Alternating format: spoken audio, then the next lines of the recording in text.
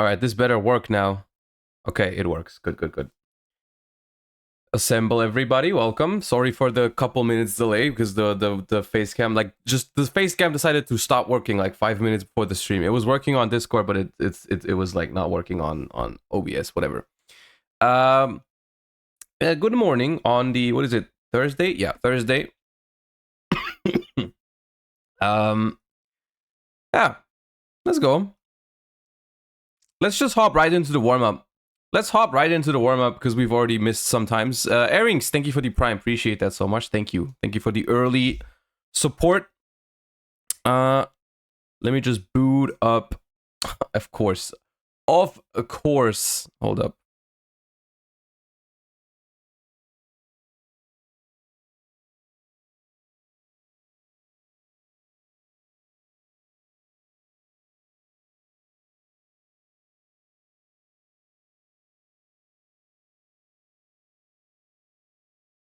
All right. Fixed.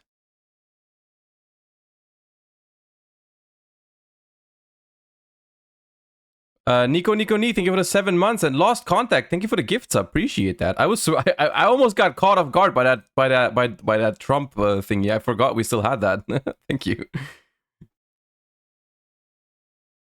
All right. Let's get some cards. Then we talk about YCS Bologna, and then we climb into the correct direction on Master Duel. That's what we do today. All right, let's go. Let's see how this goes. This looks familiar. Whom? Necro Valley. Yes.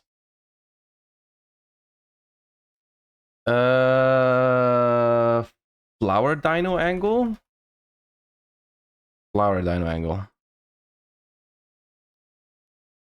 Balloon Lizard Angle. Yes. All right. It's not Dark Ruler. It's not Hades. I don't know what it's called. I don't know what this one's called. I've seen it trading places. Okay. Dark World vibes or not? No, Gimmick Puppet, I think, of Strings. This one? Yeah. Lawson, thank you for the prime. Appreciate the early hype train, everybody. Thank you.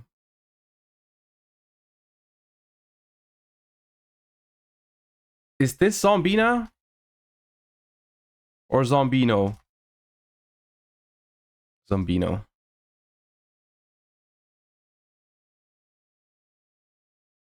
Ooh, this is a Resonator. Crimson or Flare? Nah, it's not Red Resonator. Chain? Resonator Call. It's not Resonator Call. I'm skipping it because now we don't get any points anyways. Destruction. Oh, it was a spell card. Revival Gem. Is YCS Bologna official? I think so.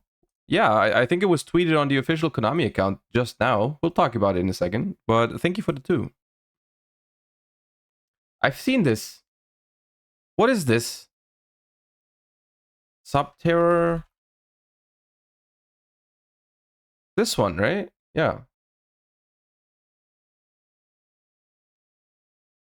Oh, no penguin.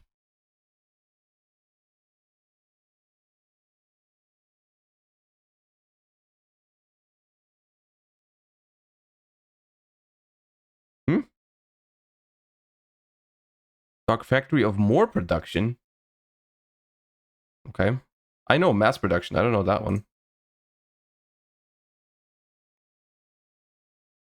Oh, Sol and Luna. We looked at this card yesterday for Ninjas, dude. It's a map. It's a map. I think it's Morphtronic map.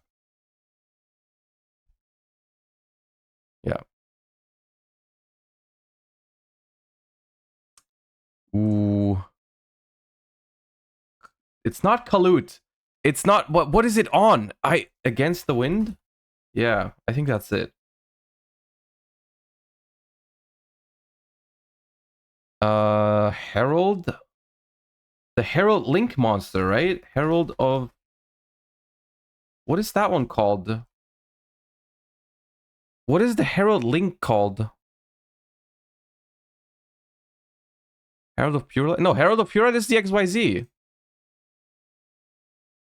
Mirage Lights? Yeah.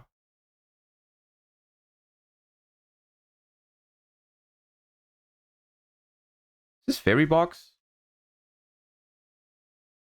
It is Fairy Box.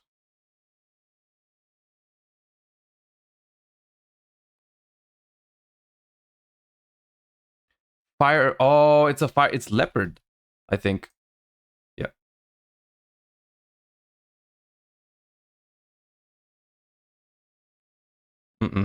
No idea. No idea what it's called. There's too much, like, of that lore.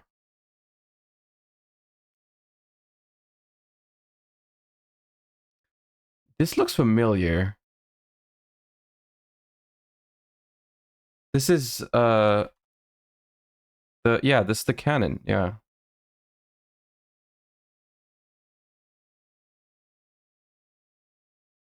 Uh,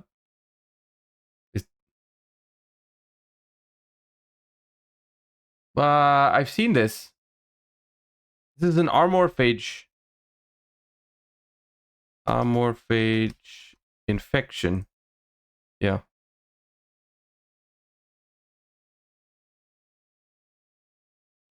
Crystron.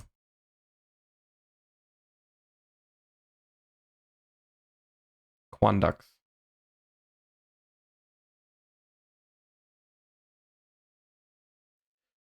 Dark gray? Yeah. Buster Blader.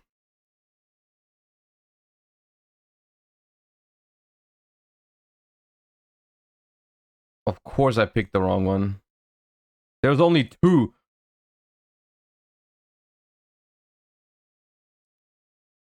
It's probably something Venom. Oh, there's a lot of Venoms. Venom. Is it Venom Shot? It is Venom Shot.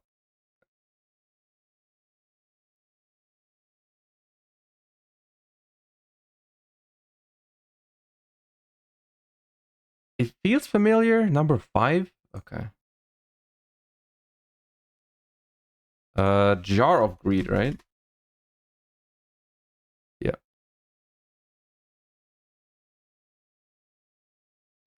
Widespread Dud. No! Oh, it's the, huh?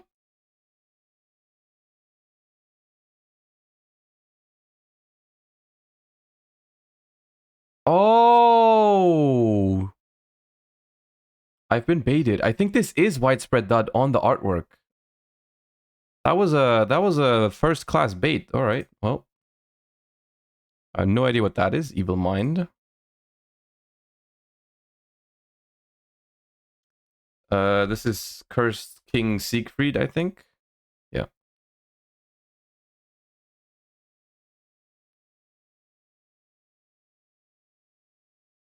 Oh, Triblaze.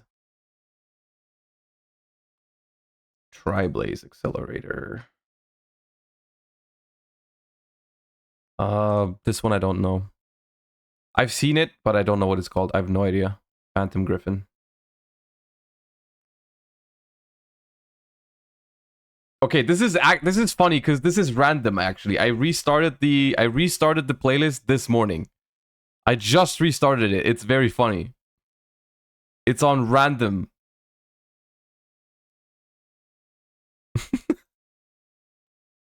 I swear it's on random.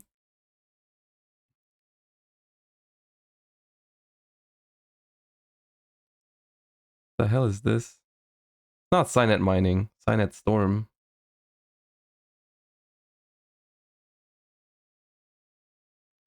The Dark Nephthys.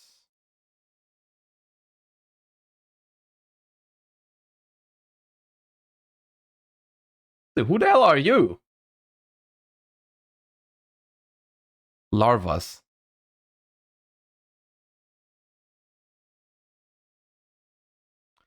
Oh, I've seen this as well, but I don't know what it's called. It's very old.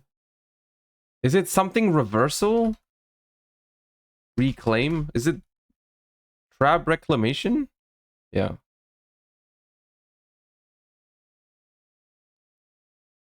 The rescue... the rescue card... What is it called? Is it just Ferret?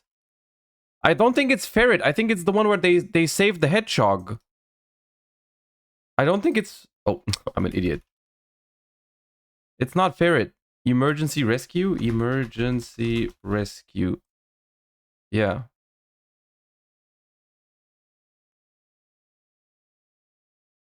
Ooh, this is a Glad Beast card. But, yeah.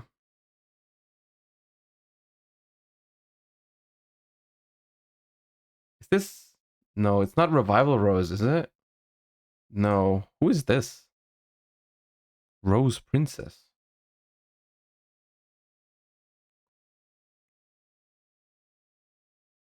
Ooh, this is Magic Drain. Real Swing, yeah, everyone can play in a YCS, but you have to travel yourself and buy a ticket for it. But technically, everyone can play, yeah.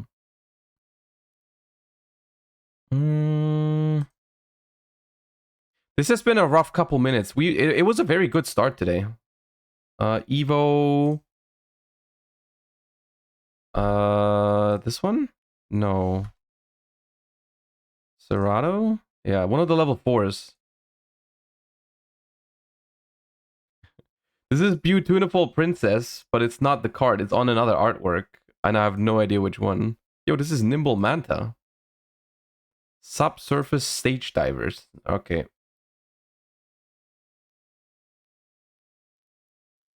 Not the Noble Knights, dude. Don't hit me with the Noble Knights.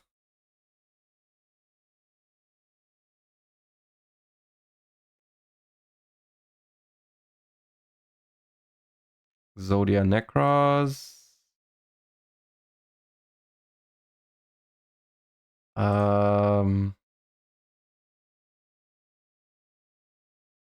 Hidden Soldiers.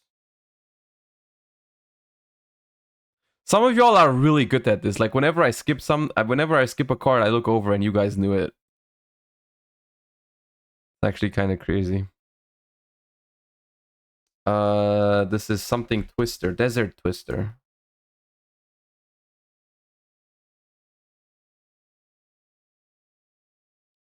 This is something Snow. This one, yeah, Snowplow Hustle Rustle.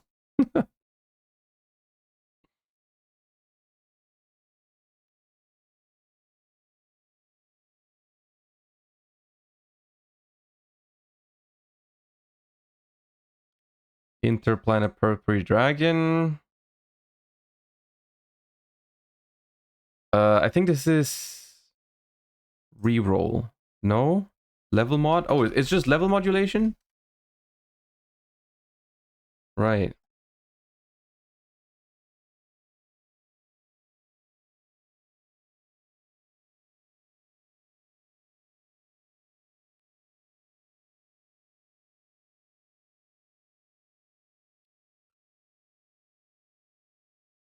Spirit Burner.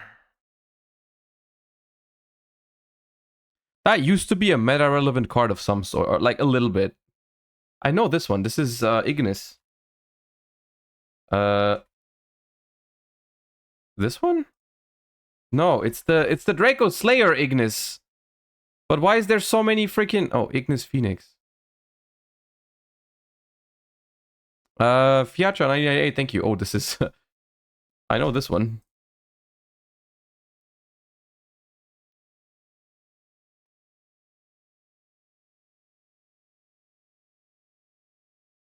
Wall of Disruption.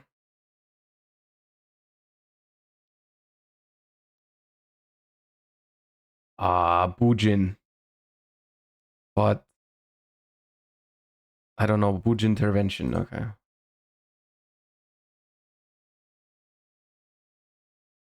Is this another artifact?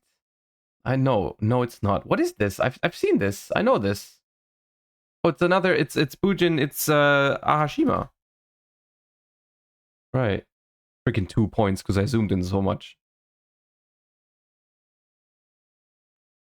This one, right? It's Ground Xeno, yeah. Cyrus, thank you for the tier 1. Welcome, welcome. Appreciate you. Buster, well, please be this one. No, which one is the other one? Robot Buster? Okay. Oh, breakthrough skill. Oh, I didn't need that zoom. Wasted points. Breakthrough skill. Ritual. It's not. Is it Ritual Raven? Yeah. Shiranui.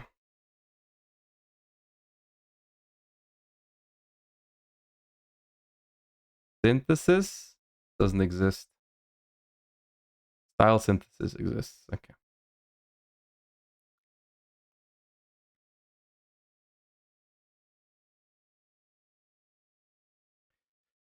No.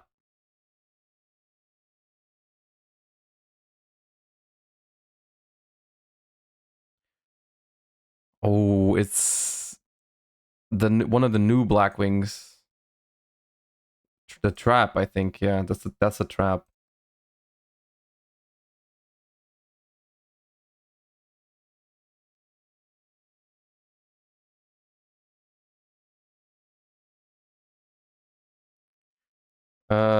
Chrysalis. Which one is this? This one, right? Yeah. The panther, a little panther.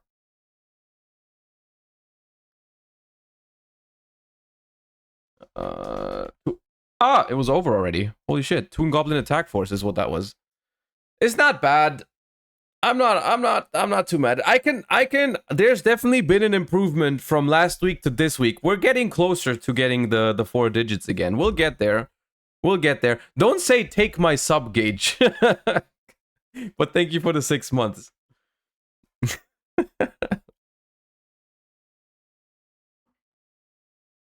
That's mean. It's more mean towards Gage, to be honest, than anything.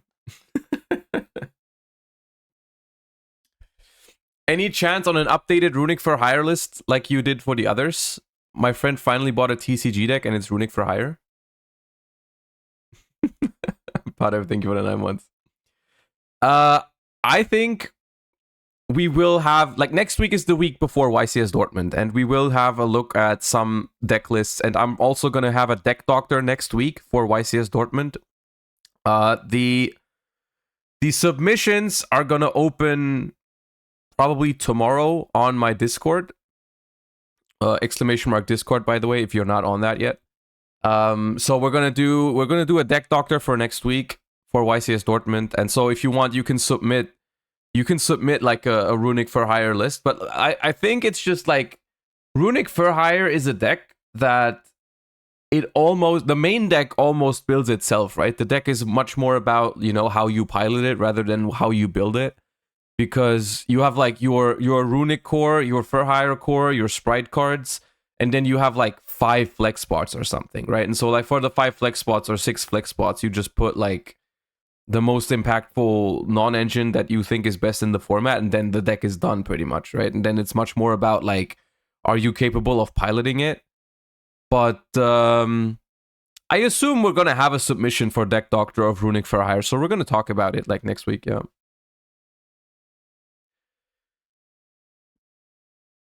I want to play a Runick variant. Any recommendation on which? I think For Hire and Life Twin are both really, really good. Okay, Scrub. Scrub, why? Why is this your sub message?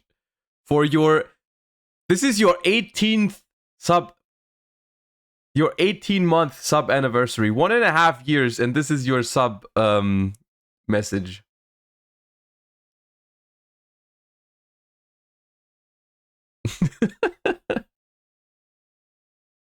Sylvan Dante Pion. I see how it is. I get it. Yeah, thank you for the 18 months. Also, Hylix, thank you for the 4. And KH Flow, thank you for the 9 months. Thank you. I assume this means Farfa has woken up.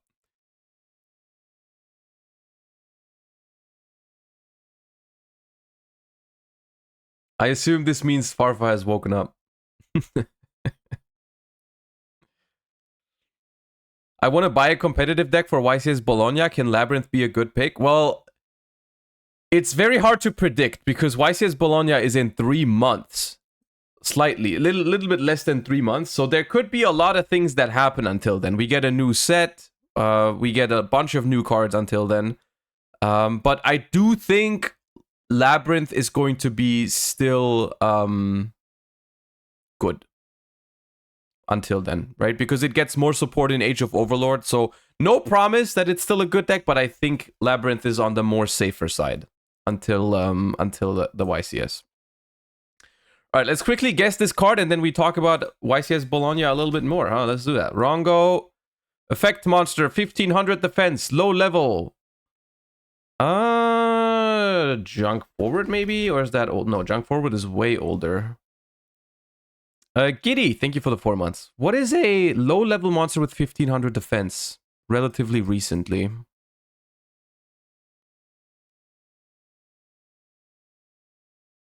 No, this one's 2000 defense. Spinny? Spinny. Alright, it's not Spinny, but it is level 3 effect monster, 1500 defense. Not Fire, not Cybers. Newer than 2019, so 2020, 2021, 2022, 2023.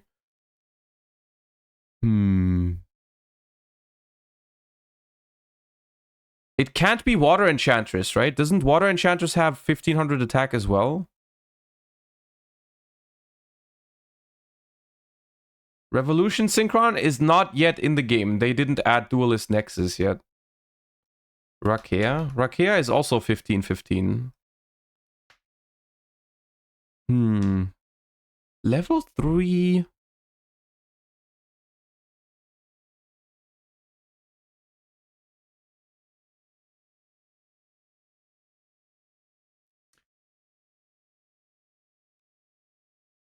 Nyan Nyan? Also, it can't be 1500 attack and 1500 defense. I got this in 3, you're just bad. I am not very good at this sometimes. When I don't know the card, I'm literally the worst at this. I don't think you would notice. How do you call me bad and then in the next sentence tell me you don't know this card? Like, how is that bad? How am I bad? How am I bad if I simply don't know the card? Explain. Because it's funny to call people bad? I respect that. Alright, if I don't know what the card is, then tell me what it is. Because then it's pointless. Antlion? Yeah, there's no shot. There's no shot, actually. How? Also, this card is from the year 9999. How am I supposed to know that? How am I supposed to know the card from the year 9999? Damian, forget the lyrics. Thank you for the 10 months. All right, chat. That's it for the warm-up. Let's get into the content.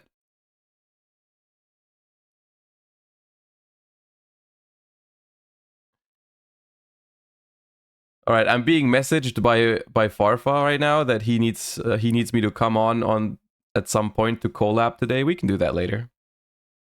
Because he's still being held hostage and needs people to hang out with him, so we might do that.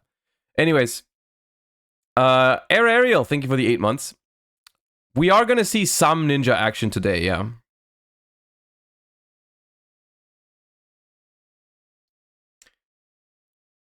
All right. First things first. Quick announcement for any Europeans among us. YCS Bologna has been announced, which is in Italy, and it'll take place on at December 8th to 10th, so in like 2.5 months. So basically, like pretty much 2 months after YCS Dortmund, almost a little bit more than that. And yeah, I mean, I'm decently happy with the location. I've never been to. I don't think we've ever had a YCS in Bologna yet. I don't think. No, I don't remember ever having one. I know I know Complexity Card Gaming used to have like a tournament in Bologna. That happened at some point, but I've been to Bologna before. But not for a YCS. The only thing that I didn't like about this, when I heard about it yesterday, I checked like my train connection and it's like fucking 12 hours. It's 12 hours by train, and that is very annoying for me. But I guess I'll have to do what I have to do. So it's gonna be quite something. Just fly? How about no? Yeah, I'll probably just have to think of some stuff to do on the train. You know, I'll probably just get some work done on the train or whatever. It's gonna be fine. But yeah, I'm not. Yeah, I'm happy that it's in Italy again, because I mean, let's face it, the Italian community is pretty damn huge when it comes to Yu-Gi-Oh. It's like the top 3 for Yu-Gi-Oh in terms of player base in Europe are definitely Germany, France, and Italy. I don't know who's bigger than each other, but it's definitely like we get a YCS in Germany pretty much every year, right? And we also get one in like the Netherlands or Belgium, which is also very close for German people. So it's only fair that we also have one in Italy, right? It's kind of like Italy and France are super big communities that don't get YCSs as frequently as Germany and like Belgium. So they definitely should, right? And so even though, I mean, this one is going to be a little bit farther away for me, but I mean, I get a German YCS every year, and I get like a Belgian or Dutch YCS every year as well. So I can't really complain about that, right? I love the amount of YCSs Ireland gets. I mean, I understand that, but at the same time, it's like I understand it's frustrating for people that don't live very central in Europe, right? But at the same time, doesn't it only really make sense to like have YCSs like in the center or like where most of the people are, right? Does it really make sense to make a YCS in like Dublin happen for the Irish people, but then everyone else has to like travel super far? I don't know. It's kind of hard to make everyone happy with these sort of things. We did have the European Championship was in Dublin once. I've been to Dublin for Yu-Gi-Oh! Like, there's been Euros in Dublin 2015, I want to say. Yeah, 2015 was that. R-Dog, thank you for the 2 months. Appreciate you. Thank you. Welcome back. Oh shit, we are very far away from the sub goal. What happened? Oh, I remember. Yeah, we had like a very strong day like a month ago, so all those subs have expired. All right, let's reset that to a more reasonable amount.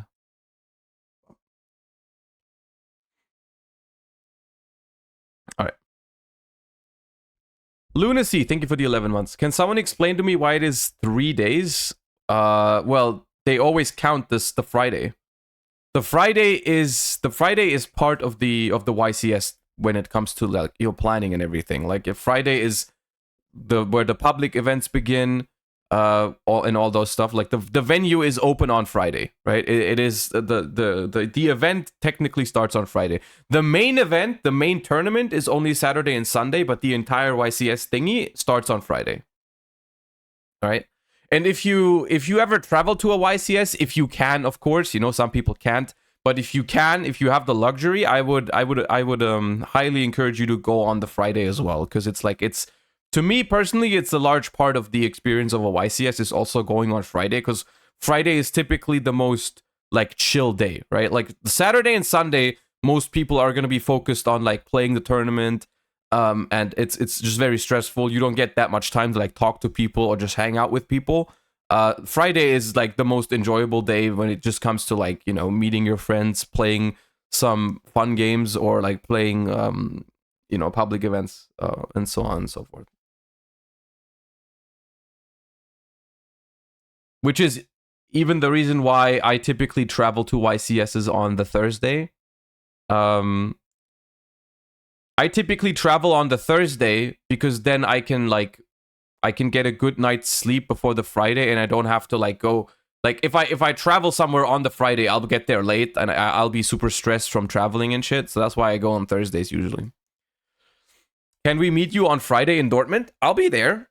Yeah, I'll be there. Moikov, thank you for the 9 months. No, I'm not gonna fly to this one. I'm not gonna fly to this one. I'm gonna see how, but I'm gonna make it work, but I'm not gonna fly.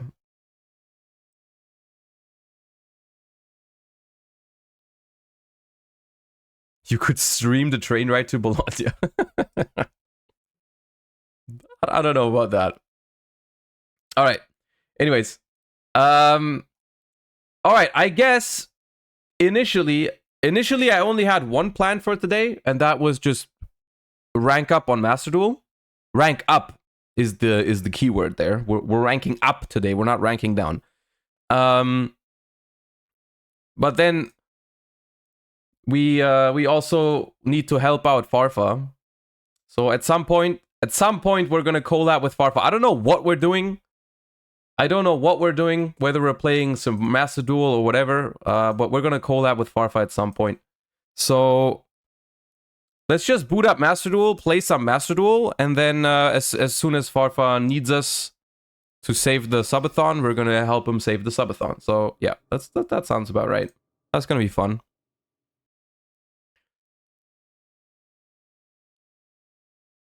Esha Moppy, thank you for the 20 months. Dude, 20 months? That's crazy. Thank you. Okay, so we didn't do very hot with Ninja yesterday. We did not do very hot with ninjas yesterday, so I took some time this morning. I took that personal, basically. I took some time this morning to reread some of the cards, adjust the build a little bit, and I'm not gonna give up on Ninja immediately. We're gonna play some games with it, and we're gonna have some fun with it, and we're not gonna lose all the time. Yeah.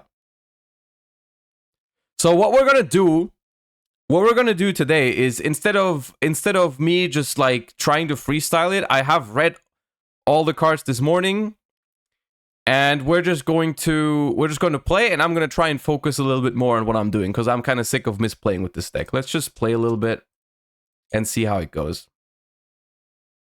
Don Schnuder, thank you for the 3 months Prime. Appreciate that. Welcome back. Ninja training arc. Let's go.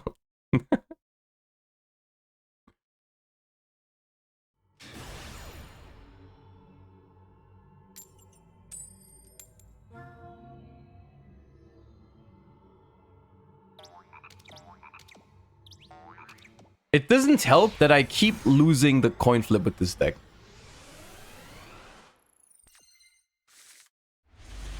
Oh, this hand's good for going second, though. It's alright. I keep drawing, like... I think the one issue is that this deck doesn't have good, like, normal summons outside of Hanzo, and you only have 4 copies of Hanzo. Is this Math Mech again?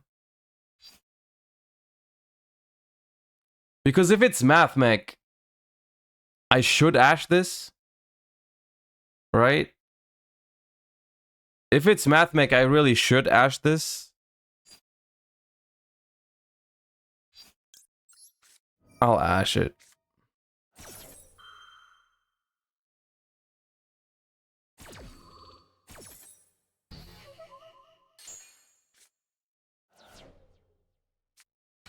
It is Math Mech. Okay, well, they still have combo. Doesn't matter.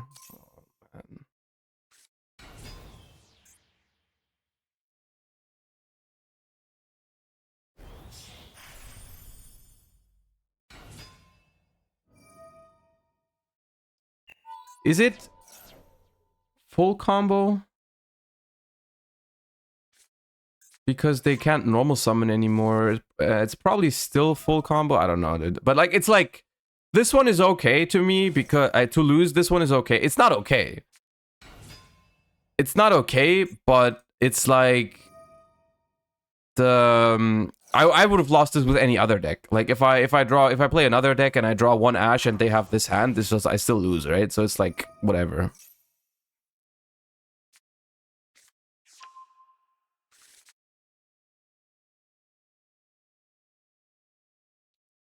Yesterday I realized that the insect ninja negates only if they manage to flip themselves down. Yeah, I did that in one game where they when they negate it and you dodge it with like a book or something, or you tribute it for a ninjutsu art, you don't get to negate. Actually, it's kind of weird that it works like that because it has anti synergy with ninjas. Yeah. Well, they have Super Factorial and Heat Soul, so I don't think the ninja deck can beat that.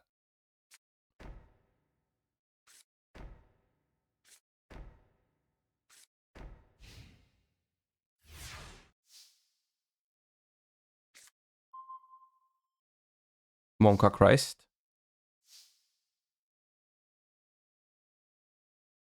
Yeah.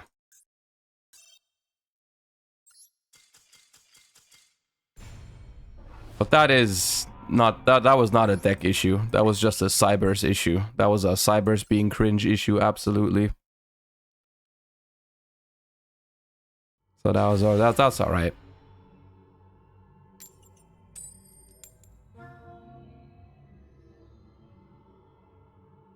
This hand was OTK through 5 interruptions chatting. Yeah.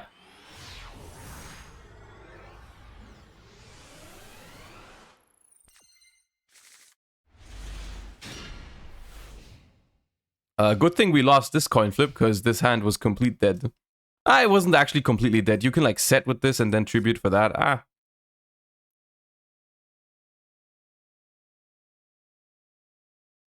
Thoughts on Infernoble for the upcoming format? I think it's an okay deck. I don't love it because it's a combo pile that I think is inherently bad going second, but I don't think it's a bad deck in general, like overall. I think you could still play it. It's not my preferred way of tackling the upcoming format, but it's playable. Missed opportunity to shield the tier list video. See, the thing is, I don't like to do this very often. Like when someone says, "Hey, what do you think of this deck?" I don't like to tell them, "Hey, go watch my tier list," because like I don't want my Twitch content to suffer from me plugging the YouTube content. You know what I mean? Does that make sense? Okay, they're locked into evil twin monsters. I'm kind of tempted to imperm this.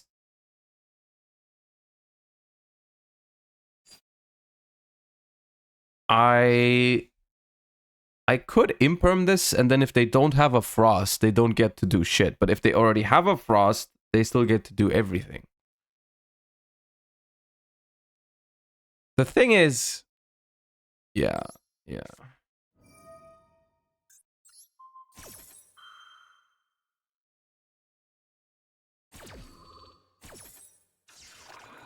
I think it's okay.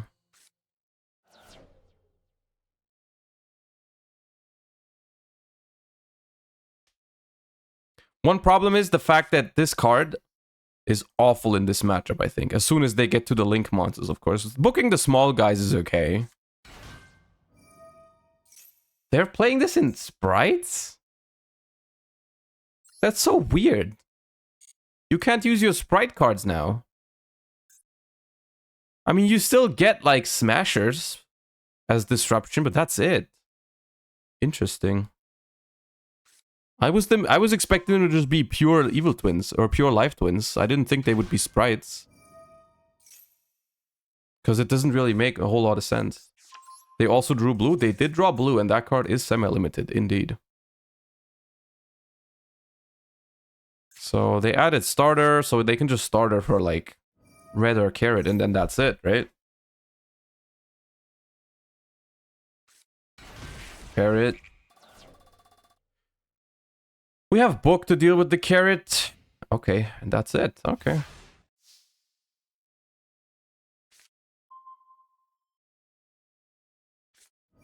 Ha!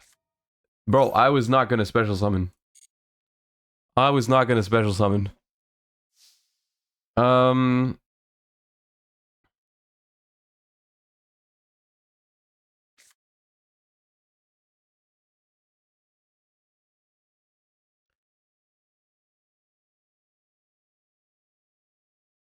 So I could book carrot, activate this, Set a monster, set 3 pass. In their turn, I activate this to tribute the carrot. And then I book their shit with the ninja. I don't hate that.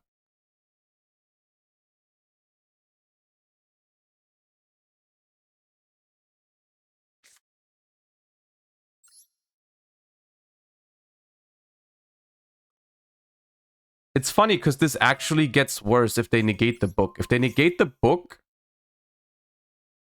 which they technically don't have a reason to. Okay, yeah.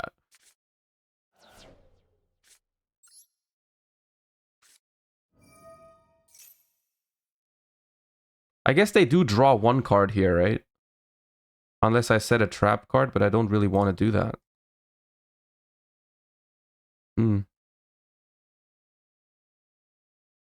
Maybe I didn't need to do this.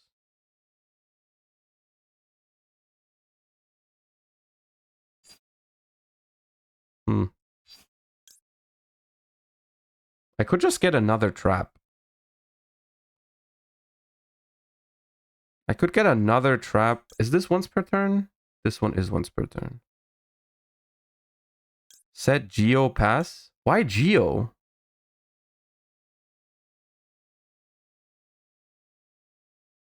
How do I flip Geo up on the opponent's turn? Like, I would have to summon out this, right? Lot of stars? Well, I mean, I can jump. My plan was to activate this in their draw phase, tribute carrot, book 2 of their things, and then I can tribute the big ninja for the duplication. I'm not gonna set a monster because they would draw a card off of Maxi, because that's treated as a special summon. So let's just not give them any draws.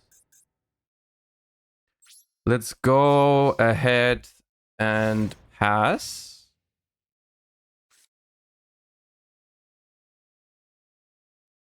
Now, Ash on this is gonna fuck us up.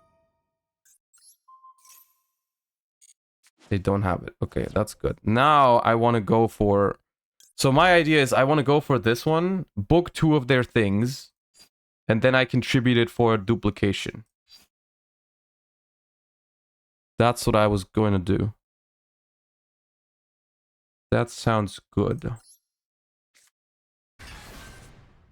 Because now we get to book, and it's really annoying for them because they can't flip these back up.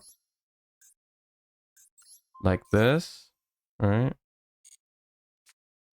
The question is, do we immediately want to duplicate?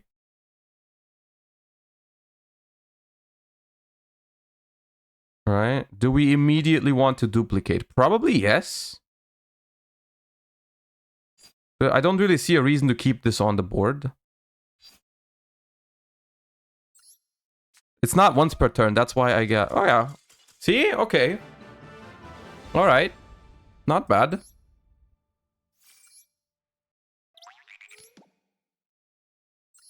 Not bad.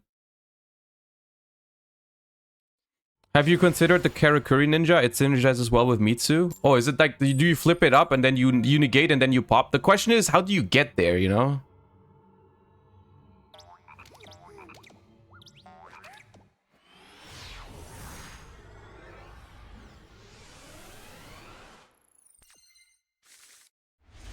Okay, this hand is complete ass. This one is so bad to draw.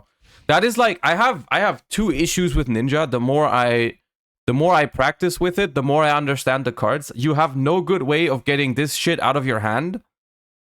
And you have no good way of like recycling this from the graveyard. Once you've used it, it's like really tough to get it from the graveyard. It would be so much better if like the ninjutsu cards could summon from graveyard.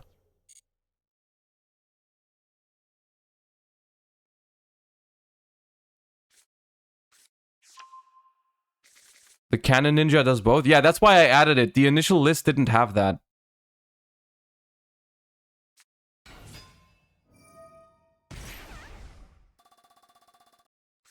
This is a problem. Because they already have Deer Note. Yeah, they play around Ash because they opened the 2-card combo. Or not. Oh my god, Ash, please. Please, Ash. Ash, please resolve. For the love of God, please. Come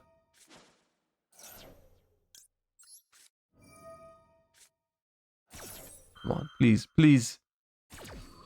Yes.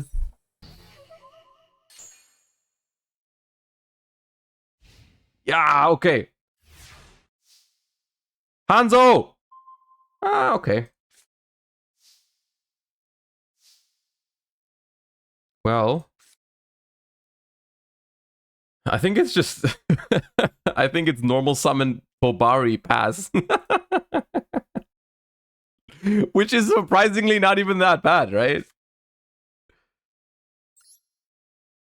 I don't think this is that bad. Boom! Maximi. Come on, Maximi! No!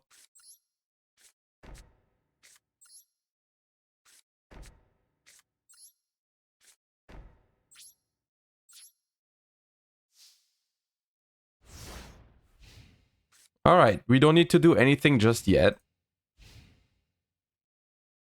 Was special Geo not a play? Oh my god. It was a play, but I don't think it was a good play. Do we just use Tobari here?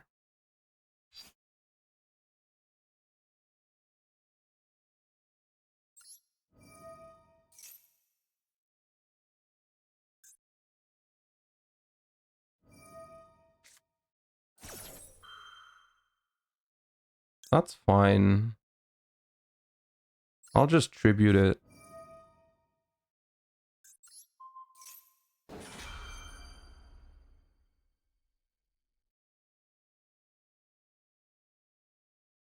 You can Eclipse, then use the trap on their set. I know, but I didn't really want to do that. Okay, that's fucked up. So the Tobari will get... I think I just Eclipse. To protect it from Ghost Ogre.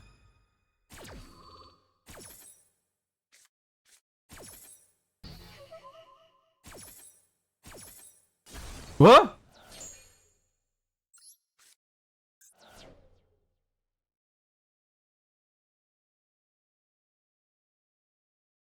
Is that supposed to be... Does Ghost Ogre still destroy? Why does it do that?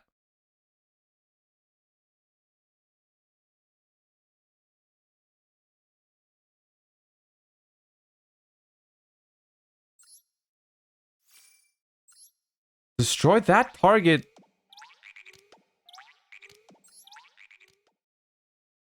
I would have... I'm very surprised by that. It's been a long time than I've played Ghost Ogre, since I've played Ghost Ogre. But I thought it would have been considered a different card. Well, okay. They still scooped.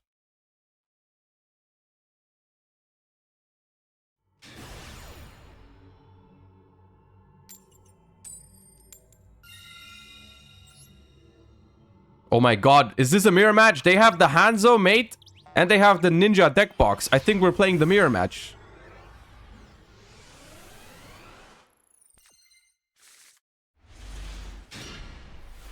Let's go.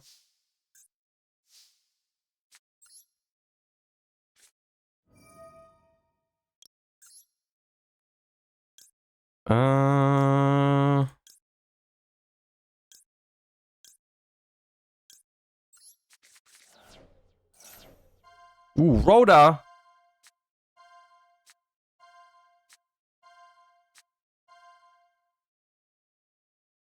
Rhoda. Hell yeah, give me that.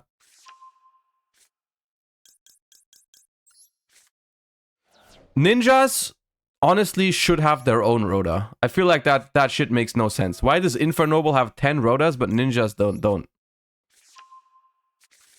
Either they should have their own Rhoda, or they should have more ways to find like another card that does a similar thing as Hanzo does.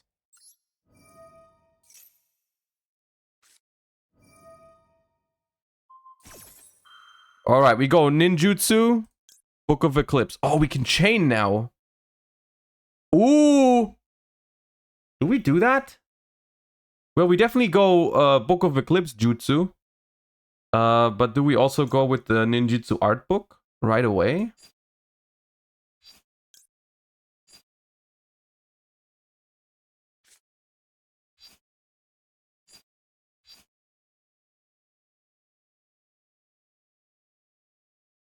You can get your trap without wasting Eclipse. Oh, so what you're saying is just activate this. Just let them imperm. I'm not sure. I don't think Eclipse is like a really good interruption. I think Eclipse is, especially if we're considering this to be a mirror, I kind of like using the Eclipse.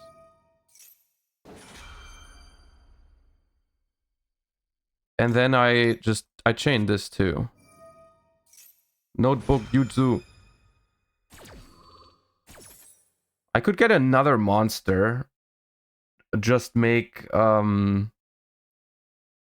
could get another monster and just make Mason. How is that? That sounds decent.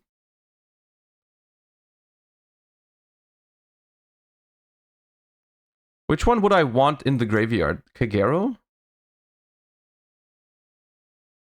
Because if they target, he comes back.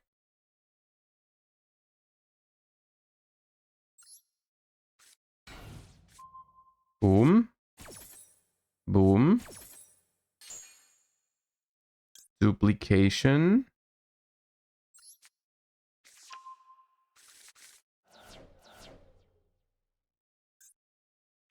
I did that again. I did that again because it's also a warrior. Ah, okay. Yeah. I did that yesterday. I forgot that they are different types. That's fine.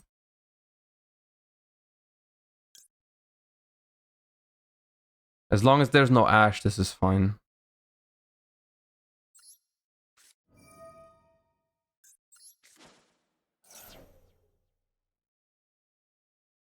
Oh, they don't have it. Okay. So we go Mitsu and 2 Tobaris, right?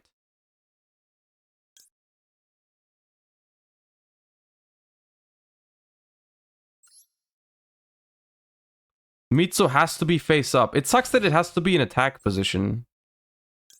And then I think we get 1 face up and 1 face down.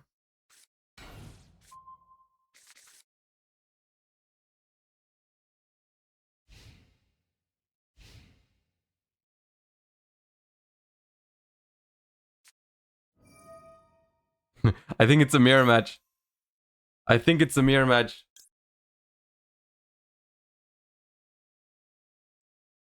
I mean, I can go with the Kagero Jutsu right now. Kagero Jutsu. They book Tobari. Do I care about them booking Tobari? Because I can just flip it back up with Mitsu, no? But I can also just fuse.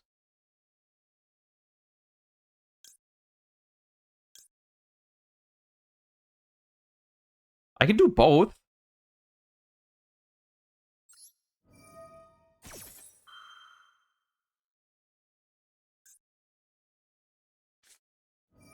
Called by the grave. Okay, that's not too bad. Chain.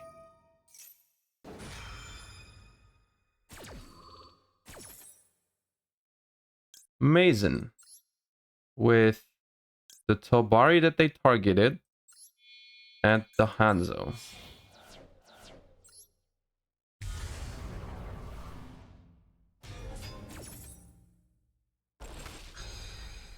They really should have booked Mitsu, I think.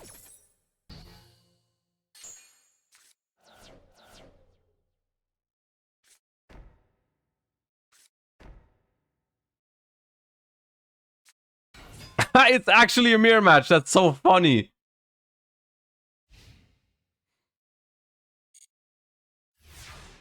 Alright, chat. We are the superior ninja. Bro, the trap card is busted in the mirror, no? Can't you just tribute your opponent's shit?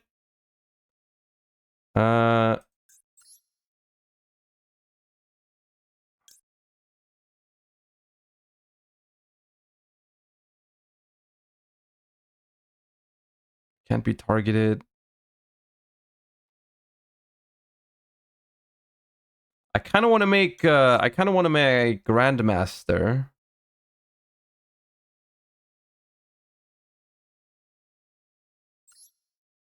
Oh, no, that needs face ups. I need to flip first.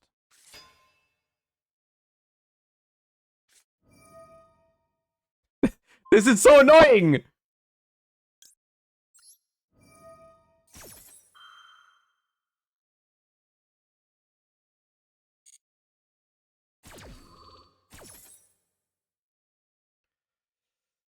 Okay, this is Chain Link 2, so we can't do this. I want to... Can I summon face down? I can. So I want to summon something face down so that I can negate the ninja that they summon. I want to have a face down monster. So if a monster on the field is flipped face up while this monster is face up on the field, that does not include itself, right?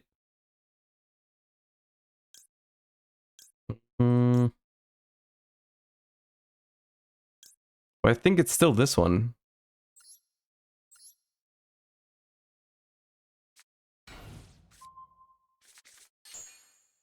Goodbye, Mason.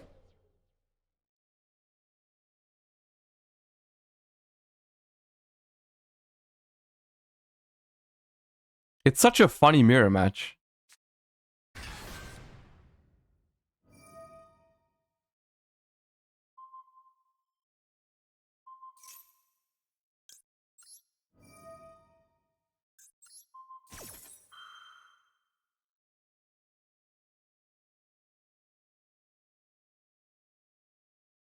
If I flip up, they get to pop, yeah. Chop, chop, chop. Oh, I can activate. Okay. Oh, it flips face. It's the face down flipping effect, right? Set another.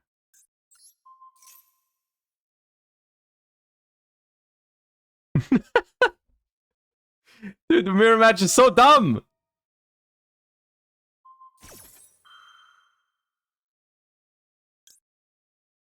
They targeted Imperm.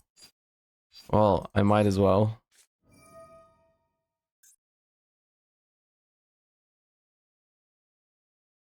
Oh, I should not have chained this. I should not have chained this because they're gonna use the ninja now. I should have waited for them to activate the ninja and then I imperm the ninja. Oh, no, okay.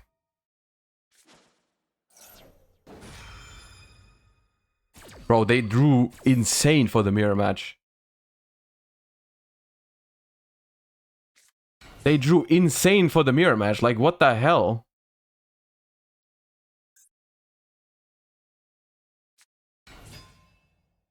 Okay, this misses timing. That's good.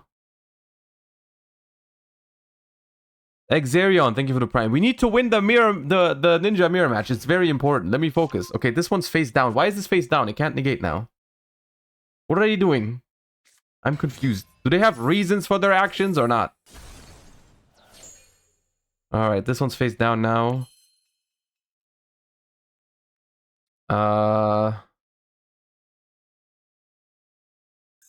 If I flip here, I get to pop with this dude. I'm pretty sure it's this one. Because everything dies. They need to chain fusion now.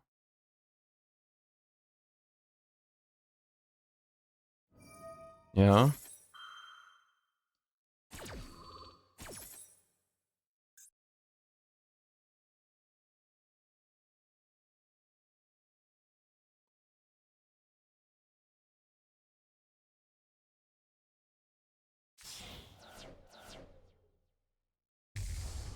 Yeah, that's that. And that's the last interruption they have, right? That's the last interruption they have. Now I can just play. I'm pretty sure.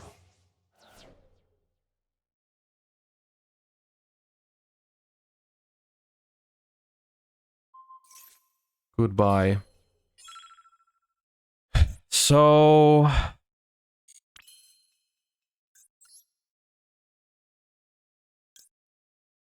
this, right?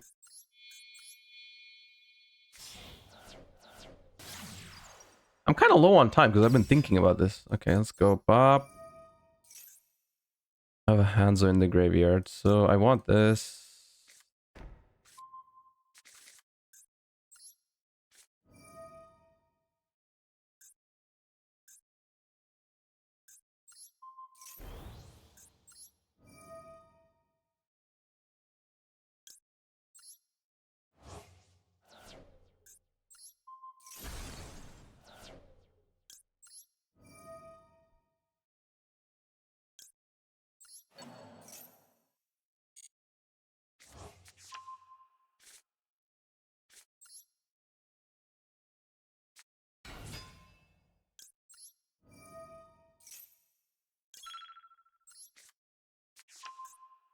Oh, I should have gotten the notebook.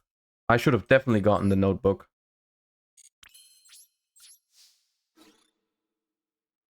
I don't think this can die by battle. I think it was summoned this turn. Yeah, but we still do massive damage. I need to hurry a little bit. Timer is kind of monka. Hold up.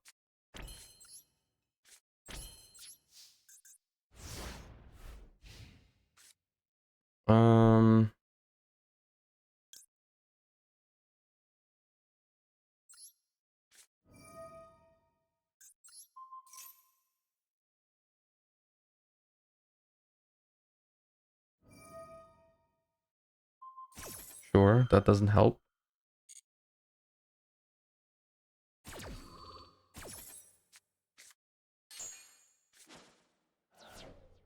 I could have tributed the face up, maybe. Do I want to add back? I think so.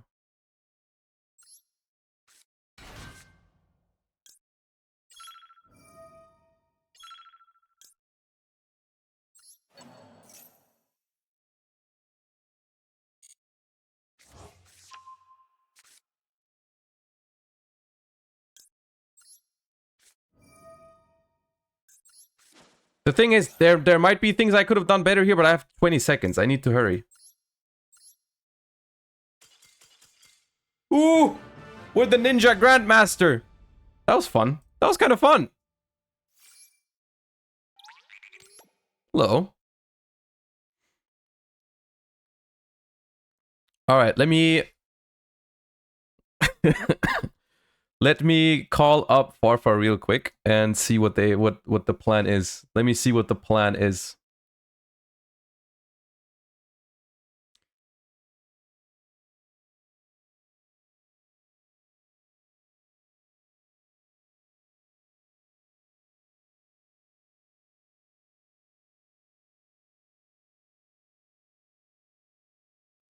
Laser, thank you for the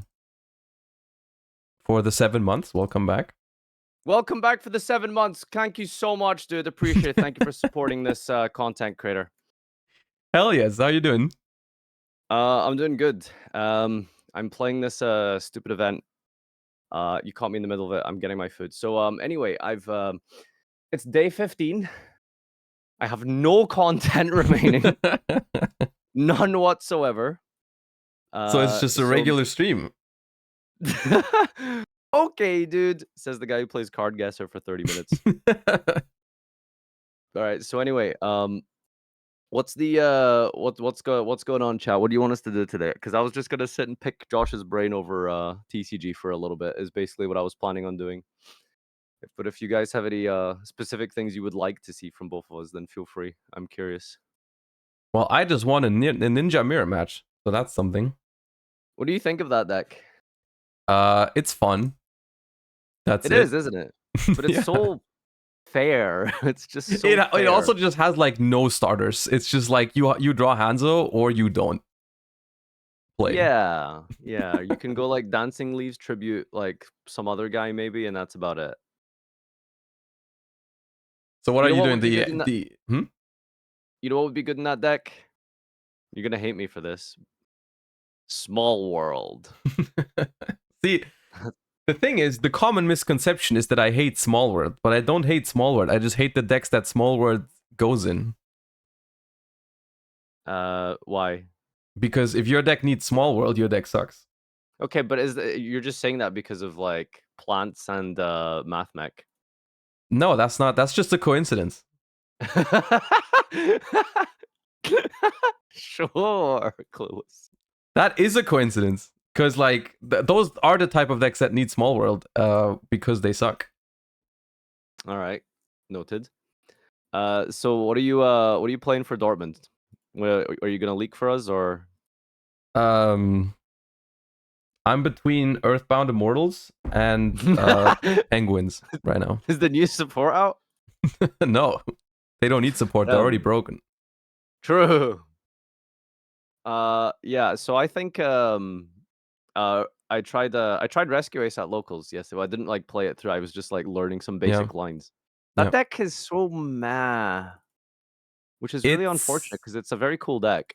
Yeah, it's. I mean, yeah, it's the fire trucks. Yeah, it's insane. But I don't think it's that good. But I think it's respectable. It's like it's dangerous because if they get the setup through, it's quite powerful, and they can do some ignorant shit with like Ibli and or whatever.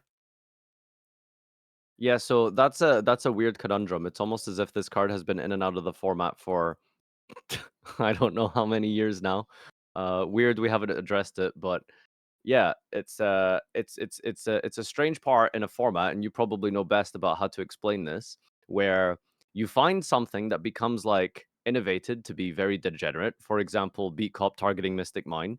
I don't know if you've heard about that. Nah, who would do that? So like what do you do in a format in a situation where, oh, here's this like really like specific degenerate combo that people are doing? Do I need to like should I just play like a Lingaribo and that's it? It fixes my deck, or do I not need the space for it? Do I side for it, or like what happens in that situation? Well, yeah, it's like it's a very fine line between is it popular enough to the point where I need to respect it, and how much worse does it make my deck? Like I'd argue if it's just something like Ibli, and your deck can afford to play the one Lingaribo, you should probably just do that, right? And like one example was like the Beat Cop Mystic Mind thing is a good example because that worked for one event specifically, and then afterwards everyone just decided to, well, I was already using a Mystic Mine out, which wasn't a good draw, like Galaxy Cyclone, but that just doesn't work against that. So people just found one other suboptimal card to out the Mystic Mine, which was like, what was that? There was two. There was like High Rate Draw, and I think Vivid Tail was the two cards that people used after the Beat Cop thing was invented, basically. And then it just basically didn't work again, right? It just doesn't work again. Why is it that at the highest level of competitive play, that players are just trying to find ways to outflood each other? Why is that? Well, it's not just that. First of all, it's like that only happens it only happens rarely that something like that actually works. Is it that rare? I don't know. I feel like every format someone tries to find some way. Well, yeah, someone tries, but like it's not that common that it's actually like a good decision to do that. Bro, I could in the last just season, I can name like 3 decks you have personally made that rely on floodgates. Which one? Mannequin Cat and Beat Cop. And I'm sure there's probably one other one. 2 is at least 3, noted. Bro, that's like half the European YCSs. I mean, it's I think those are very like special examples though. Are they? Are they? It's actually just every format. Bro, Mannequin Cat was based. Yeah, maybe it is actually, but only if you're what was the cool combo with Shifter? You bring back Shifter against Flu, and then what's the target that you fuck Chaos them Hunter. with? Chaos Hunter. Yeah, that one. There you go. See, floodgating Flu, that's based. Like, yeah, that feels very good. That feels very good. All right. Yeah, so Unchained is like kind of maybe like the best deck. But with the Kashtira dying, I'm just curious, like, what happens now to the rest of the possibilities and options, right? Do we think like Pearly's like actually good now? Because I don't know, maybe people might cut Book. Do they keep Books because it's only good against one matchup? Like, what happens there? I've only done some amount of testing for Dortmund yet. I think Unchained is a very strong deck, but it's a little different when it's the most expected deck, I think, because the board that it makes is not super strong. Like it's a good board and it has a lot of follow up, but it's not like auto win by any means. It's kind of like how when Kashtira is the most expected deck, everyone just plays outs to it and then everyone does fine against it, right? And that's kind of the same thing with Unchained. Like, it's still going to be a very good deck, but people are going to prepare for it, and so you can just break its board and win the game often enough, I think. Have you found any nice floodgates for Unchained yet? No. I haven't been searching. I think people have been doing work, though. Like, I think deck lockdown is something that people like a lot right now. Well, it's good against it, right? Like Yeah. In Unchained, I don't know if it has any access to. I don't think it has any generic searching capabilities or whatever. Like that was the one thing about like Mannequin Cat. The only reason why you could do that was because it's a generic rank 2 that can summon any monster in the game. Unchained doesn't really have a tool like that, I don't think. Is Sprite like good right now? It didn't lose anything, right? No, but it also like because it's lost almost everything beforehand. Like I don't know, it's good. Yeah, it's not bad. Like Ding Kang Fam is 100% turning up to Dortmund with Sprite, but I don't know. I'm not a huge fan of it right now, but it's playable.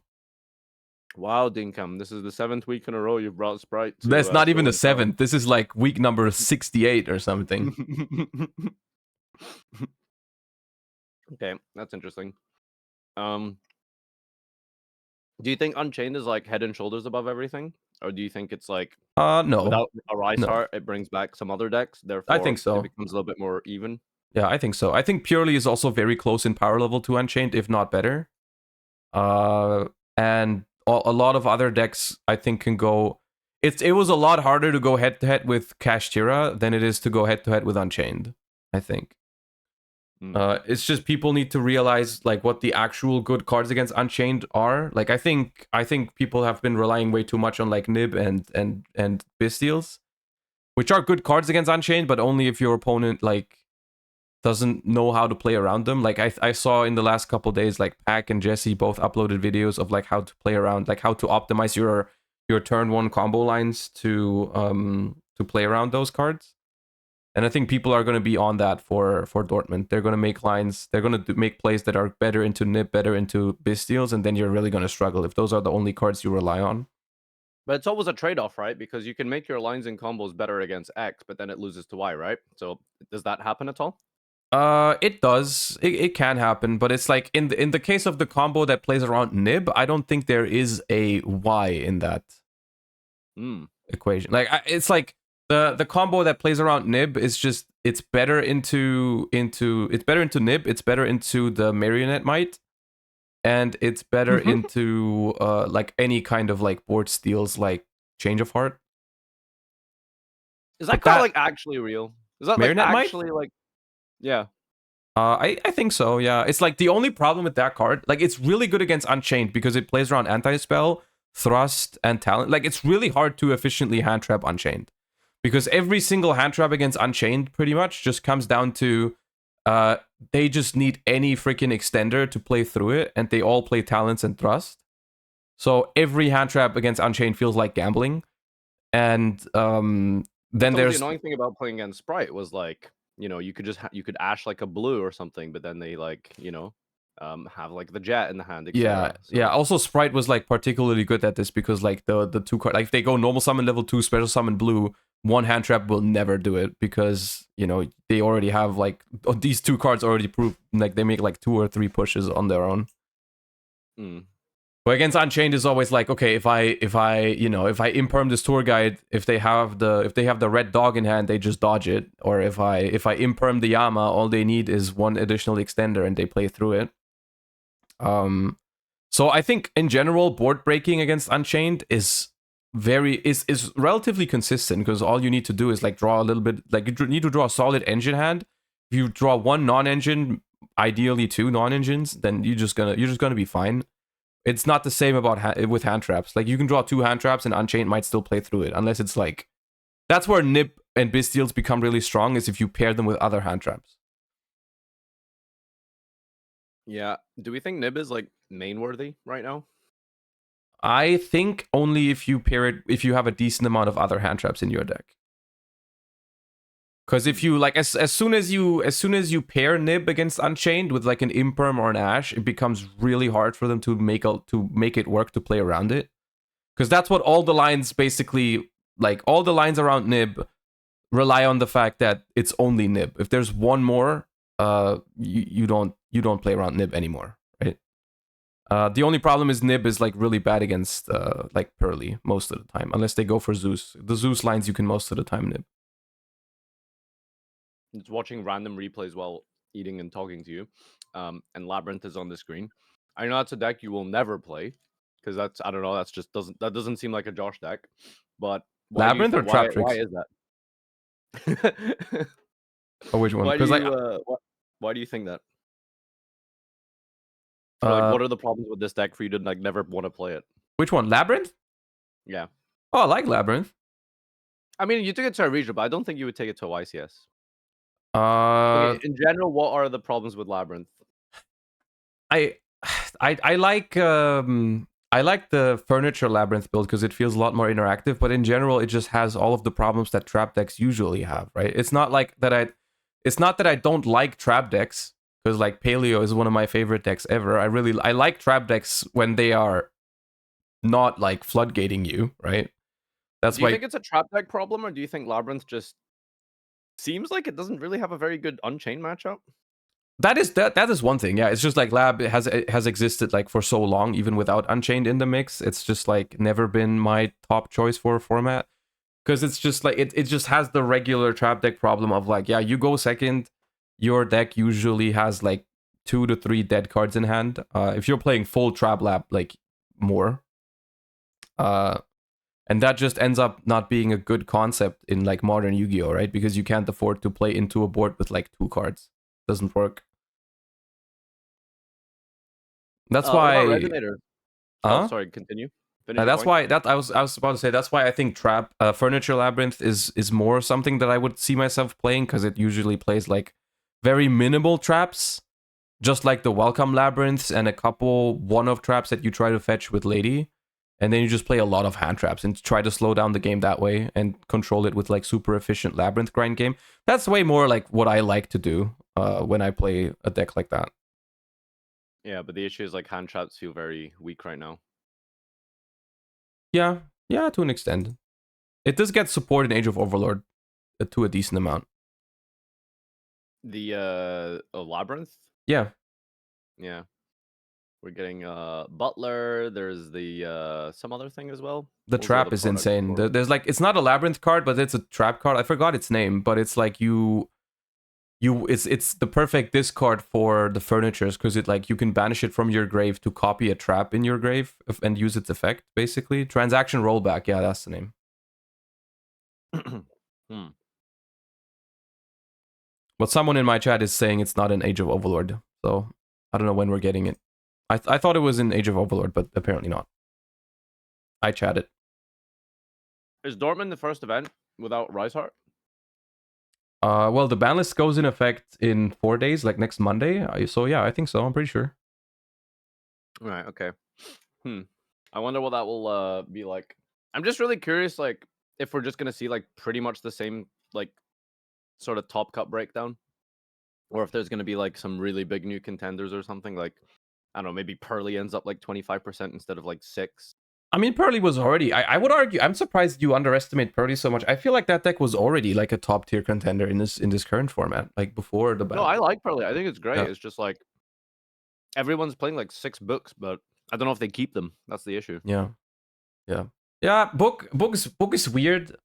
Whenever people ask about books, I've just suggested that they keep playing it if their deck is weak to the Wave King Caesar that Unchained makes. Like if that's an issue for a deck, I think books are very much still playable because just outing that card with one card is solid. Like you don't need to worry about it at all if you do that. And like book is always going to be okay in most matchups. Like there's no matchup where book is completely terrible. Do you think so? Book's like not great against Unchained, isn't it? No, that's what I mean. Like if you can just book the Wave King Caesar, you're fine. I guess. Right? Defensively, it's not very good. Like if you go first and you set book, it's not gonna do much. Is it worth ending on Caesar? I know it seems insane, like Solemn Warning on legs, but literally, like any book card just kind of removes it. You invest a lot into it, no? No, not really. It's like you do. The thing about Unchained is it has a lot of things that you don't invest much at all. So what you get is all like a bonus, and there's only like two possible routes you can go with the deck. It's either Caesar or it's Griffin. And the Griffin line, like more generic and better, no? The Griffin line is, I think it's more investment and less follow up, and if it does end up getting outed, it's much weaker. It depends on what kind of tech cards people play. It's also by far the weakest into Nib. Just like that line completely dies the Nib if you do that. Do you know anything about Resonators? They suck. Yet? The structure deck. They suck. There's one good card in that archetype, and that's Red Resonator. Because it summons because it's an extender. Okay. Why? Because it's an extender. Oh, okay, yeah. Cool. All right. But it doesn't get the effect if you summon off Gigantic. It's normal summon only. To extend? Yeah. It's not a perfect card, but it's close. So that deck's actually just bad? I think so. Like I've looked into it. I don't think it has much going for it. No, sadly. It's like I was having higher hopes for it because like recent structure decks have all like been kind of solid, right? Like it's the Trap Tricks deck was definitely viable for a bit.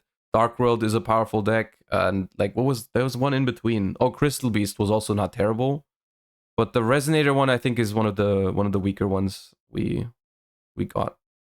But Dark World, by the way, like Noah Rise Heart, like that's a huge. That deck is scary. That deck is actually scary. Yeah.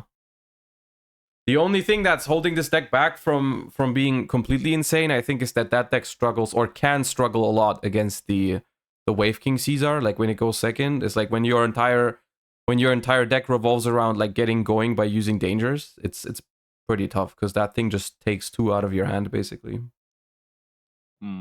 But going first with that deck is completely it's so scary. It doesn't really have a lot of space for non-engine, right? I don't think it plays non-engine. The only reason to play non-engine was to out or Isard previously. Like you just like all gas, no brakes. Yeah, I mean that's one of the most fun decks I've played ever. And like Masadu is Danger Dark World. But I feel like it's so much more fun because they have like way more dangers. Like what's our ratios? It's like 1, and like 3 Nessie. It's only I think only Jackalope and Tsuchi are still on the ban list. You can still play enough, I think. Like in Dark World, the Tsuchinoko and Jackalope aren't even that good. I mean, they're the freest bodies. They are free bodies, but the like you really care for level 4 and level 8. Oh, you trying to giant trainer more often? Hell yeah, that card's busted. That's the best feeling ever. The win condition really in TCG because it's not banned is like Silva, right? So yeah, I think so. How do you consistently get to Silva? And like you have to play Ceruli as well. So it's a lot harder, I think, in TCG. Harder? I think so. No, you do it like uninterrupted. The deck does it with like 95% or some shit. There's like no way. I guess there's no way you don't get there. Before. The big rainbow searches level 5 or higher Dark Worlds. And Snow searches Ceruli. And you also just draw your half of your deck very consistently. With like Danger, Saryuja, Allure and shit. And the fucked up thing is that once you have it, like once you have Ceruli and Silva, you don't need to like worry about like you'll loop their entire hand every time because you can do it multiple times off of just one Ceruli and Silva because you just put it like in the right zones and then you just Akashic them both back to hand. So you just like once you have the two, you put both onto the field and then you get both back into your hand, so you can just do it twice with just drawing them once. Which is why you only need to play like one Ceruli and one Silva as a minimum. You know what I noticed, by the way, like on your streams, you don't actually like playtest that much TCG. Like you're not sitting like dueling that often. Yeah. Do you end stream and then just go play more Yu-Gi-Oh? Yeah. No, it's just like I don't think that the Forbidden app is that great content. Really? wise. Yeah. You don't think so? I mean, I might do it more often in the future. I've been trying of ways to get more like gameplay content into the streams because I really want to do that. But I don't know, like messing around with like ladder and like the opponents on there and whatnot. I don't know. I've not been enjoying it like the most. I don't know, man. For me personally, that was some of my best content. Was the Forbidden App? A couple of classic videos in there. Yeah, maybe I should try it more often. It reflects what I do personally as well. I also don't like using it like personally that much. But that is what you use in general for testing, no? Yeah, if I test, I probably have I do it on there, yeah. Okay. Yeah, I don't know. I thought it was very strange that you're like mainly TCG, but you actually don't play TCG that much. I People enjoy actually streaming really Master Duel a lot. I like it. do you? You really Yeah. enjoy Master Duel? Yeah. You don't? Um, I mean, I don't really enjoy ranked that like serious ranked grinding. I think is just a frustrating experience. Okay. But like playing like dumb decks, like doing the fucking Cloudian challenge was just the funniest shit ever. Like holy fuck, I can't wait for that video. But yeah, in general, it's yeah. I can't believe they still have the World Championship things replays here. Actually, just Oh, they noticed. do? Yeah, they're still in the replays. Well, they'll be there forever until next year. Yes, until next year. By the way, did you I don't know if it's just Twitch chatting, but you're if you hypothetically get re-invited next year, but you qualify for TCG, you're actually just gonna say no to Master Duel? Yeah. Actually, that's insane. No, Yeah. You're just not gonna go to Master Duel Worlds. Yeah, I would. Okay. I would. If I could choose now, I would prefer TCG because it's just the one that I haven't done yet. Well, to be fair, the thing is though, you didn't have a chance, right? Because you had to make your decision before you even entered the tournament, no? Well, this year it was like I qualified for Master Duel and then they asked me to confirm my participation like a week later or something, and that was like a month before Euros, yeah. The thing is that I don't know if they would let me like withdraw basically, if they would let me go back if I wanted. Like if I qualified for TCG and I was like, "Hey, I would prefer to do that." If they would have been okay with that. I don't know.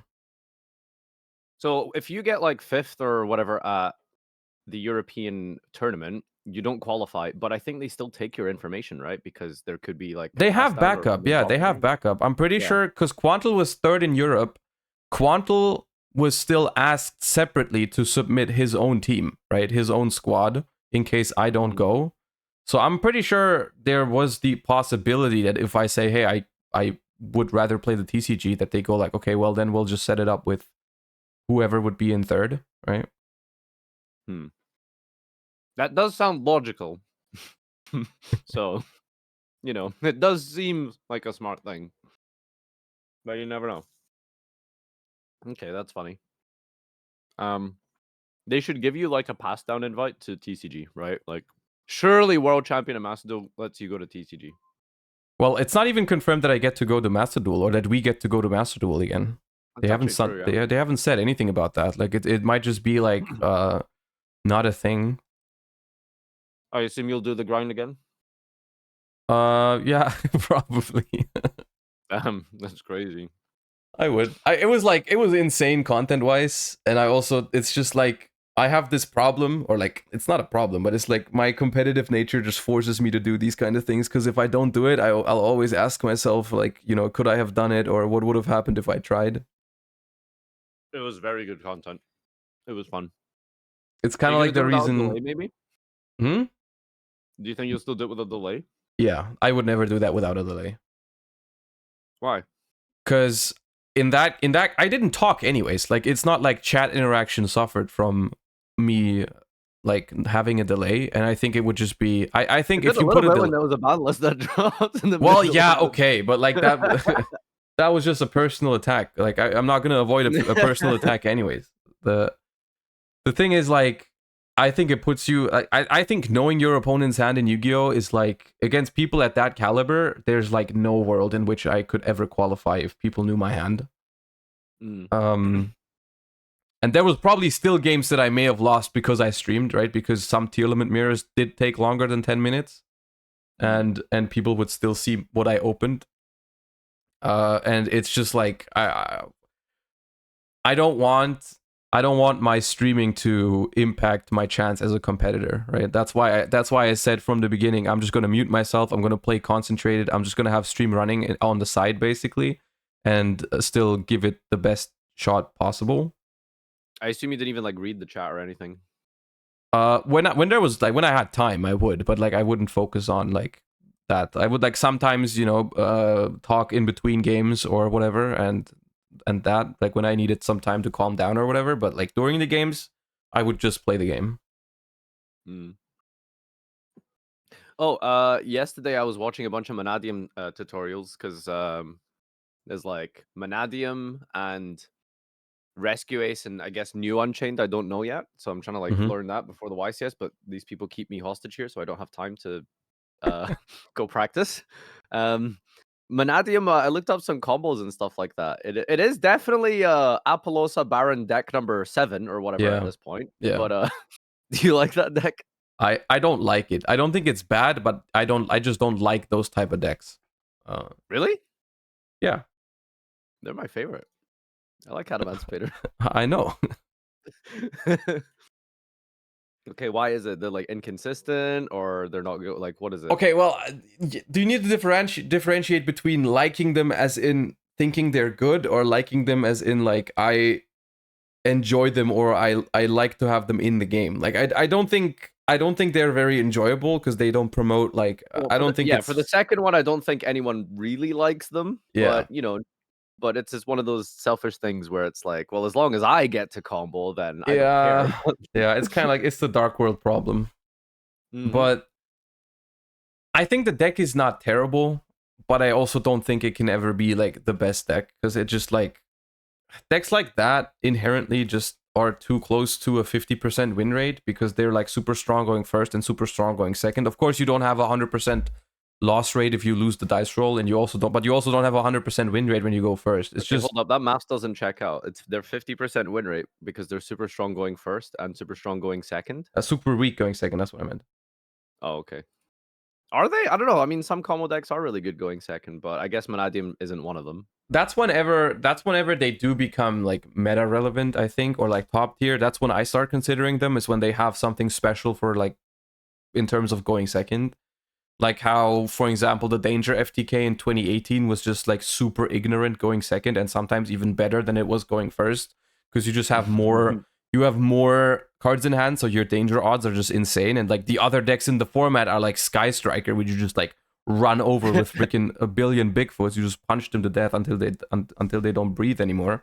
And it's just like that sort of deck. It can be meta, right? And I played that deck and I enjoyed that deck. That deck was nice. For me. Did you play that? I thought it was like Slash Draw or something you played, no? That is Danger FTK, yeah. No, but like it was it was YCS London. Danger FTK was, I mean, Slash Draw was a different type of FTK, no? No, that was the Firewall Toon Cannon Soldier loop. That was YCS London. Right. And then they banned Firewall. That was Danger FTK. Both of them were Danger FTK.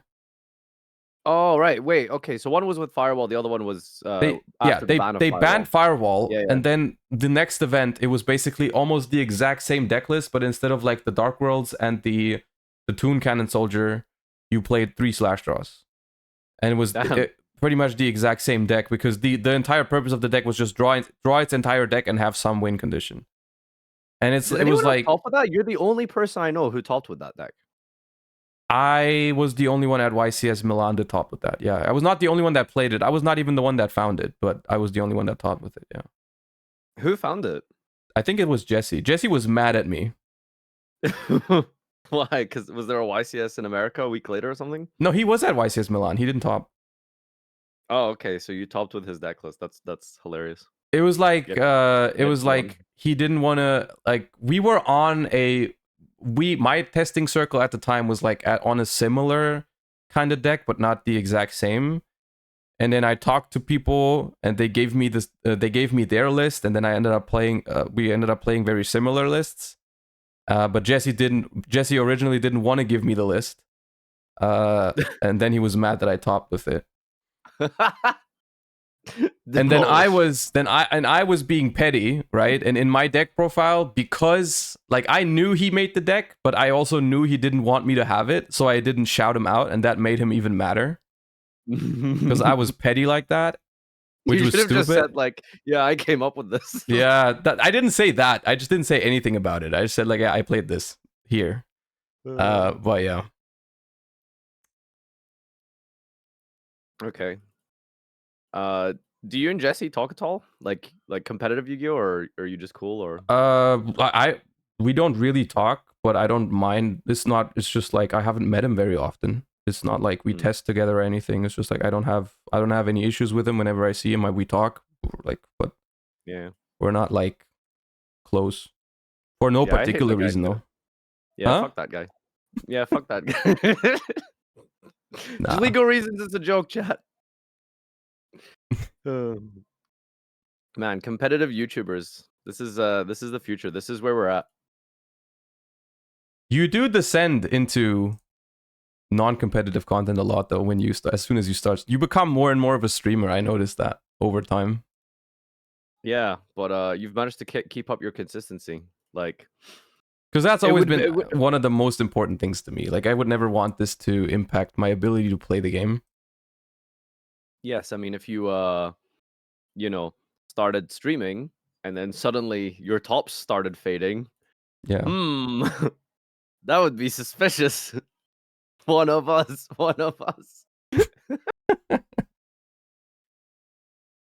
It does help in some ways, for sure. Like, it's like I'm spending a lot of time in contact with the game that I otherwise wouldn't, for sure.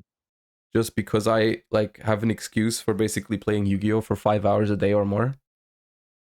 Yeah, you don't have to. You get paid for it, so it's the job. So now you're learning and getting better at your hobby while also getting paid for it. So it's a win-win.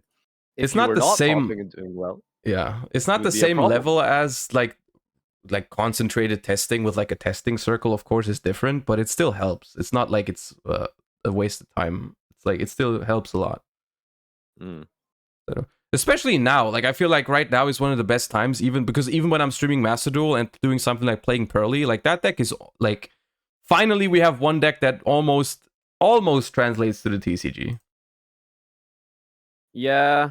I was thinking of like if I'm being held hostage in a subathon, I might as well play like Hurley, since it's the closest thing to a TCG deck that I can run with.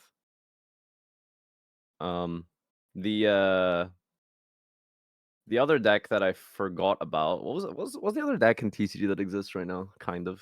I don't know, Dragon Link, Tearlament. Oh yeah, Tearlament. Yeah, that seems like the kind of deck you'd have questions about. Yeah, what's up with Tear? Is it good? I think it's good. Okay. I don't know how good exactly, but I think it's though, like I don't know what the deck is. Like, it's a Rhino Heart doesn't do anything. The Rhino Heart, Rhino Heart kind of sucks now, but it's like you need to get like critical mass in your mills. Like as soon as that deck resolves Diviner, Kelbeck, Agito, Foolish, I think it becomes completely absurd because you just make like I've played a couple test hands on stream and it was just like almost every hand still made like a pre-Kit Close ban board. Because the Cash Tira cards actually help it out a lot.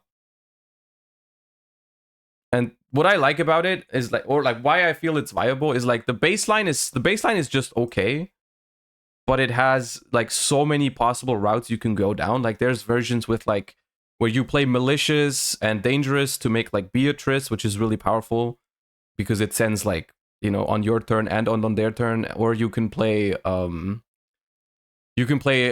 smaller or bigger Cash Tira packages, right? Where you just play like Wraith Soth to find Fenrir, to find the Cash Tira Tearlament, which is a very good extender. or you play.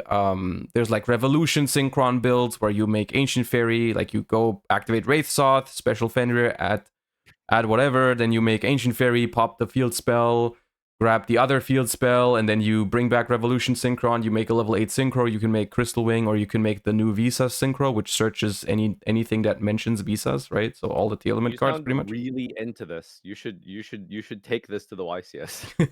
I'm into, Like, I mean, really I've into started, this. we started testing like this week. I'm into like all of the top tier decks at this, like this amount, pretty much.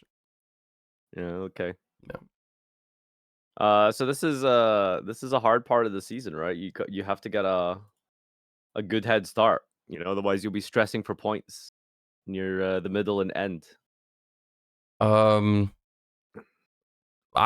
have not stressed about. I don't know. I've decided to not stress about points at some point. I don't know. Well, I don't know if that's really something you get to choose. I don't know if you get to just decide to not stress over points. Yeah, I mean the thing is just like the way most people go about it is they'll just let the season start, play a couple of events. Because you're not gonna do better or worse because you play for points, right? You're still gonna play for as best as you can, right? It's not like I'm gonna prepare better for this YCS if I care about points, right? I'm still gonna prepare as best as I can, no matter what. So stressing about it right now doesn't really make sense. It's like it's something that you look at how many points you get after the first couple events and then see how it goes, basically. See if you have a realistic shot.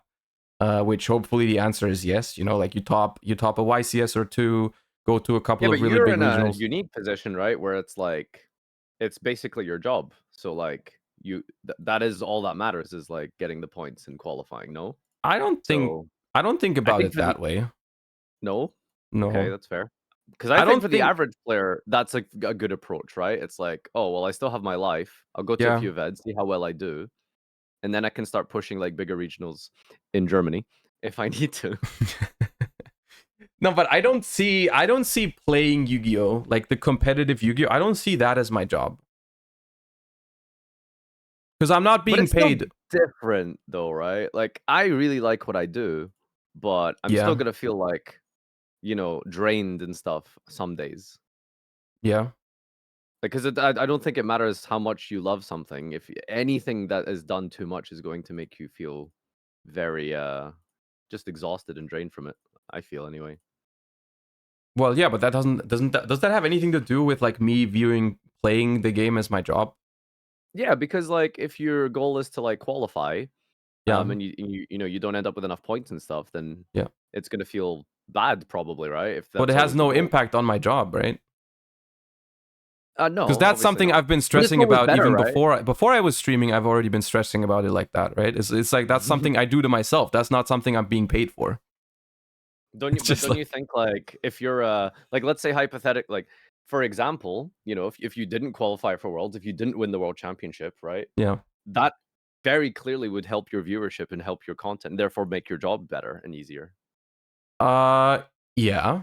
It definitely benefits from me being successful, but it's not like that one thing is complete. It's like it's not tied in that much. It's like I don't think if I go to a YCS and I don't top, it's like the negative impact on my job is so huge that like the next week no one watches me anymore. No one wants to watch Josh washed Sag. Because there's been events that I didn't top during, and I do sometimes I noticed that I did put this pressure onto myself that I would be like at the moment where I don't top, it feels weird because I'd be like, you know, I have to return to stream now and basically tell my chat I didn't top or why I didn't top, and it's like not a good feeling. But then I also just realized over time that like it doesn't matter to people. I don't think people just watch because, you know, oh they keep topping the white. I think people watch because they enjoy the stream and everything, and like my knowledge doesn't change because I don't top a certain event, right?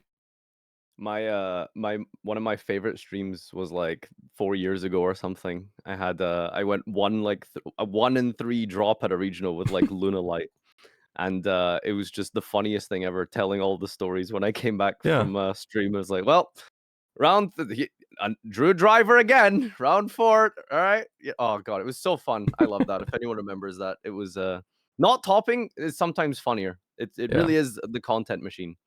Yeah, I think in the long run, maybe if I like became washed or something and just stopped topping completely, maybe, right? But I don't Wait think till you get like singular events tie into it that much. wait till you get deeper into the stream. Like the more views and subscribers you get, the more washed you'll get. That's the that's the path. Trust me. Yeah.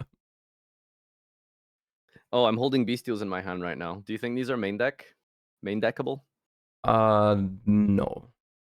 Really? Unless you're playing Dragon Link, I don't see a deck where you'd really want to main deck them. Hmm. It's just the format is too diverse, and they're not even like insane against like most of the good decks. Like they're pretty mediocre against purely. They are pretty bad against Rescue Ace. They are okay against Unchained. They are okay against Dragon Link. They're obviously good against Tier Limits and Dark Worlds and the likes, but I don't think like the most popular decks you want to have Bestials in the main deck against. I love Bestials in the side deck. I just think that's where they should go if you're not playing Dragon Link. It's where they belong. Okay. Yeah. Thoughts on Cyberse decks? Dude, I'm just waiting for the day that Ignister becomes good again. I think that Ignister with the new Link 6 and a Again? couple of math mechanics, yes. What do you mean It's again? I mean it had a couple of tops like a few months ago. Or was it last year or something at this point? Anyway, I don't know. it's a Cyberse deck that leads the graveyard, and guess what? The graveyard's back on the menu, boys. But it also needs your opponent to not play good cards. Yeah, don't worry about it. Hmm. Nah, like, come on, that's not true, right? Like, the deck can play through Disruption decently well. No, but it's like the deck's goal is to make a Towers monster, and everyone in their right mind should have an out to the Towers monster right now because purely is a thing. Yeah, but the Towers monster is actually good, right? It doesn't just it doesn't just sit there anymore. No, And that's it's Noir. like That's Noir you're thinking of. no, the You're getting Fireball is things really mixed good. up. You're getting things mixed up Fireball is right now. actually a good card. You make a co-linked unaffected with Gachiri, Heat Soul, and a Firewall. It's really fun. Someone Is it? at YCS Dortmund, please give me these cards. I really want to play them. Thank you. Is this how far we've come? We're just begging for cards now? Do you know how many times I've taken your deck lists at events and then like had to post on like Facebook at the time?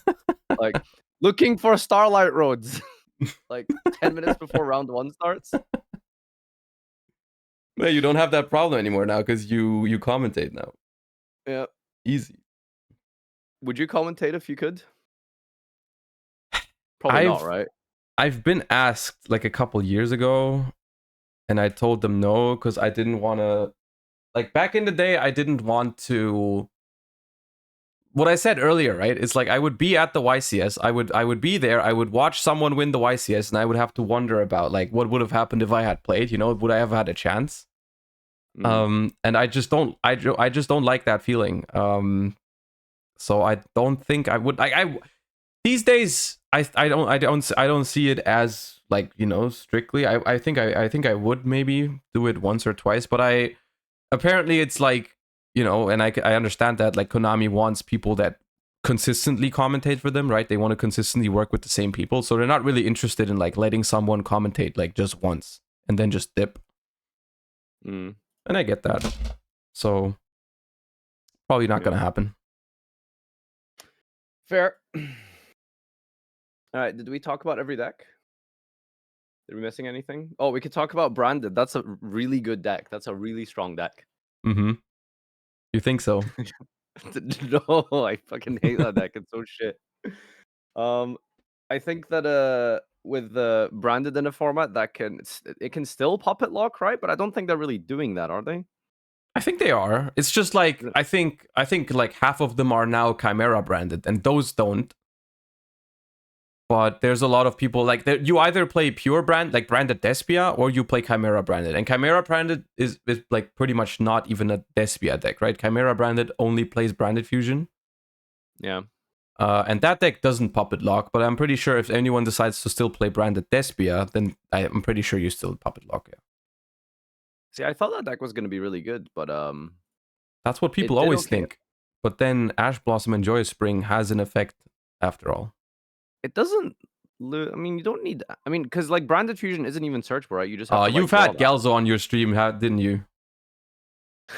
I mean, Well, we that didn't dude, get to do the you chimera don't stuff. let that dude into your voice call, because you blink once and now you go around and telling people that deck doesn't lose to Ash Blossom. Stop. No, the chimera version. Is it actually not good without branded fusion? Because you don't have a way to search it. The chimera is okay. Yeah, that's what I'm talking about. Okay. Not branded. Yeah. Oh no, Yeah. I know that branded fusionless branded is very copium. I am aware. Yeah. Is Nesh's synchro version any decent? Yeah. I think it's fun. Just not worth playing or taking to an event. That's one of my issues with branded fusion in general, is that like I think there are like a lot. I don't understand why they keep making like Albaz support that is not fusion based, right? Like they make synchros and shit for an archetype that they gave a card that locks them into fusion. I don't really understand how like branded opening and branded fusion lock you into fusions for the entire turn, and they print support that doesn't work with that. I find that does weird. Opening lock you? Yeah. I thought it was just fusion that locked you. No, it's opening and fusion. It's Today like I the only two freaking like good consistency cards for branded you can't use, because they lock you into fusion if you want to do anything like that. Oh my god. What do you think? Speaking of branded, there seems to be a couple decks these days that just they survive for a very long time. So they're kind of just like tier 2-ish meta staples, right? They just always are somewhat of an option and somewhat of a concern, but they never really die. They just get like slightly adjusted, like Dragon Link and branded. What do you think of that? I mean, Dragon is really cool because it's had so many different versions, so many different iterations, and it's like a fun deck.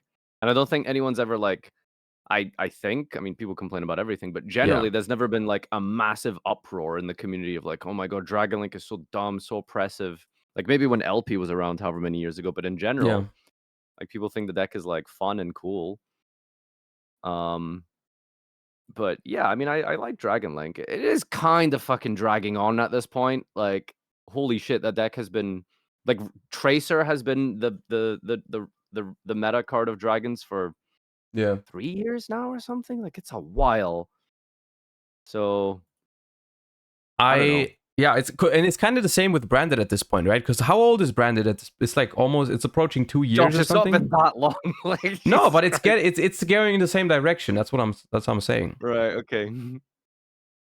I'm not saying it's as old as Dragon Link, but it feels similar, as to like we've gone through like, I don't know, 5, 6, 7 formats with branded, and it's just always slightly adjusted. Like they've hit some cards, they've released new cards. I think as long as personally, I don't feel too bad about branded because it. Other than the puppet lock, it's never done anything like majorly unfair. Like it's always just been like, here's like 2 interruptions and a chimera or something at best. Yeah. So it's like, meh. Yeah. But I really, really liked your take about ban branded fusion, so that you have to play like, an actually like interesting build of it. Yeah, because I think there is possible ways to do it, and they could also just, if they banned branded fusion, that it would open the door for like actually making like good support to use like the tuners or whatever more. Yeah, exactly. Like that would be an interesting deck. Like I wish we could. Like, it doesn't make sense to build or test into that direction right now, because it's never going to be better than what you can do by just activating one branded fusion. I think that the deck is fine. As long as I don't get like puppet locked or something stupid like that, then it's okay for the most part. Okay, let's go. I meant more like the concept in general of I know what you mean. Decks sticking around for a very long time. I think it's okay. It can be boring because you're playing against like different iterations of Dragon Link for like 5 years now or some shit. But at the same time, I think it's good that Yu-Gi-Oh has some decks that keep like a kind of core identity and just slightly change over the years. Yeah, and somehow just not getting power crept for some reason. It reminds me of like in other card games where there's like, for example, I think in Magic, it's like most decks retain some amount of identity over the years because it's like every color just does a certain thing, right? Yeah. But with like slightly different cards and slightly different cards over the years, and they get new support, and then you play the color a little bit differently, and that's kind of how I view like Dragon Link or Branded. It's just like those are just kind of like two The decks colors of that Yu-Gi-Oh. keep existing. They're like a constant existence throughout the years that you can get used to, and they just get some new tools every once in a while. Mm. Yeah, you know, some level 3 fiends and stuff. As Well, support that would be deck has pretty nice. that deck's never been good, but yeah. Have you ever played BA? No, Actually, you've never played it. no. But it was like really good for multiple events. Yeah, but it was How have you always never something played it? better. Damn, See, I okay. try to enter events with the best deck, not with a good deck. I will stand by the point that BA was better than Necros for Euros. Oh god. Have you read Necros cards before? Like one of them? Bro, have you read a trap card? Like that's the issue. Necros Every could not single Necros card beats the entire BA deck. it's just not true. BA does not beat Colossalus. Your one karma cut like destroys Necros. Single copy. Yeah, like Blast. that deck didn't completely like that deck didn't fully rely on like flipping cards like Mistake or some shit. That was the floodgate deck of the format, and you're telling me it was better than Necros, dude. Honestly, I don't remember playing Flood. I think I played like one skill drain, and that was it. Oh, you don't remember playing Floodgates? Do you remember topping? What was his name? The French guy, Valens. I think his did he win Euros or no? He got top 4 or something at Prague or some shit. His deck had one skill drain, and that's it. There was no other floodgates. Yeah, like I mean, Darklaw was just like an honorary BA monster. No floodgate, just Darklaw. Yeah, no, it was just like he was just like a bit of a lore deck at that point, really. Yeah, I don't know. The BA is a deck that like I think that's probably a cutoff point, right? Like there was genuinely this period in Yu-Gi-Oh! I think maybe like where BA was like, okay, this is a bit ridiculous now. Like maybe it should go. Like it was meta in 2014, 15, 16. Definitely not 17, but then it like won at 2018 nationals, and it's like, okay, this deck is really annoying. Maybe it's been too long. I don't know what like the exact cutoff point is for killing decks should be in Yu-Gi-Oh! Yeah, I don't know. I never like Burning Abyss. The way you talked about Dragon Link is kind of how I felt about Burning Abyss. I never minded it. Like I always thought it was okay. Because I mean, you just beat it, right? It's not that. Just to win, like it's not hard. 2015, you summon like a unicorn or a Brionac, and it's fine. 2016, you summon a Kirin, and it's fine. It's just like it's like different flavors of free wins. It's okay. I remember I had my like standard BA list, and then in 2016, and then the Dimension Force or whatever it's called was printed with Magispectors.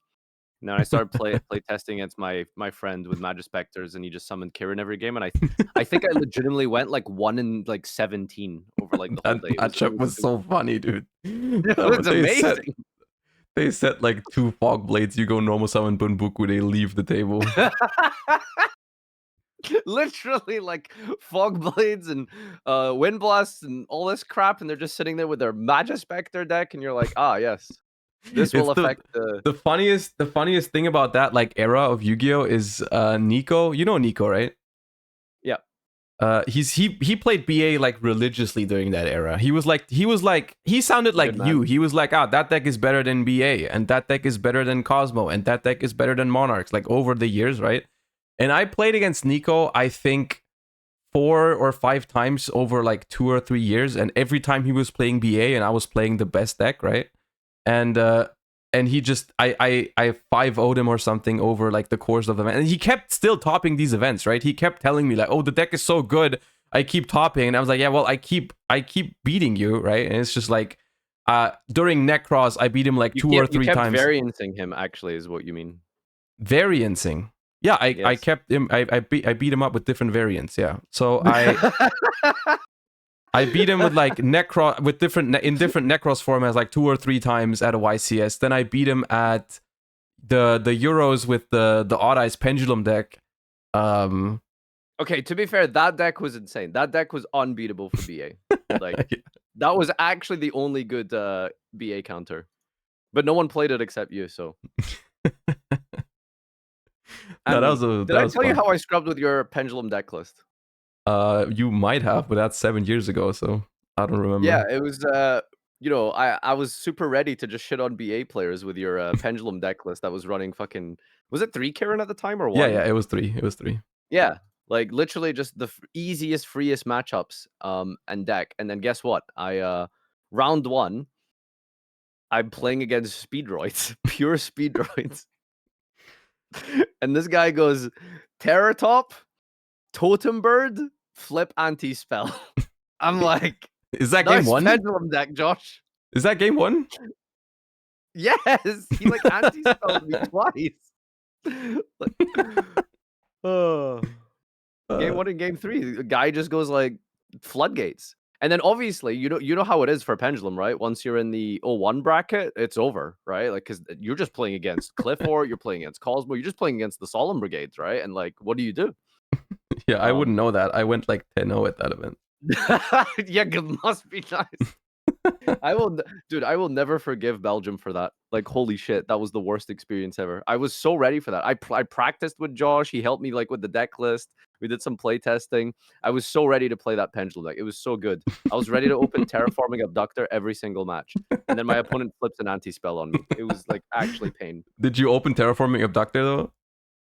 I mean, I don't remember that matchup, but I did see it a few times. Dude, it was crazy. Like, after getting, slapped around by, like, Monarchs and Cosmo, in, like, round 5, like, every other match after that was like, oh, here's Monarchs, here's BA, and I would beat them in, like, 10 minutes and then go get lunch, and then you just get paired up against Clifforts or Cosmo, and then they would just set a Solemn Strike, and I just couldn't play the game.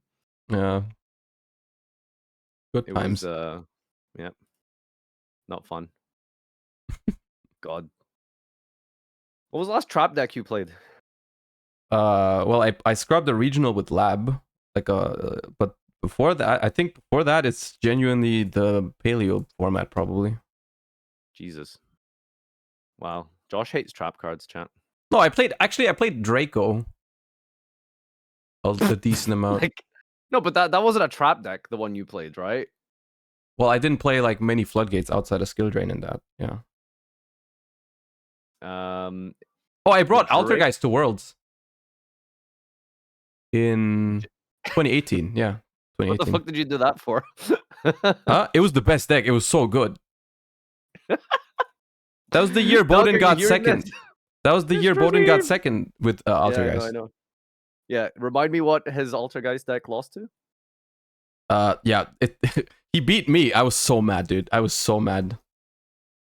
Did you have to use different rulings, even if you're both TCG players, right? Because there was like one thing that was actually a big deal in Altergeist at Worlds that year.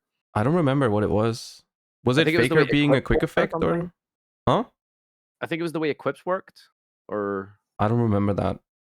Because someone in chat maybe remembers, but there was like this one period where I think there was a mistranslation between an Altergeist card from Worlds to from Japan to TCG, and so TCG, the way they had to use the card after years of using Altergeist a certain way, or months or whatever, you had to like then use it the way the OCG did. Something to do with manifestation and Hexia. Well, it would have to be manifestation because that's the only equipped thing in Altergeist. I don't remember what the difference was though. There was also a mistranslation with Hexia apparently. So I don't know what the practical application and difference would be, but I just thought that was interesting. Yeah, I probably knew at the time, but I don't remember. Yeah. So why were you mad? What did he do to you? Okay, so I didn't particularly like his deck list when I watched it back. And I did think at the time, what kind of thing is that to say about your opponent? I don't like your deck list. Well, no, the thing is, like, I just thought Josh. it was like, no, okay, so I lost to him and I was like, fine, whatever, right? But then sometimes you just lose, and then I saw his deck list afterwards and I was like, my god, I should have had like an 80% win rate against that deck. Like, and then I just got more mad afterwards, right? Because for example, he didn't play Inspector Border, and Inspector Border was completely insane in the Altergeist mirror. It was like he didn't play Inspector Border, and I played 3 Inspector Border, and had I just seen the Inspector Border, he would have basically had no chance. And it was like game 3 was like absurd because he goes first, he sets 3 and passes, right? And I draw, my hand is 6 traps, right? And so I just go like, I'm just like, okay, I'm gonna set 5 pass anyways. I'm not gonna do anything, so I'm just gonna go battle phase, right? Just like that. And I set battle phase, and that blood goes Mind Crush evenly matched. I don't have it. I just went battle phase because I was gonna set 5 pass anyways, right? And so he just goes Mind Crush evenly matched. I show him my hand. I don't have evenly matched. He just discards 1 from his hand, so he's left with 3 cards against my 6, right? And but we both don't have engine, right? I have spoofing, but I have not a single Altergeist card to shuffle back. So I just go set 5 pass, and from 3 versus 6 cards, he just ends up coming back because he top decks like insane, like freaking Meluseek and so on and so forth to force like multiple back rows and shit. And then I finally draw Marionetter, right? I draw Marionetter, and he has 1 set card left. And I have spoofing Marionetter, and I go like, okay, well, if the set card is strike, I just normal summon Marionetter, activate effect, he strikes it, and I lose. So I decided against normal summoning Marionetter and just shuffling it in with spoofing right away and playing it more conservatively. I look at his deck list after. They decided to not play Solemn Strike, which is like one of the best trap cards. They just didn't play it. I could have just normal summoned Marionetter and used it. And I played around the card that they were not using in their decks, which was crazy to do. But yeah. Well, there had to be some logic to this, right? Like, why did they cut all these cards that were good against Altergeist? Because it was bad against Trickstar or some shit? Strike was not bad against Trickstar. You just strike the Candina. Like, that card was just insane. I don't know why they didn't play it.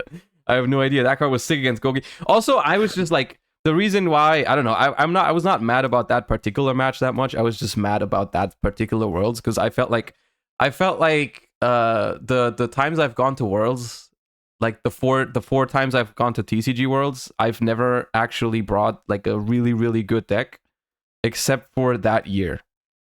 Like 2012, I was freaking 16. I just brought Insector because everyone played Insector, and I got lucky with it. I got 3rd. And then in 2017, I wasn't really happy with my preparation, and so I also wasn't really happy with my deck and the result. And then 2019, Draco. It was like the format was basically the format was also bad, so I don't think there was anything that could have made me happy afterwards. But it was like there was the dinosaur deck, which was like full of bricks, but was super insane when it goes first, super bad when it goes second, and I just didn't like that. I thought it was too much variance. The mirror was also super shit because like sometimes the deck would like brick or not even play through 1 hand trap, and then some hands could be like freaking 4 hand traps or some shit. And I didn't like that. So I decided to go for like a more conservative, like true Draco deck, which was like, I don't think it was terrible, but it also just wasn't great. And I ended up losing like I lost against Isala round 1 because he like Card of the Mice was at 2, and he was at 0 cards in like game 3 twice, and he top decked Card of the Mice both times, that was fun. I forgot Isala went to Worlds. Yeah, it was the Worlds, but he was Worlds points. I think first that year. He grinded. But yeah, that was that. But then in 2018, I actually my deck I think was super sick. Like my Altergeist deck from 2018 is I think one of the best decks I've ever built for a specific tournament. Because I played I think it was just on point. Like looking back at it, there was a lot of cards I was really happy that I played them and found them, like Vanity's Call, Inspector Border, so on and so forth. Do you even know what Vanity's Call does? It's the one that negates everything in the chain, right? That card was so insane in that World Championship. Because that was the solution to like basically Altergeist had a couple problems, and I feel like I solved most of them. Like one problem was you would always win going first against Goki unless unless they have reboot. Like that was the one card that killed you. Otherwise, Goki at the time wasn't able to play through your back row. Like they would never. So the 6 cards we sided against Goki for going first Did people was main that? no. That was a side deck card. And so you would when you go first, you would side 3 Vanity's Call and 3 Mistaken Arrest, because Mistaken Arrest is obviously a quick play spell, so it can't get rebooted, and it's insane against Goki. And then what Vanity's Call does is also insane, because it's like when they summon like Isold and they go like Chainlink 1 Isold, Chainlink 2 Goki in the grave, Chainlink 3 Goki in the grave. You just negate the whole chain when they reboot. No, that's what you don't do, because then you lose to reboot, right? Because if you activate Vanity's Call, they just reboot you and you lose. So you just activate any in response to the reboot, right? You activate any trap, right? You activate any trap, and if they have reboot, they use it, and you go Vanity's Call to negate the reboot and all of their cards. And if they don't have reboot, you can still activate Vanity's Call. Like you'll just flip up like I don't know a Solemn Strike or whatever to negate one of their effects. And then if they have reboot, they use it. If they don't have reboot, you still Vanity's Call. You basically Vanity's Call yourself, but you still negate everything else that they did. So it was like if they had reboot, it was insane. If they didn't have reboot, it was also insane.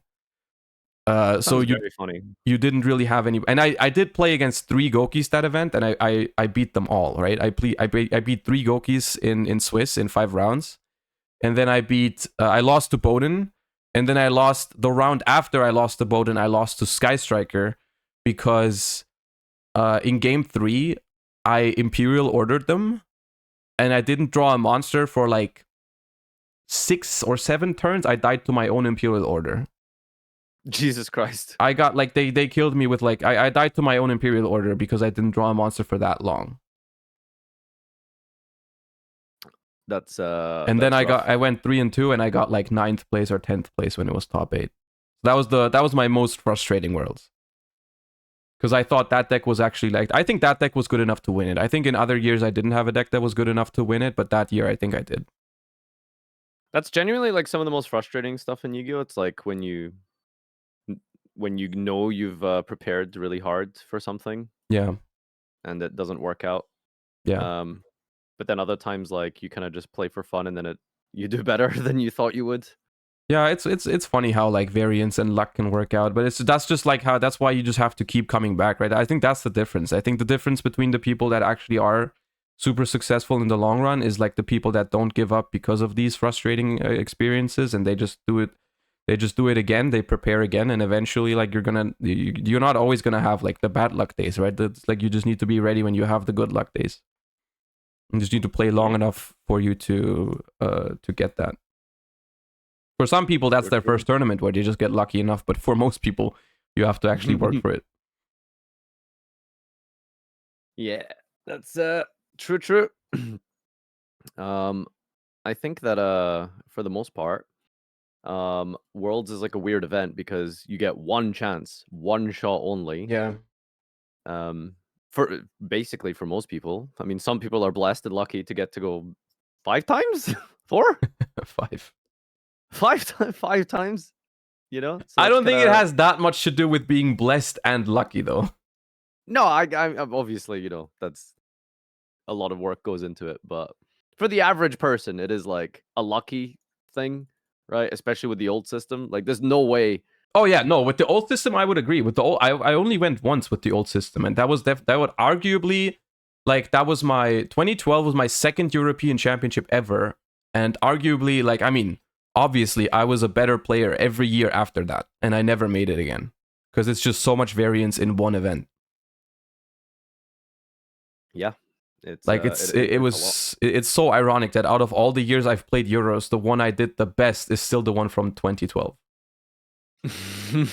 Like, and I was like 16 years old, playing wind up, like, hand looping people, and just I thought you played in Zectors. No, at Worlds I played in Zectors because wind up wasn't like legal. Oh, okay. Yeah, this year I went to Worlds, but I didn't get a chance to play, unfortunately. Yeah, well, do you ever plan on playing again? I like can't actually really. playing? I can't really. That's the thing. Because you have to commentate? Yeah. Well, you'd be able to play like an NA event or something. Yeah. But got a baby now. When is that What is due? this? Oh god. What? Sorry. Oh, would you? 5 weeks. Oh, 5 weeks. Yeah. that went by fast, I feel like. Yeah, I know. You really notice it. Um, whenever you have your own kid, you'll see it as well. It's time just dilates. There's not enough hours in a day Yeah. at this age. So you just stream for 3 weeks straight. That's what you do. Yep. Chow, what the fuck is this deck? Like nothing's going on. Oh my god. How do people what is Cash Tira but Kick Kalos is banned? Like you can't make anything. Wait, are you playing it while we're talking the entire time? Yeah, I'm just doing random stupid event duels. Okay, because I've just been on full screen, full cam the entire time. Oh, okay. We're not doing shit. Are you doing the event at all? Have you played it? I have suffered through it yesterday enough. I Did you finished do the King of the Island one? No. But I feel Really? kind of bad. That one is good. Like that one's actually good. Which one? The one that's still running? I think it's still running. The The type, type one. Yeah, no, I haven't done that. I don't know, because I was sick last week and we just didn't stream. I just didn't stream as much, and then I just somehow I have 0 medals in that one. But we did the other one yesterday, the Fusion XYZ one, and I thought that one was very tedious because I played I played like 15 games because you only need like a couple wins for the gems, and I think I played against like only branded except for like 2 matches. It's not ranking based, right? I don't know. Yeah, because if I check my highlights, there's like a Master 1 player, a Plat 5 player, so I'm pretty sure it's not. It might be, but like I just got like if you play the type one, if you play B Trooper, it's really fun. Like that deck is very, very fun. I like that. Yeah, deck. I've played B Trooper once. Yeah, I'm so sad that deck has never been meta. It's so frustrating because they make like support as like a TCG exclusive deck, and the support is like, what was the idea here? Like, why did they give us a 5 material fusion? I mean, that's always what they kind of do, right? That's the one thing that frustrates me the most about TCG exclusive archetypes is that it always feels like what did I say? 99% of TCG exclusive archetypes quit right before hitting it big, right? Because they only get like 2 what is it? 2 waves of support, and that's just never enough. They just needed like that one more, right? Sorry, Herman's really upset right now that I said B Trooper's never been meta. The one player in the whole world who's like top. Well, but you're right. Yeah.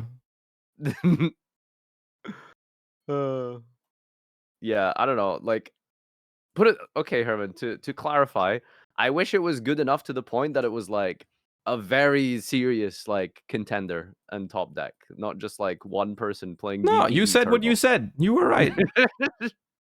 It's so annoying. It was just DPE turbo, which was fun. You know, I did like it. You could generate a lot of advantage and search max C. Well, not in TCG. Search retaliating C, which was good against what was the deck at the time? Retaliating C was really good against something. Wasn't it just Aramisa. adventure? Yeah. Mm-hmm. So you always resolved retaliating C after searching it and stuff. It was fun. But like they didn't give the deck a win condition. Like they just didn't give the deck a win condition. Other than DP, which was a win condition for every There's deck. like there's way too many like TCG exclusive archetypes where I feel like there's just one wave missing, right? Like so many like Gold Pride, Libromancer, like so many decks out of recent years even that just like they're not bad cards. They're just not bad cards, but they just don't have enough. And I don't know if it's an issue of they don't want them to be too powerful or like OCG tells them to not make them too powerful, because I feel like that's a lot of the times also an issue that they need like, you know, they need to let everything, you know, be confirmed by OCG or whatever. Don't know. The B Trooper deck is very fun in the island, so you should give it a shot. Although you will need to craft like 3 ultras if you want to. I think I have B Troopers. I played B Troopers at some point. I've tried them at some point. I don't know if I dismantled them though. Are you gonna do a Duelist Cup or something? When is that? I'm not sure. There's probably gonna be one. Is But it's that the same one? type. Is that the same as the Worlds qualifier, but without like any incentive? Well, now that you put it that way, Is that right? I think so. Yeah. I guess I'll You have get to like check if I have you time get on a that weekend. you get an icon or something, maybe. Well, what I'm definitely not going to do is stream for 64 hours without a mic and just play as much as I can. That's not something I'm going to do for that. But I That might is play it a little completely bit on reasonable. like just like maybe on that week if I can just stream a couple extra hours on the weekend maybe. Hmm. I'm gonna. I was I really wanted to like do more TCGs, but it's really hard to do TCG stuff without being able to play it. Yeah, I'm I gonna be know. honest with you. I know. Yeah, I Um, get that. but looking at the top decks right now, I think we went over everything except Flu, but I don't know if there's really anything much to say about Flu. Well, it's good against Unchained. That's one of the Yeah, I don't. examples where I don't like that deck, right? Everyone knows I don't like that deck, but I can't really deny the fact that it's like playable right now. Yeah, for sure. So it's like when I tell people to not play Math Mech, it's not because I just don't like it. I also don't think it's good. Like Flu is a deck that I understand why someone would play it right now. So what you're saying is you prefer Flu over Mathmech? Absolutely, 100%. Clip it, clip it. What? That's not even. That's like a lukewarm take. Why would anyone? Why would anyone clip that? Because it's It's like Flu. water It's fucking is wet. Flu. Clip that. Clip that. 2 + 2 is 4. Oh my god. Put it on LSF right now. Josh talking about picks he likes for 50 hours and how viable other decks are just to bring the same Runick deck to an event for the 9th event in a row. Oh my god. Runicks are completely untouched. Like I wouldn't be surprised if you just brought What it do to you show mean and tell completely again. untouched? We only have 2 fountains. We've suffered enough.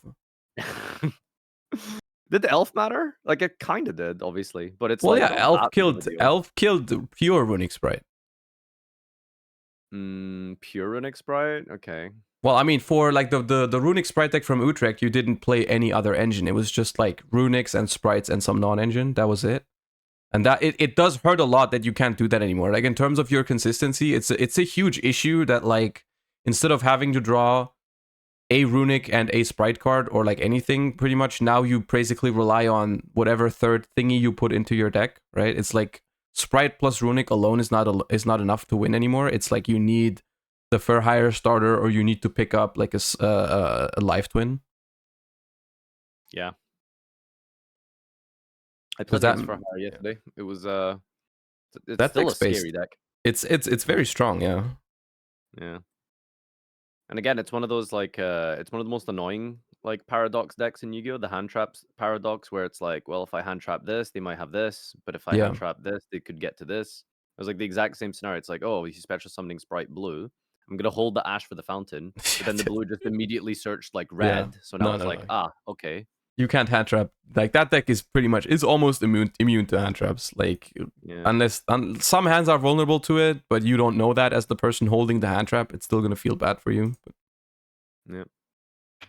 How do you feel about the concept of hand traps being like that's it, like that's Yu-Gi-Oh! Is like this is a staple of the game. This is how modern Yu-Gi-Oh! Is played. Like you play from the hand in basically every deck.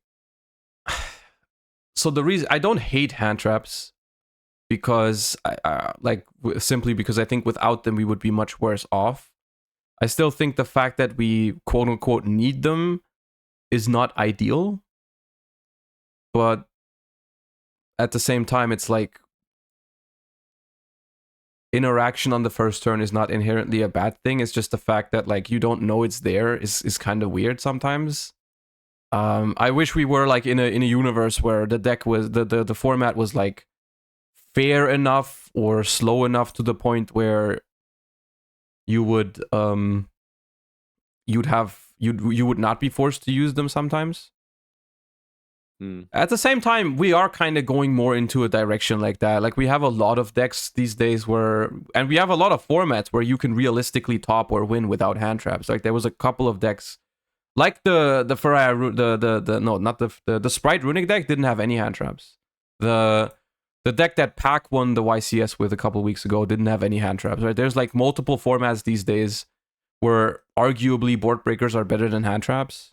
But even that's then, almost worse in a way, right? yeah, no, Because board breakers are just the same kind of thing of like, you know, having a solution for going second is necessary, right? That's like that. There's no way around that. Like in modern Yu-Gi-Oh, if you don't have a solution for when you don't get to go first, you're probably gonna lose the game. And I think that is it's an issue in itself. It doesn't mean like the game is unplayable. It's just that like it's I think it's an issue. Yeah, I mean the one thing that I did a little coaching thing with Azala a while ago, and one thing Mm-hmm. that he said that really stuck with me is like the difference between like average players and like really good players is like average players have object permanence where if a card isn't there, they don't know or they don't see it basically. Yeah. Okay. Yeah. But when you become really good at the game, you start to be able to like recognize what you should and shouldn't be playing around at any given time, and that sort of is like the big differentiating point between like really good and average players, I guess. Yeah. Yeah. That's a good way to look at it. There's a lot of things where, or a lot of times where so many things matter that you don't see at that current moment of like cards that would punish a certain play. And then like at that point, I think the second stage to that is a lot of people will like, they'll be like, I could make this play, but it loses to this specific card that they could have in their hand. Therefore, I'm not going to make that play, which is also not always the correct assessment, right? Sometimes you need to reach the conclusion of like, it's worth playing into a specific card rather than being like, you know, basically the complete risk averse playstyle of like, I'm never going to play into a certain card is also not going to work out because statistically speaking, they're only going to have it that often.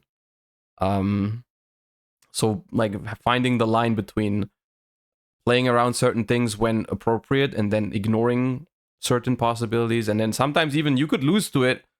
You could lose to a certain hand trap or a certain back row, and then it could still maybe you still made the correct play. They just had it, right? It's like it's very close to poker in the sense where like if you, I don't know, if you make a call on a hand where you're like very much favored, but then they still hit their out, right? That still means your call was probably good.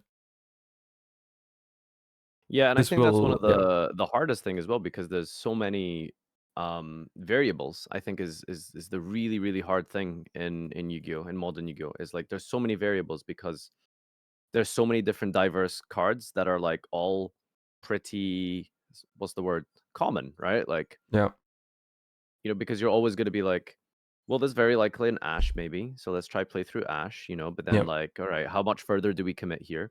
Do we commit yeah, further and then potentially get hit by Nibiru? Okay, well, if we commit further, we could get hit by Nibiru, but if we don't commit enough, then they could clap back with a board breaker. yeah, And that's like really difficult to see and understand the difference and yeah, when you should and shouldn't be doing these commitments. yeah. Yeah, this is where it really pays off the more practice you have with your deck because these are the sort of points where practice really helps you establish the best lines possible. Because like the best example is like the best current example is the Unchained situation where like the standard combo, like a lot of people have found good hand traps against the standard Unchained combo, and then what really sets apart people like Pac and Jesse that did really well with that deck is like they practiced enough with the deck and found enough lines that make it so they can play through the popular hand traps. And things like that give you an insane advantage. If you find a line with a deck that plays around like popular hand traps that everyone is using against that deck, that's insane because that doesn't even that does not even like there's no luck to that. There's no more variance to that at all because you just be like, okay, I'm just making this line every time, and like the hand traps that you guys are playing are not good against it. These are just technical combo lines, right? That because I haven't seen their video on it, but like this It's isn't like, you know, oh, you need to play like this random tech card or no, something. there's no other cards. It's just different sequencing and using different effects and saving certain effects. Because like, it's a lot about the main thing. If you're familiar with the Unchained cards, is that that you keep the blue dog basically in the graveyard. You don't use its effect until very very late, because that means as if they Nibiru you, you still have the blue dog in the graveyard. So all you need to do is like pop one Unchained card with that, and you keep playing. So as opposed to the standard line, you just like it's slightly less efficient in the how you're using your effects, but the end board is pretty much the same, but you use the blue dog very, very late, so you don't expose yourself to nib and then not having those once per turn effects anymore. Yeah. And then one other thing they do is they instead of keeping the link 2 on the field, they actually put it into the graveyard, and instead they end on the red dog in their hand, because the red dog to pop and special itself is a quick effect. So by keeping that in your hand, you're like, okay, when you marionette might me, I'll just chain it to pop whatever you're targeting, so you don't get anything. And on the destruction, because having the link monster on the board in Unchained technically doesn't matter, because you have the Yama to revive one from the grave in the opponent's turn anyways, which doesn't revive anything meaningful in the standard combo. So what you do is you just put the link into the graveyard and just revive it, and it's the same thing. See, these are the things that are like the best part, is when you're able to come up with combos and lines that are, what's the word? Like, you don't need to play like Garnet. Yeah. Like, things like that. That's always like the most interesting part. Yeah. This is also what gets me interested in a deck when it has stuff like that available. It's not like, like, oh, you can play this or that brick to do this. Like, it's the most interesting decks are always the ones that are like either extra deck or just by playing the deck slightly differently, instead of having to put, like, if you have to put a card into your deck to solve a specific problem, it's like that's always a downside. Like, for example, people having to put like Crossout Designator into their deck to just answer Branded Fusion is not something that I'm interested in, or not an argument that makes Branded better in my head. Now, if there was an argument where like, okay, I found this line with very standard cards that everyone's using that plays around Ash on Branded Fusion, spoiler, that does not exist, that would be interesting, right? That would be like, okay, Branded actually fundamentally changes in how I view it. That'd be interesting. But it's branded, so exactly that may never happen. All right. So I think I've taken up enough of your time here. Thank you for providing me with content, because only 19 hours to go. You think you're gonna reach the limit? I don't know, honestly. What's your limit? When are you leaving for Dortmund? Thursday afternoon. So like I could theoretically like just cap at Wednesday night, but there's no shot. Like I'm dry on content. You keep saying that. You keep saying today is the last day. We're done. But you're still here. Okay, it was nice to like break the record, but now it's like, okay, well, I have nothing left to give you guys. Oh, is this is this the record for like longest subathon you've ever done?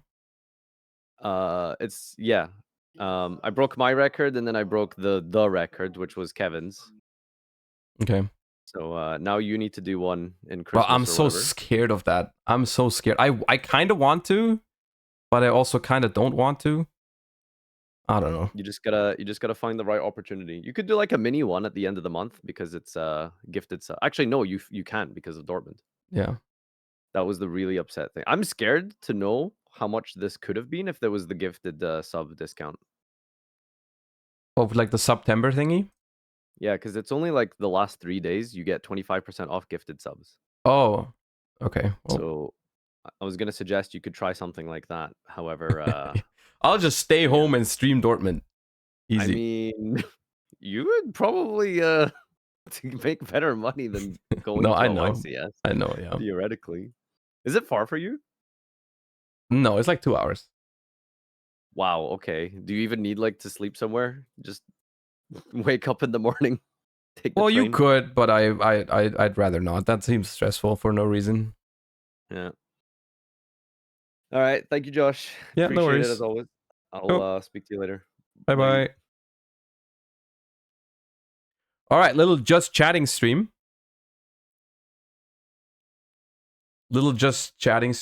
Hope you guys enjoyed that.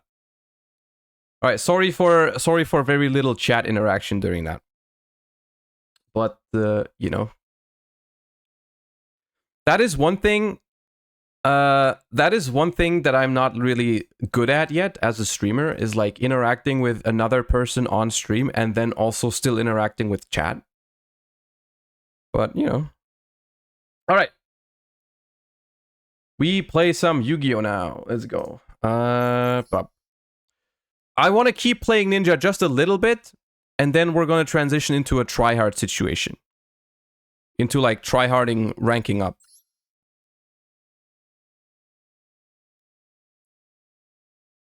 Is there a code for memory PC? There is no code for memory PC. It's only like if you want to support me, you can use the link, but there's no discount code for memory PC. They said it was impossible. For their calculations. Is Ninja going better today? Well, we've only played like 1 or 2 matches so far. Oh, 60 cards. This hand is good. Let's see if they ash this. Will you play some tier on stream before Dortmund? That's likely. Yeah, it's likely. Do I add Green Ninja is the question.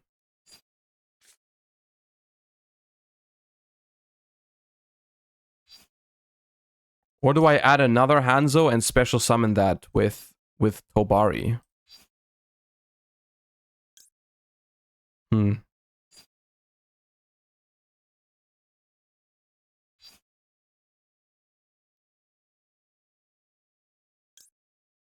Let's add this.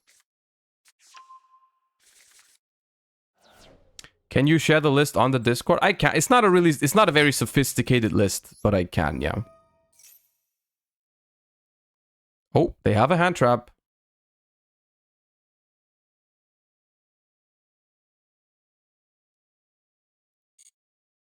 In situations like these, I'm not entirely sure if I'm supposed to add this one or this one, because I know this one is technically better because it summons more monsters, but at the same time, this one can tribute your opponent's shit. But I'm still gonna take this one.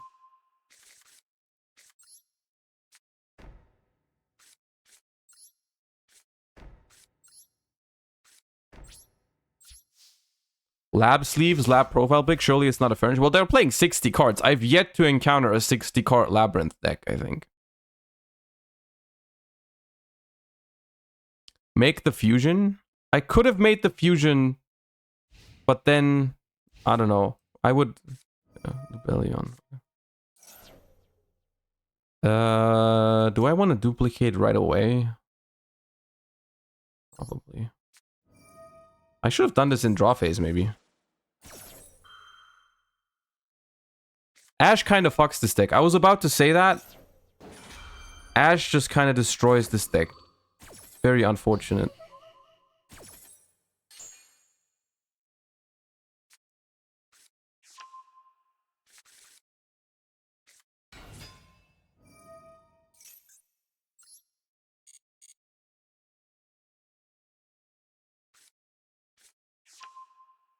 Yeah, we lose this one. I wonder, maybe there was a better line on turn 1 with the Rhoda?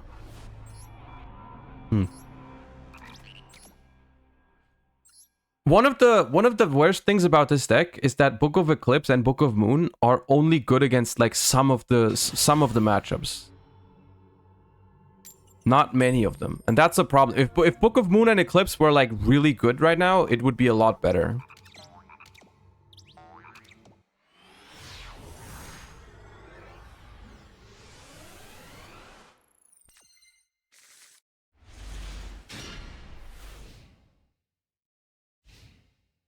This hand's good.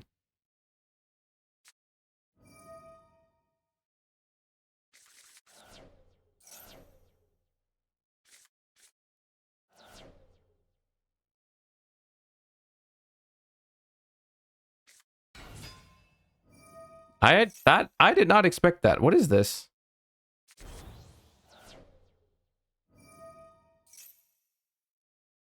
What is that? Mikanko going first?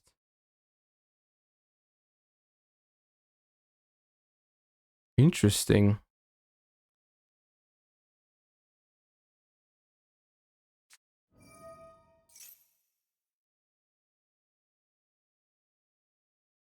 tier. It could be Mikanko tier, like the one I built, but I don't think that would have extravagance. So I don't think that would be it. I don't think you would ever do that.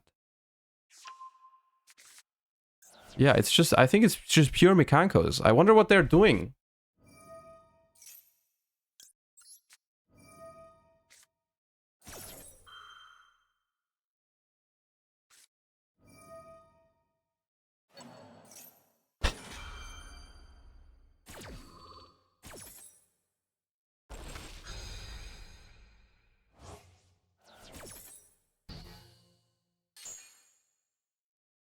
This is a thing with like playing rogue decks in Master Duel. Whenever you play a rogue deck in Master Duel, cards like Called by the Grave and shit, they make it so much more frustrating than when you're playing meta decks. Because like meta decks don't rely on using a card like Maxi that much. Like when I Maxi my opponent and they negate it and I have an actual good deck at my hands, it's not as frustrating because I still have a good chance.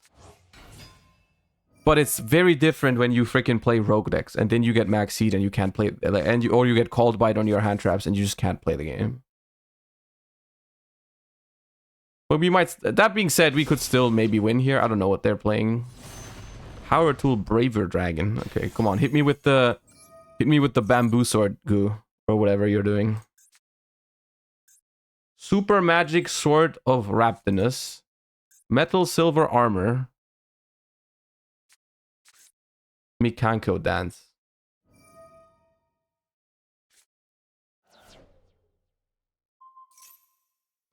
Are you gonna play some Nat Runick later? If I wanna, like, try hard, probably.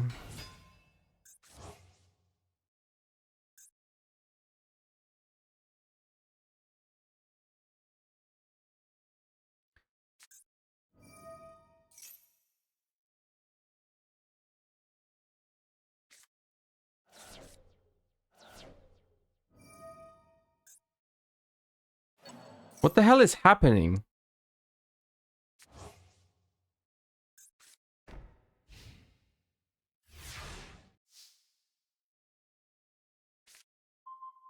Ah. So, equipped monster can't be destroyed by card effects. While you control an equipped card, can't target Mikanko cards with card effects. The equipped monster can't be destroyed by card effects. Target a monster. If a monster is special summoned to your opponent's field, you can target one monster you control and one monster your opponent controls, return them to the hand. Your opponent cannot use the effect of a spell trap or effect that targets one monster except the equipped monster. Am I right under the assumption that if I had just drawn Book of Eclipse, they would have immediately left the game right now? I just want to clarify that. Like, last game I drew double Eclipse in a matchup where they were completely dead, and if I had Book of Eclipse right now, you're telling me I was immediately going to win the game. Okay, I just needed to know that. I just needed to know that that was important for me. Thank you.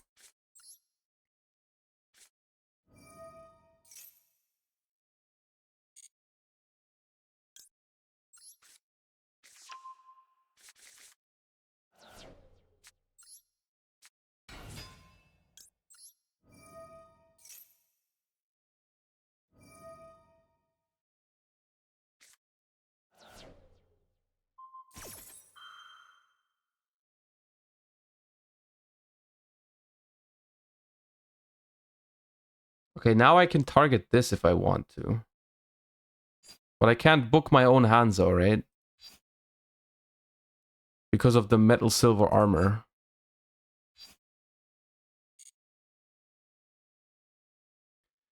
Hey Josh, I have a question. Do you need to have a certain qualification to go to a YCS, or can you just go? No, you can just go. The only thing you need is that you need to buy a ticket. If you want to play the YCS.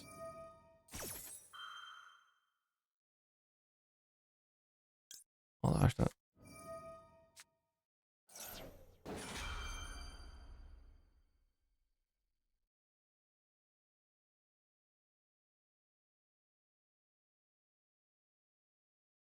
But you only need the ticket if you want to play in the YCS, like in the main event. You can still go just to check out the venue. You can play side events.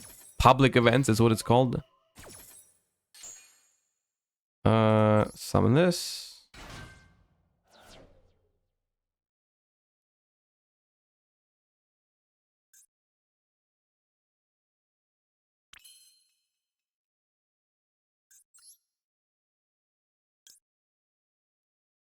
Maizen, Yaguramaru.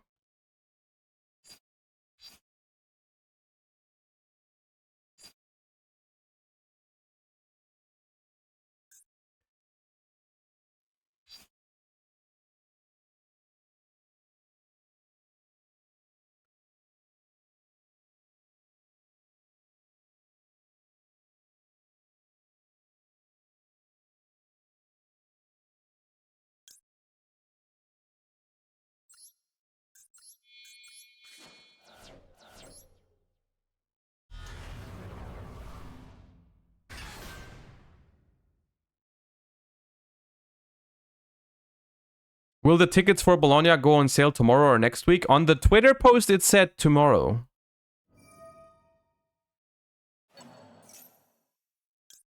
Reflecting Rondo chain. This can summon face down. So if I book, I could book itself. And then they can't equip it to anything.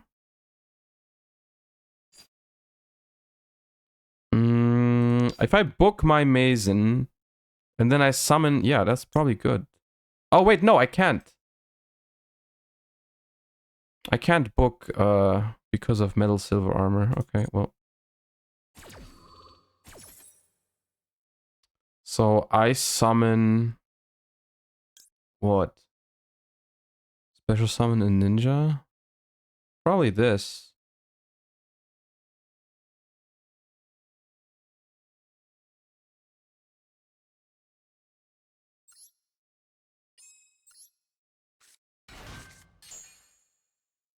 They could just steal it now.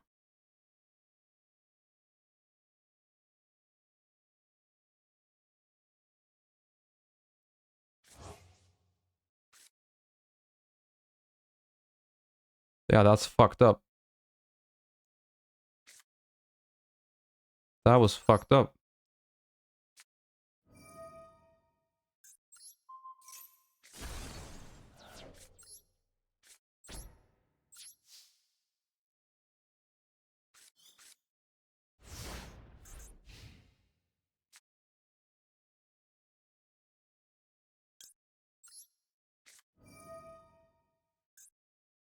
I contribute this.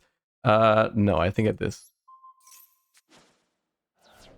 And I probably get Tobari? Or I get this. Is it this?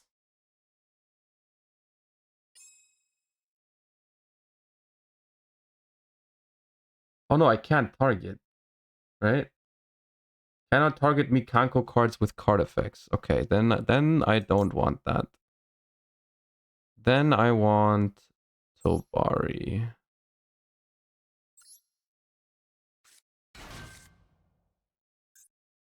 And when they attack this, I can get something else. When they activate something, I can get something else here. I just need to survive until I find Book of Eclipse. Book of Eclipse outs everything against this deck. I'm not sure if I can do that. I'm not sure if I can survive, if I have the ability to do that. Like this one is very annoying to do this. I'm pretty sure the other fusion targets, yeah. Banish one, target a card, yeah.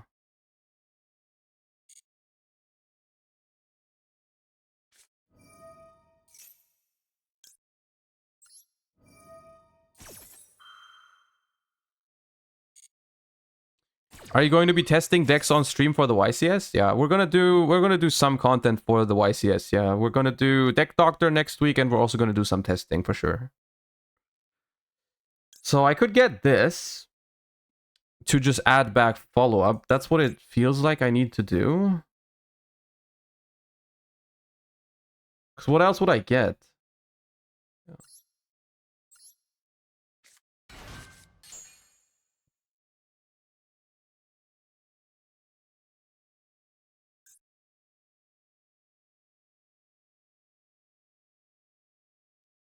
Just add back Hanzo, sync, make a fusion with this. Like, the problem is whatever fusion I make doesn't really do anything. Kalski, thank you for the 10 months. Appreciate that.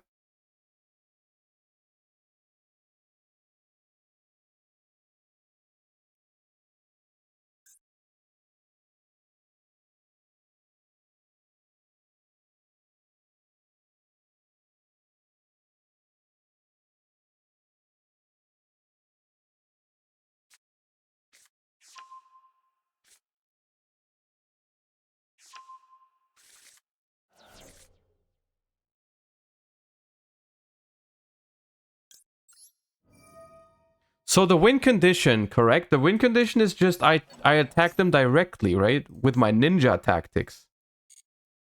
Right? That's my win condition because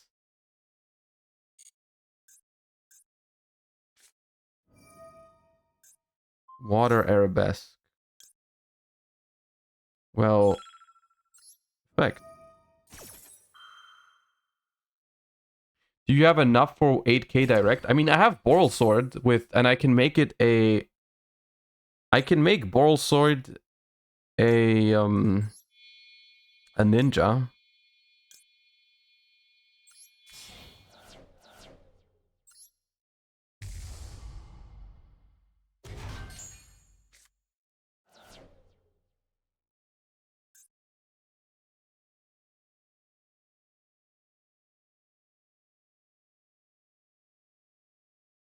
Wait, what is happening?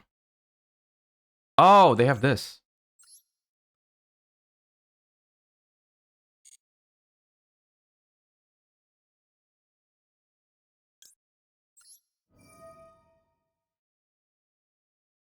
I'm not sure if it matters what I banish here.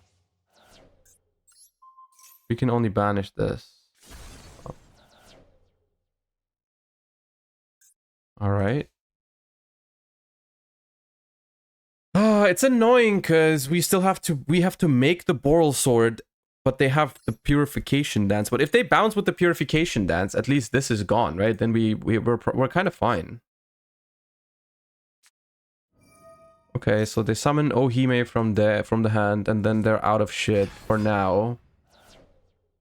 We don't die, I don't think, right? They can crash here for 4,000.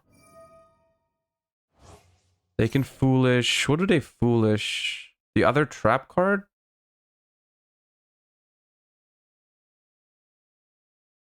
Hmm.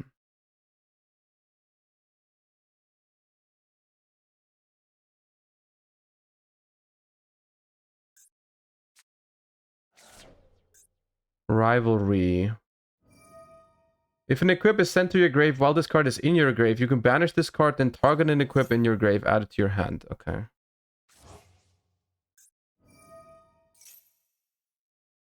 Oh. Oh, I should have waited. Oh, I messed up. Oh.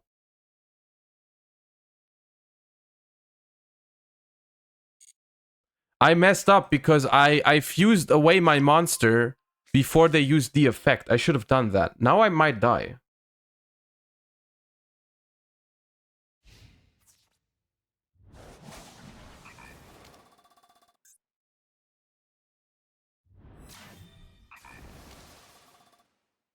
I might die.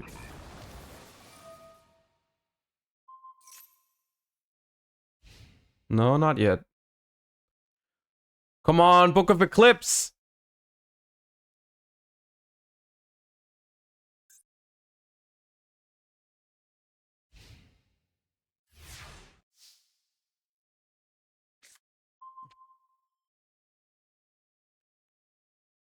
I don't think I have a win condition here, because they have this to steal a monster, they have this to bounce a monster. I don't think I can play through this.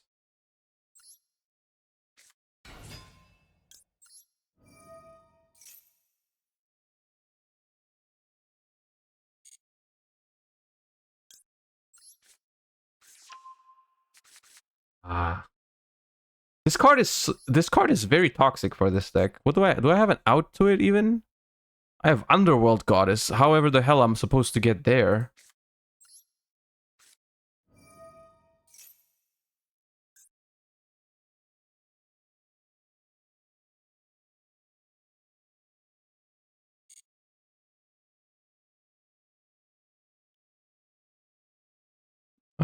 I need to set something that is small. Right? Because if I just there might still be a win condition here. I'm not sure if there is. Oh god, okay. So I definitely set this.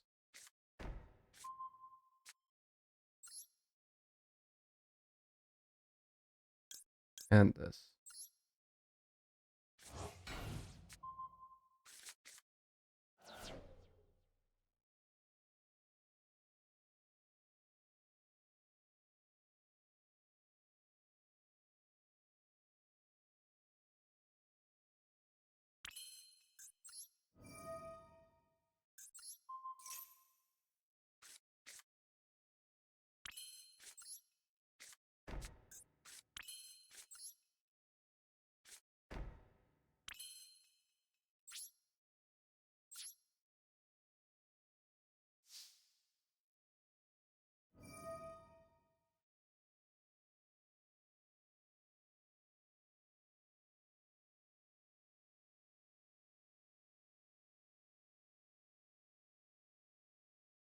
Make another Mazen? No, they just take it if I do that.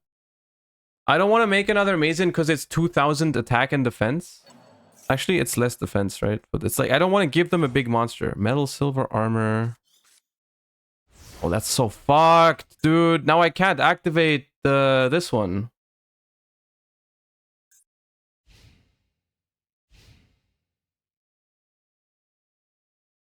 This is such a toxic deck, dude.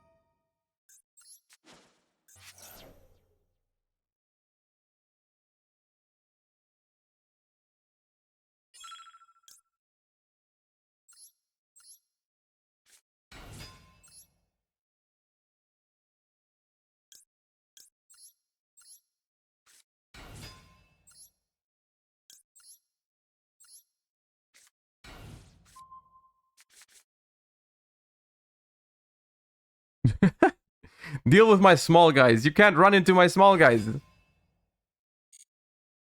I don't know if we can win this. I have no idea.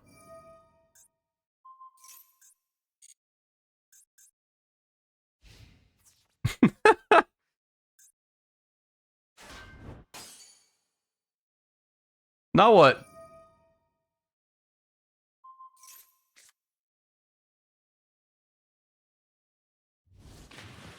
No! Stop!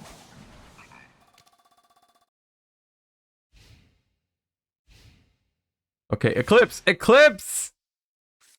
No! Come on! Can I kill now? Target a monster you control and a monster your opponent controls. If I make Elf, they can't target. I can make Goddess now. Bro, 3 things are equipped to this.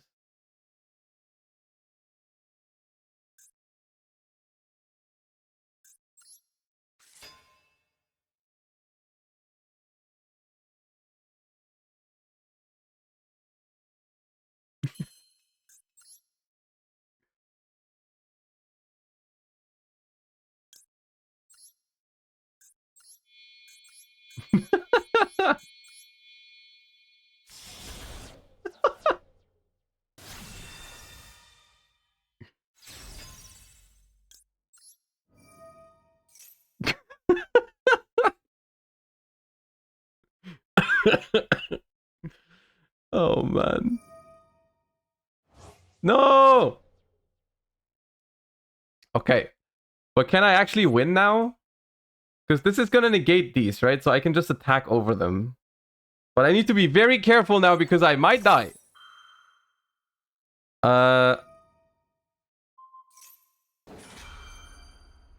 Wait, why does it... Oh, God. We're not out of the woods yet, for sure. So these are negated now. Why does this not work on freaking normal summon? How bad can you make a freaking Yu-Gi-Oh card challenge?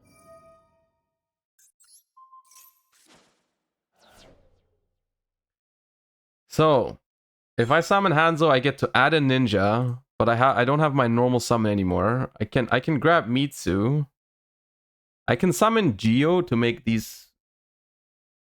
What is the one that they added?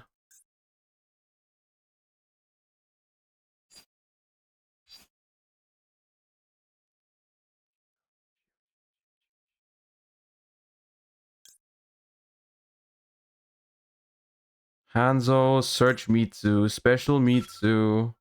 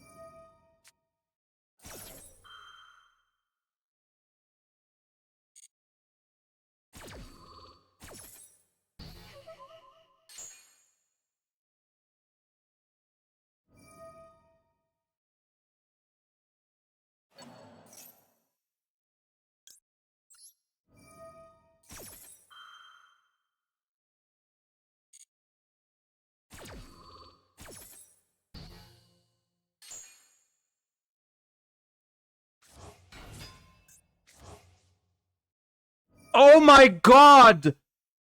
Underworld Goddess is still negated by itself because they took control of it. Oh my god, no. I have this in the graveyard. They top deck called by the grave. Oh my god, I am actually molding.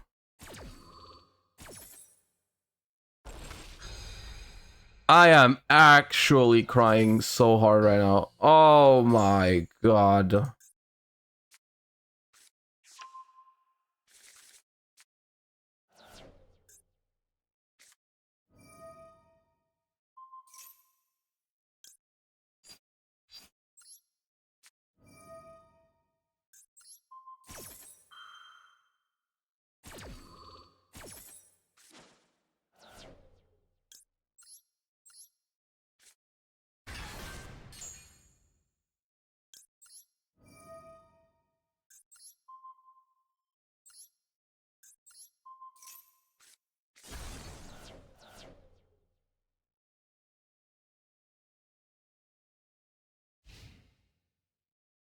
I mean, this is the fire spell in the hand.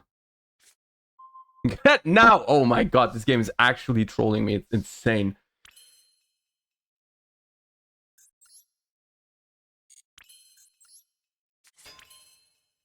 What is the set monster? It can die by battle, right? Because it's not equipped. They all have that, right? If this card is equipped, you take no battle damage. It can't be destroyed by battle. Yeah, we can just attack over it. And we use, we can just bounce.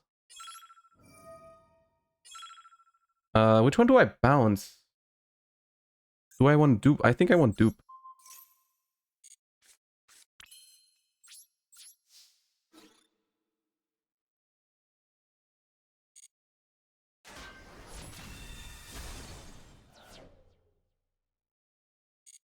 Holy shit.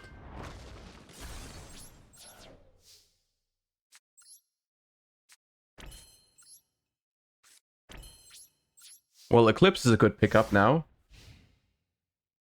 The negated goddess, dude. The negated goddess is insane. Despise, thank you for the 11 months. Nyanex, thank you for the 5. And Mr. Zumbo, thank you for the 12 months, the full year that started the hype train. Thank you so much. Or no, hasn't started the hype train yet, but we're almost there. Thank you.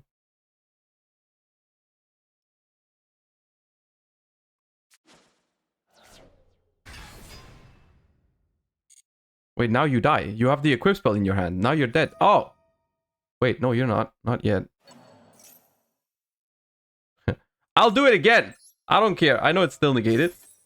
What? Just to scare them.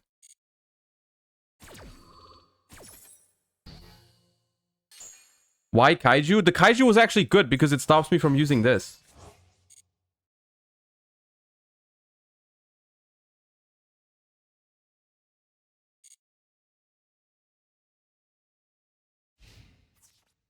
Bah. Soul phase. We need to do this.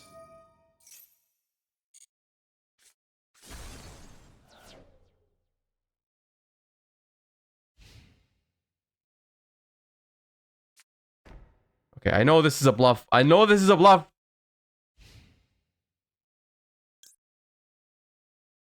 This can go back to my hand. Now they draw 1, which is unfortunate.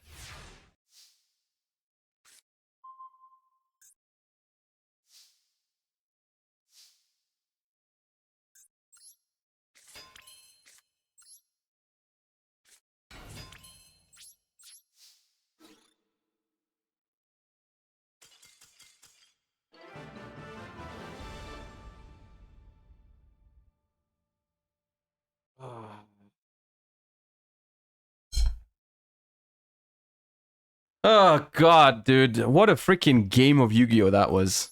Beautiful. Beautiful.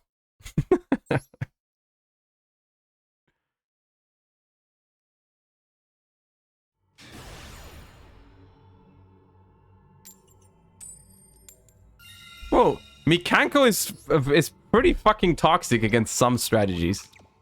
Like, when your deck does not have a way to deal with that shit, that's crazy. B-Rune, thank you for the prime. Ooh, good hand. Good hand.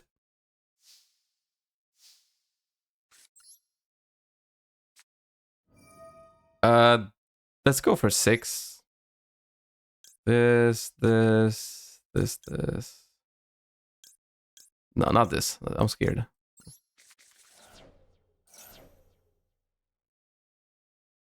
Alright, they have something, but they're not using it. Ash, Notebook, Rhoda, Talents. A lot of good options here.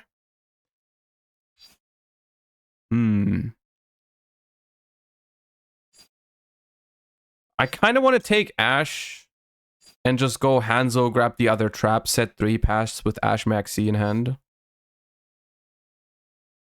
That seems good, because, yeah.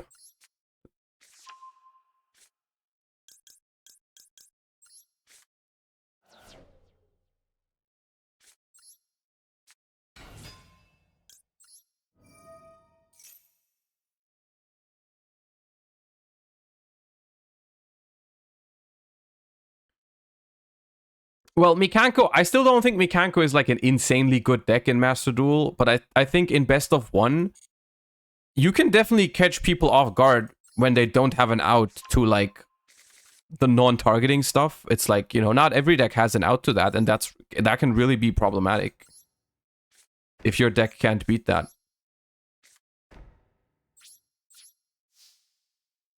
We will do YCS Dortmund prep mostly next week.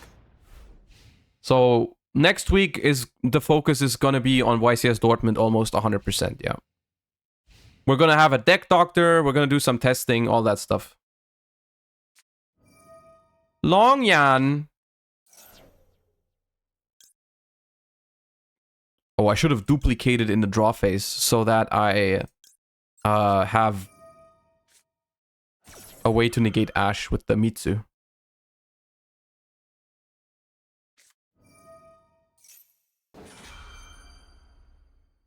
Hell no.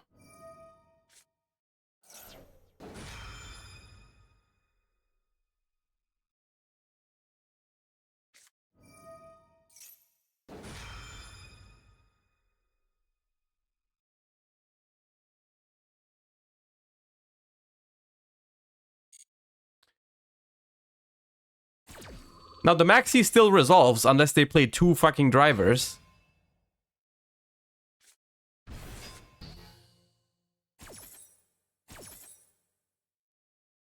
Okay.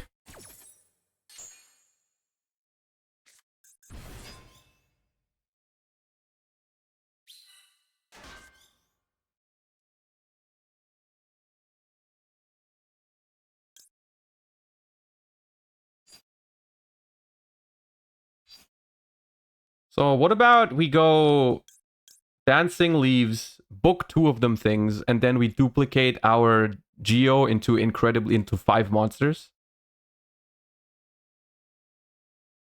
That seems kind of tight.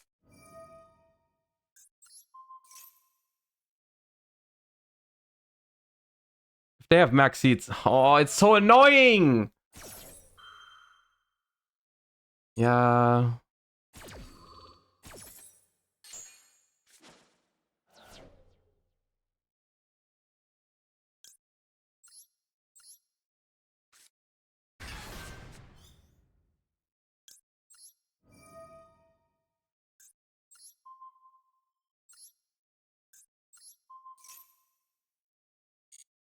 Beep, beep.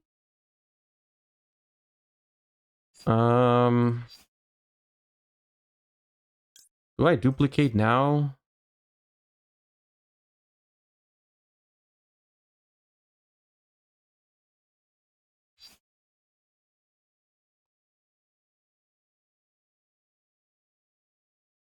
I don't have to. If they don't have a normal summon, I might just be okay. Because they have Gamma plus 2 cards.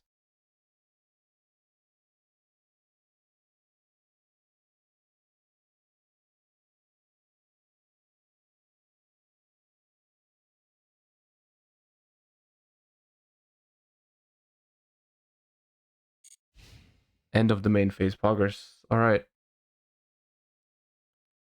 I think I'm not even gonna use the duplication this turn. I'm gonna wait for next turn.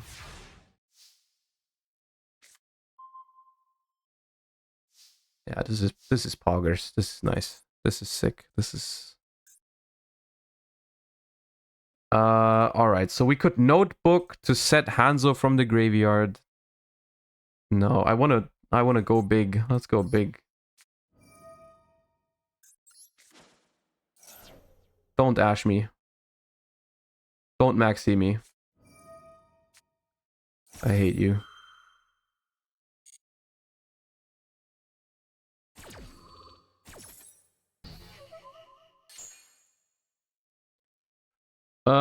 Well,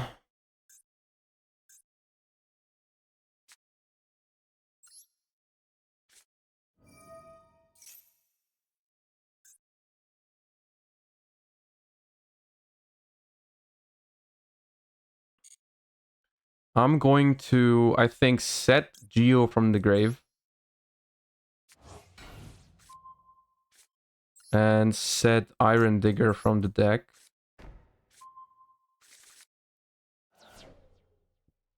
Have another maxi. Activate Iron Digger. Target here.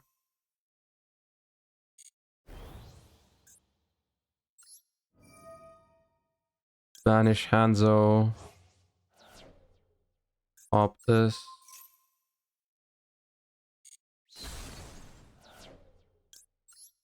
Effect Iron Digger. Target Hanzo.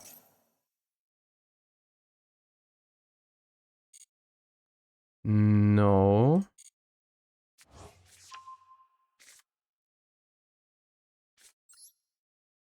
Normal Hanzo. Effect.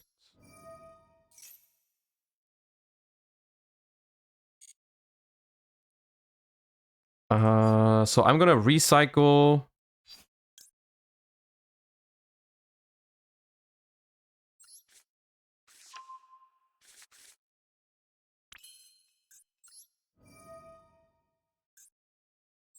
Here.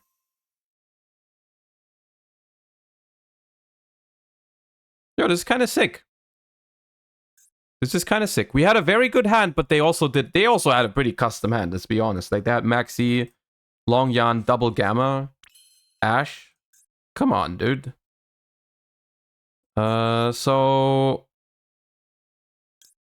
Mazen, attack over Long Yan. We could also just leave it like this, honestly. We don't have to make a fusion. I don't think the fusion here does that much. And I'm also not sure if we clear these, because they are... No, I don't think we clear these. I'll leave them there, because I contribute them for my thingies. And... Just let it there. Just let it sit there. Because it stops tennies, it stops the gamma.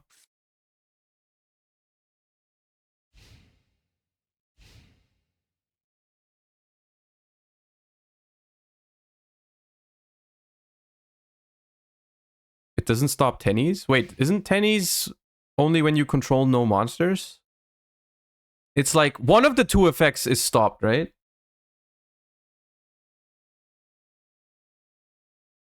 Or is it just no effect monsters? Oh, right, okay. Okay, so I'm going to duplicate...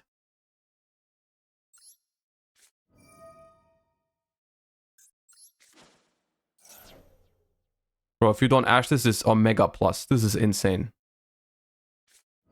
That's fine. Let's go. Alright, we will summon... Hanzo.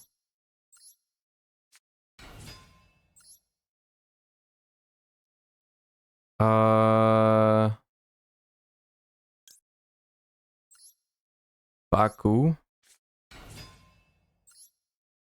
And Tobari. And then effect Hanzo. And effect Beast Ninja. Target Iron Digger.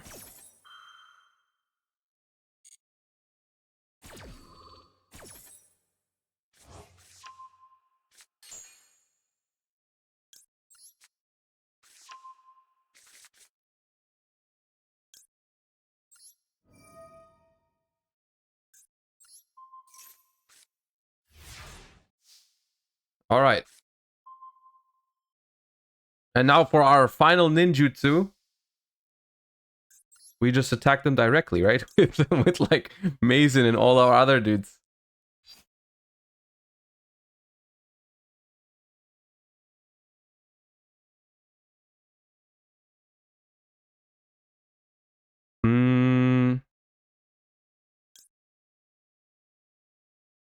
Cross sheep.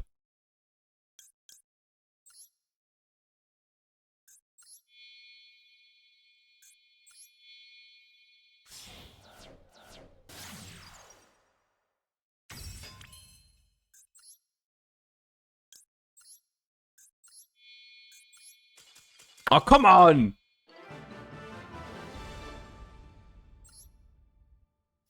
Let me do my ninjutsu.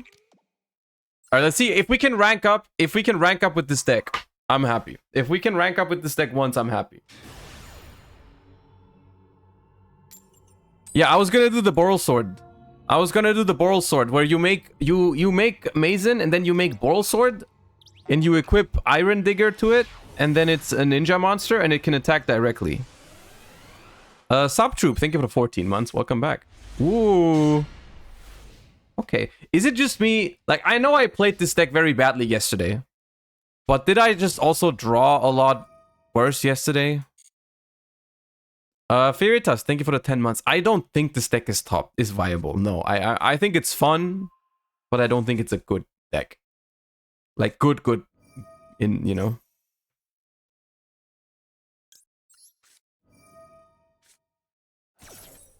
A bit of both. It may have been a bit of both, yeah. Okay. That's fine.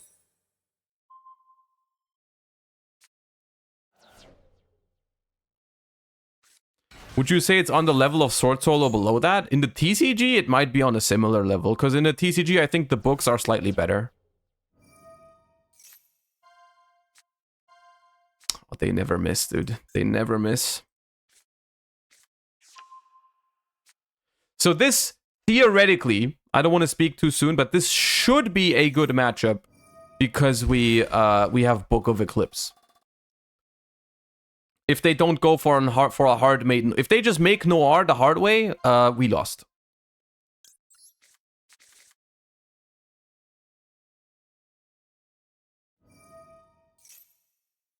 Which is looking likely. It's looking like we lose to that, but we'll see. Plump.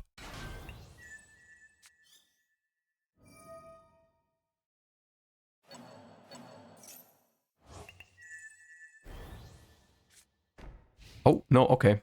That's winnable. That's absolutely winnable. Okay, hold up.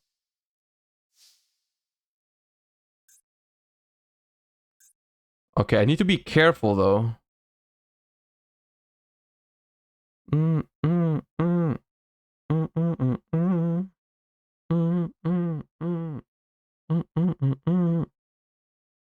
We have the OTK, let's go. You see, the problem is I cannot just activate Eclipse first. Because if I activate Eclipse, they can chain it and then it's unaffected. I have to like force them to activate the trap card, which is not super trivial.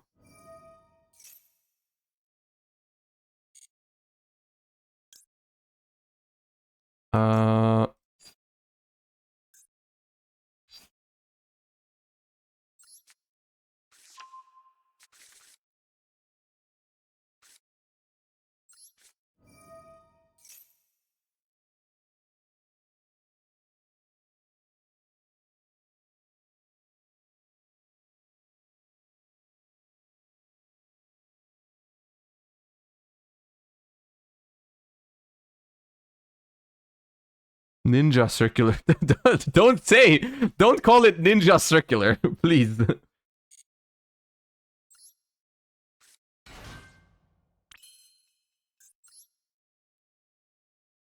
I think I make this.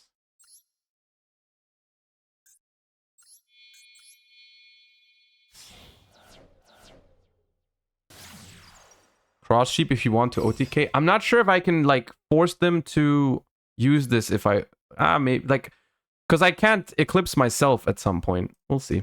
I'm okay with playing the control game here because you know, for obvious reasons. We can win, I think, with control game.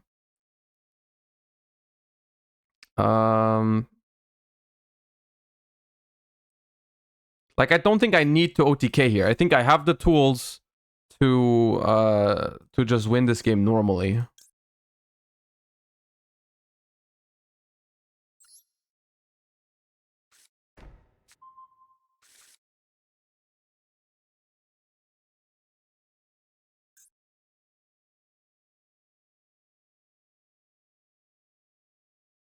So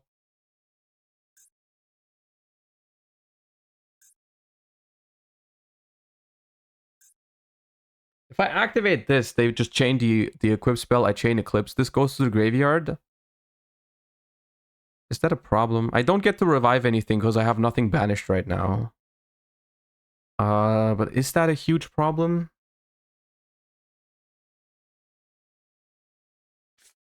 If you're not going for the OTK, why not Prosp first? Potentially, but I think there's an argument to not Prosp first. Because you can just, Prosp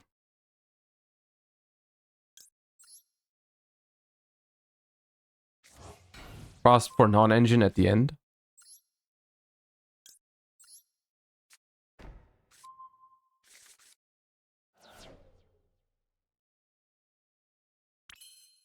So what I'm thinking is I make this here.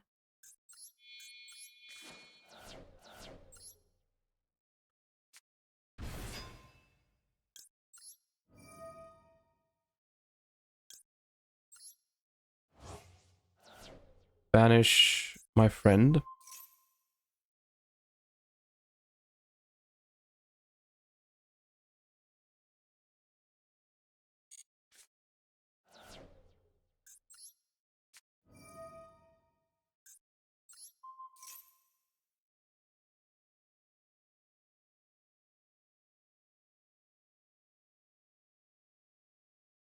The equip banishes to destroy. Not if they chain the thingy right now. If they chain the leap right now, it just goes to the graveyard before I can activate it. Like the effect. I know it chains for it banishes for effect, but not if they just rank up immediately. See?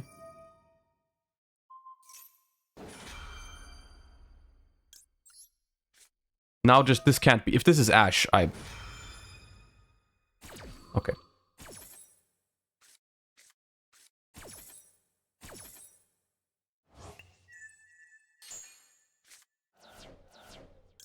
And now we have a target for this. Is this a warrior? It's a machine. So I can special this to fuse into Mason. Right now I'm gonna prosp and see if we find. I don't know what I would even want here. This. Okay.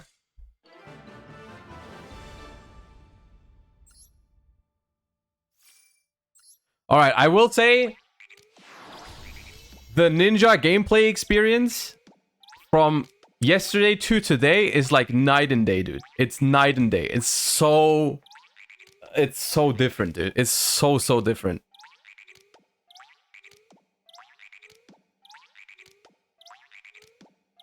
Ninja's so crazy. That was definitely not Maxi. I mean, I drew one card off of Maxi. What do you mean? Like, you're literally chatting right now. The Maxi is not that insane against Pearly.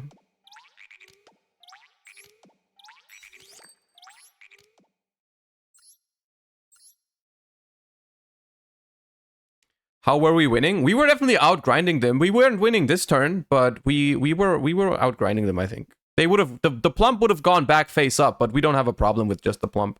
We can out it on the next turn. We can like in there we have because we have both of the ninja trap cards. We can just on their turn tag out into this immediately and then just book it face down to where they can't flip it back face up. So yeah. All right, this is the list. I don't think this is bad. I would love to make this deck like a little bit more consistent. However, I don't know how. But yeah, I'll go to the toilet really quick and then we see if we can rank up some more, maybe with some other decks. Give me a second.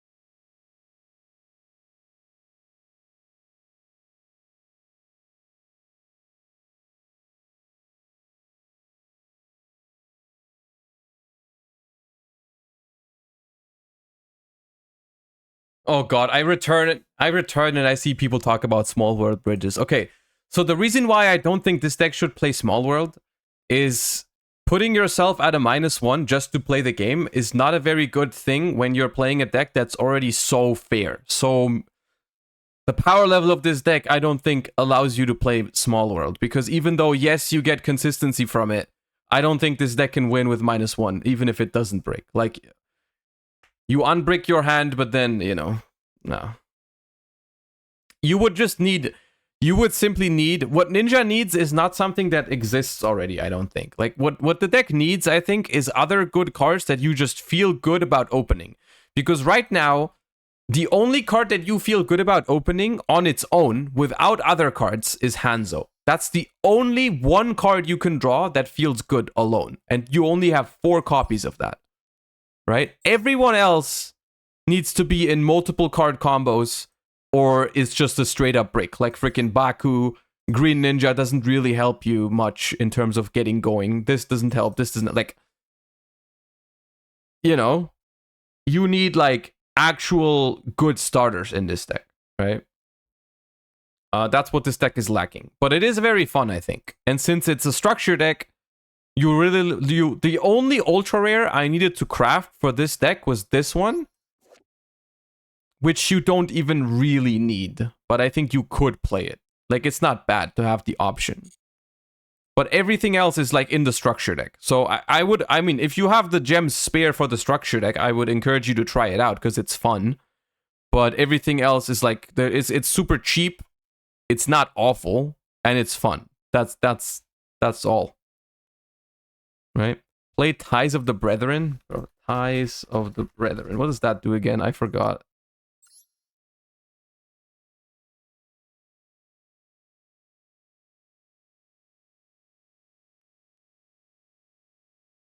Well, you would need more level 4 warriors though. Like, you wouldn't be able to do that.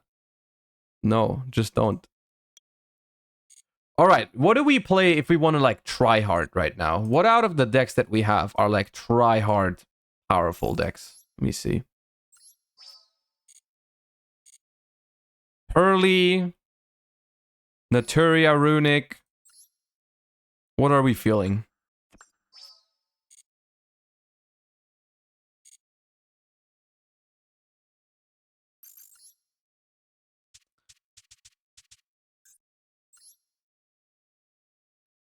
The only thing is, this deck probably needs a better, like, because I don't think I've updated this since the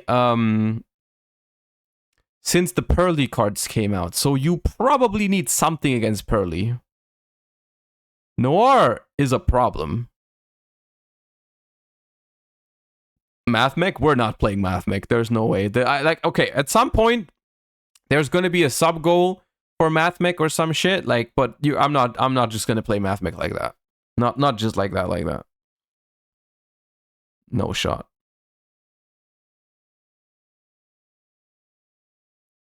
So what we could play to out Noir is we could try to fit Goddess in the extra deck. But it's very hard to make. It's very hard to make. And it, yeah. You got Dragon Link? I won I won the Master Duel World Championships with Dragon Link, so yes, I have Dragon Link. I am an owner of the Dragon Link deck. Kurikara? Kurikara could work. Flex? Yeah, flex, but appropriate flex. Kurikara. We could try Kurikara. Is that an ultra rare? It's an ultra rare. Well, I have one.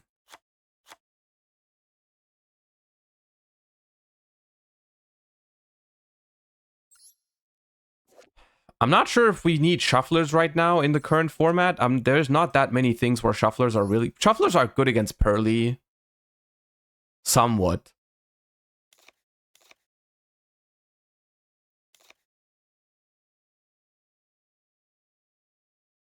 Three tactics and a draw engine, one Zeus after we take Noir. I mean, it's not... There's no guarantee you can just take the Noir. We could try this. This does not seem bad. I just need to make... I just need to be able to make a Kurikara. I need like a cup. Where can I pull this? Is there a secret pack for this? Because then I will just pull it. Nope. Alright. I have like a couple. We can open a couple packs. I need like one ultra rare to make it. Which one do I open? Do I need anything from this? Not really. I have everything here. Yeah, I don't need this.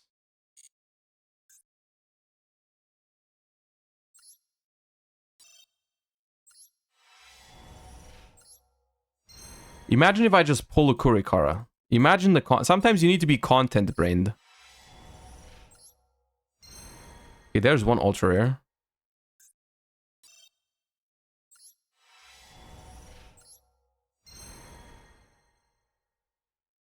The problem is that that thing is not even that bad. I feel bad dismantling that.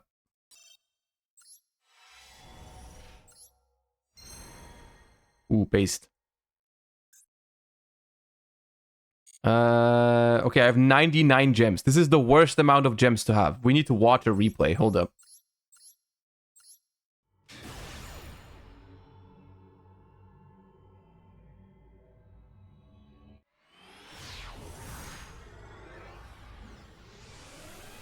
Odin Tabris, thank you for the 10 months. Also, Vault Cup, thank you for the 14.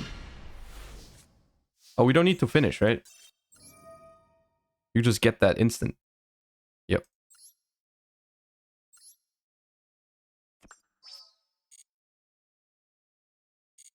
And now, any ultra rare, but preferably Kurikara. Has anyone ever pulled the ultra rare you were looking for out of the master pack? That's like, that must be the craziest feeling of just opening the master pack and it has like every single ultra rare in the game available and you just pull the one that you wanted.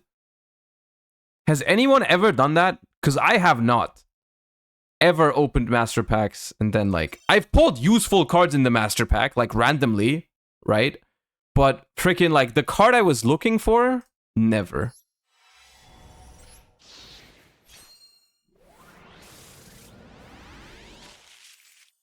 And today is also not the day. Well.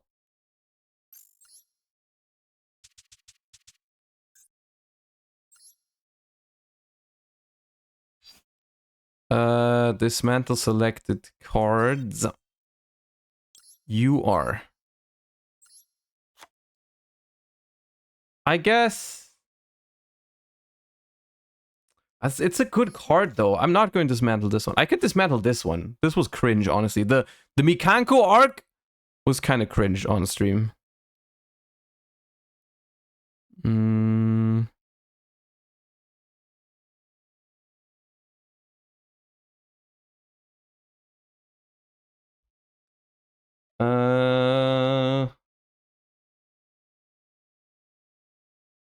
I could just go with the... This is glossy, so I could just dismantle the rematch. I don't think we'll ever play Goki, so...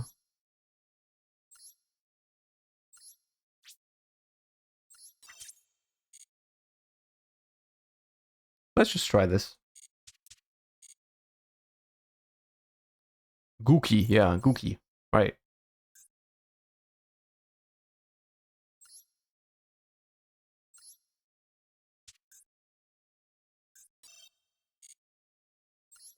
Alright, it's gonna be nice playing a deck that I know in and out for once.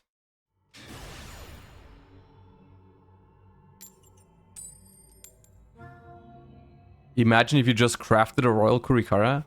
I don't remember if I've ever crafted a Royal Rare, like a Royal Ultra Rare. I've crafted Royal Super Rares before, but I think all my Royal Ultras are from pulling them from packs.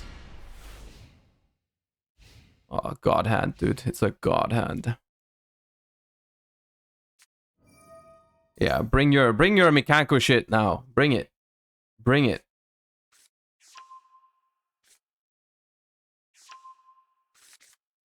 Actually, can I beat... How do I beat the non-targeting?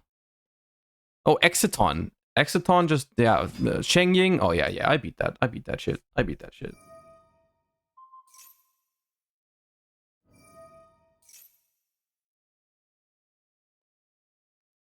The XYZ event, we already did. We're done.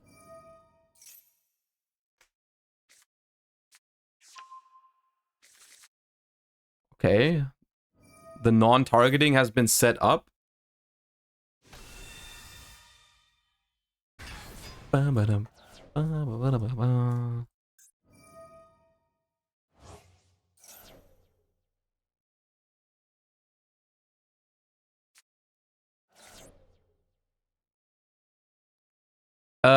What do I know in their hand still? They have the blue Mikanko still in the hand, right?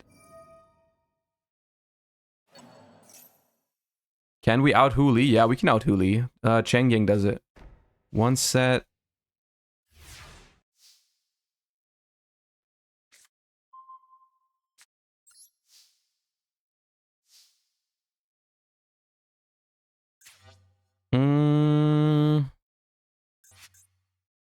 So they have Reflection Rondo in the graveyard.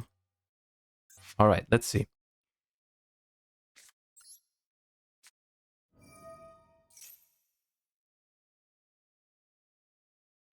Can this deck interact with Spell and Traps at all?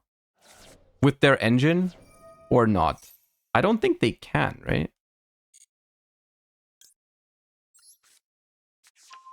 Let me see what the trap card does real quick before I do something stupid. If you control a Mikanko monster, target a face-up monster on the field, equip it with one equip spell from your deck that can equip to it. If an equip spell is sent to your grave, all discards in your grave, banish this card and add back an equip. Okay, so this does not really do much.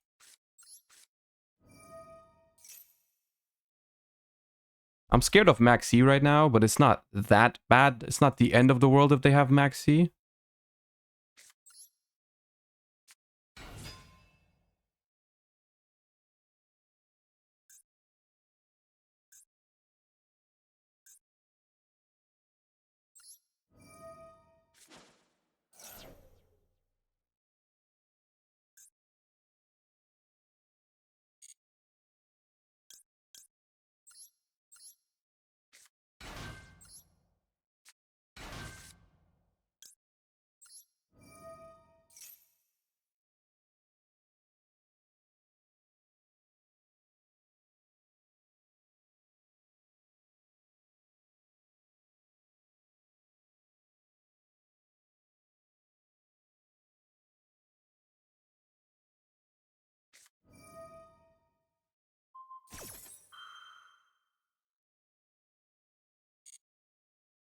They can equip you with an Axe of Fools?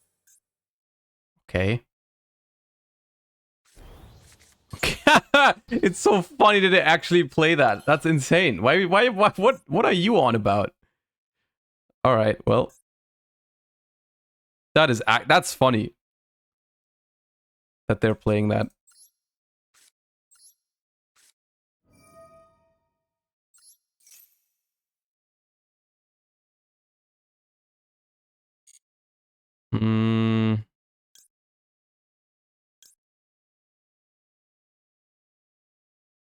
So I think Freezing Curses is best to just summon with because I can't target their stuff anyway. So which is like the next best one that I could actually use?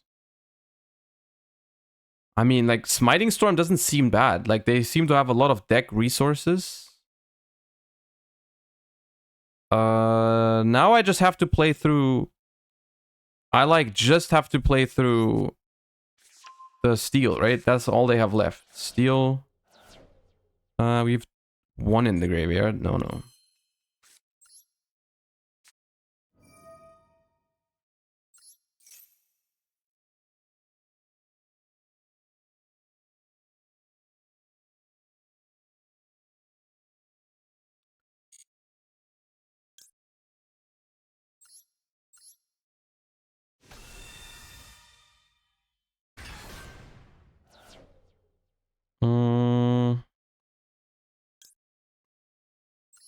Chain block this fountain. And let's discard Camellia.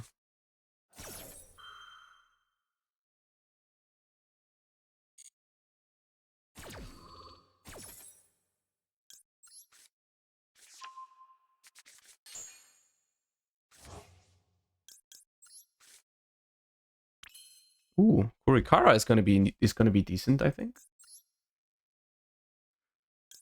Coral Dragon. Summon. Yeah.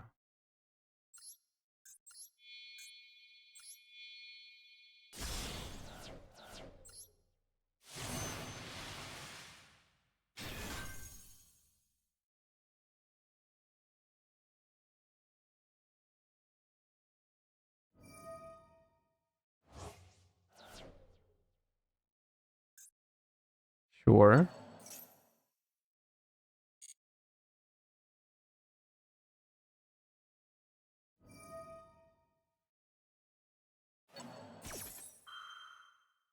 Okay.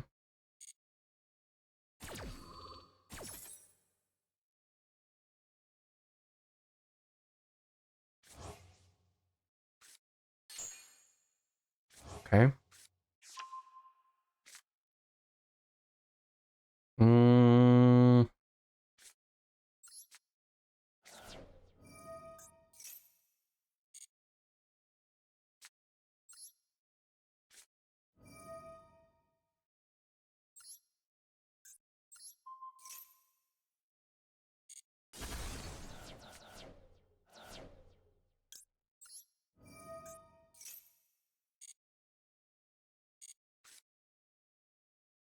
Oh, I can't discard that anymore. That's a problem.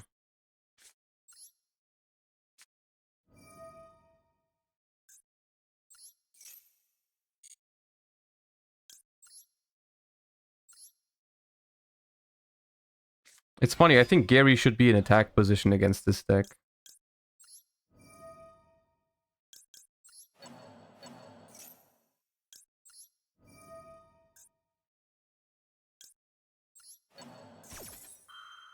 Does the Oh Homie die in the end phase or back to the hand? Return it to hand, okay.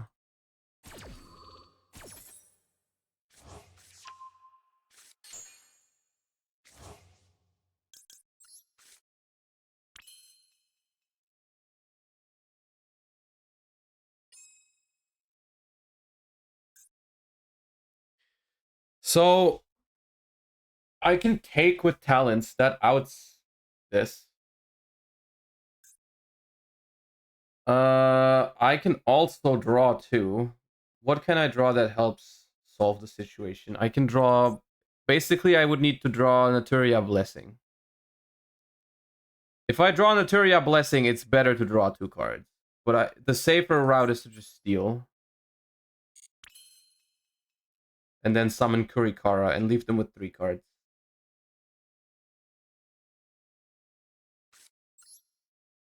I think it's better to draw, though. Because I don't think we're under, like, an immediate threat, either.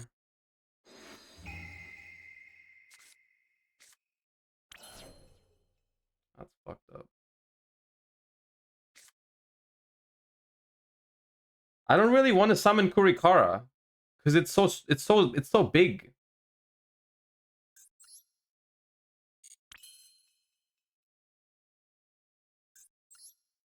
And Donner...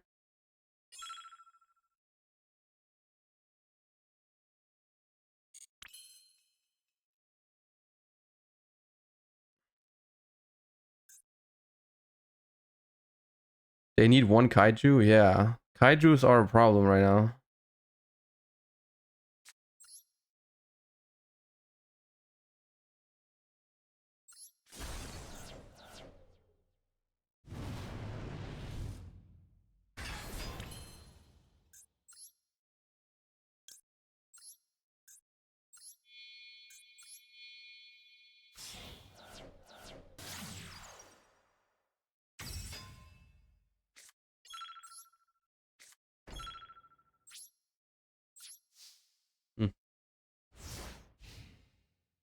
Kind of unfortunate that we didn't draw a single Naturia Blessing throughout the first 15 cards of the deck or whatever.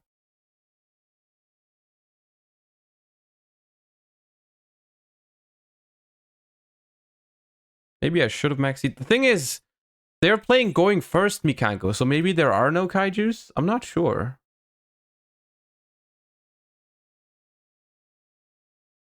There might be.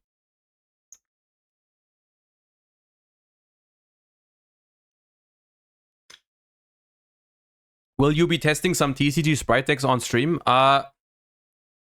Maybe Runick's, but probably not, because I personally, and this is 100% the truth, currently I'm not looking to play sprite, like pure sprite specifically for YCS Dortmund. That's not something that's on my list for decks that I think are good enough to play for a YCS. It's not a bad deck, but I don't think it's like good enough.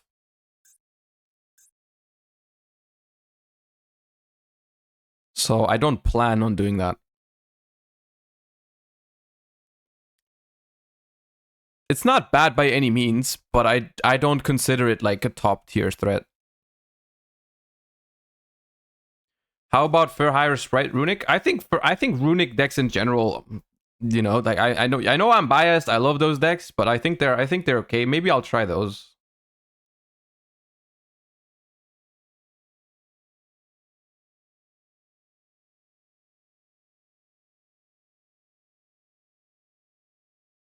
After they arabesque, you can target them. Hmm. Ooh, Kagura. Kagura is scary. I need to read that real quick.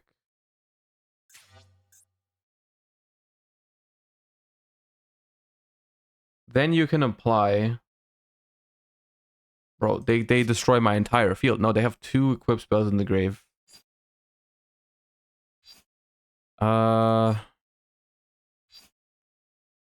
can go Sacred Tree into Mole Cricket.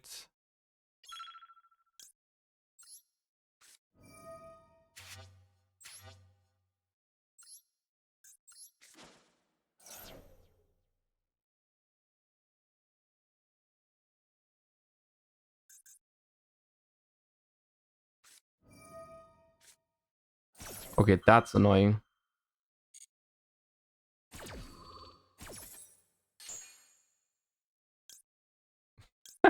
Summon Maxi.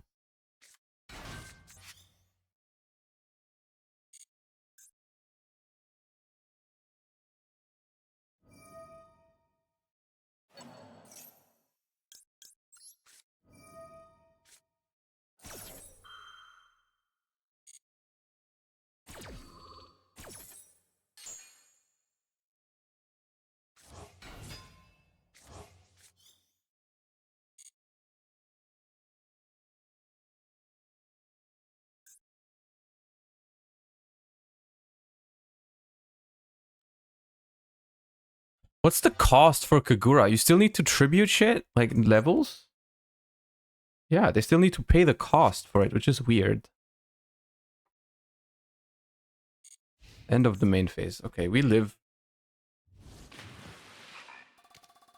We live this turn. That's the most important part.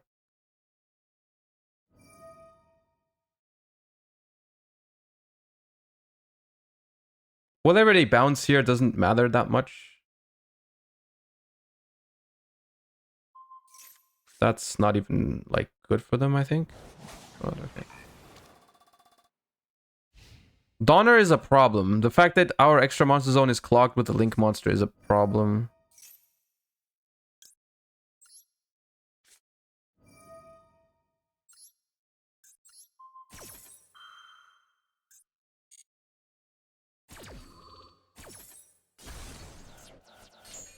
Oh, we banished these 2. That might be important. Also, we banished this shit.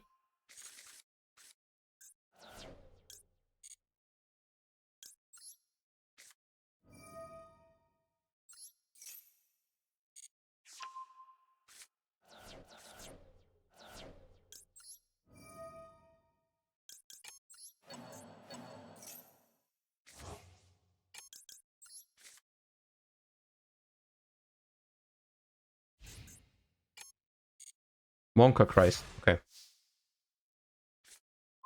Ah! Hello.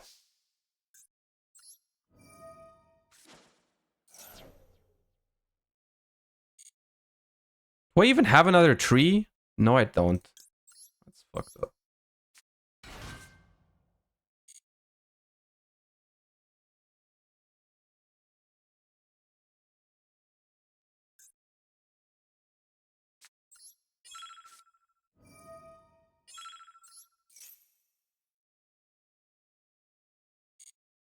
Deck out angle? It's not that easy.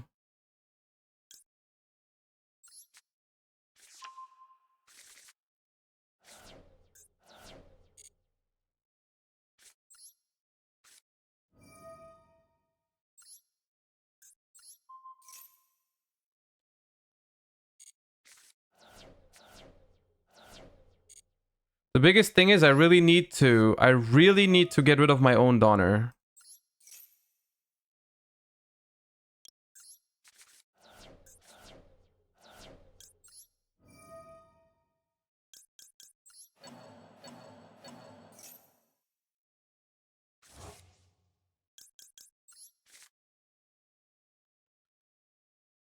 Does Blessing help? Blessing.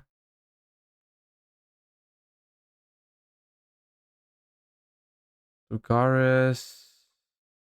Not really.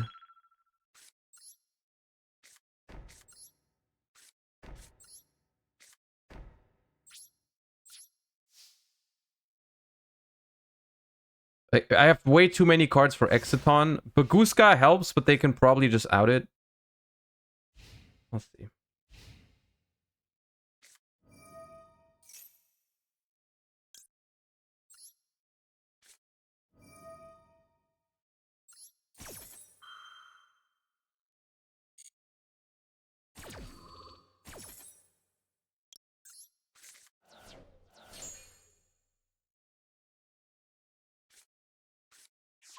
Carapace.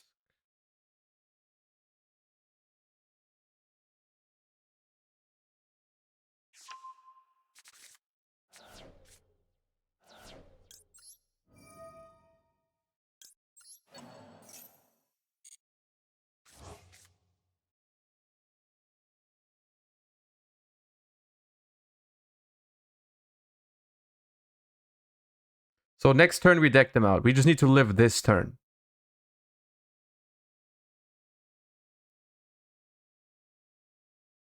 But I don't think we do. I think we die, to be honest. I actually think we die.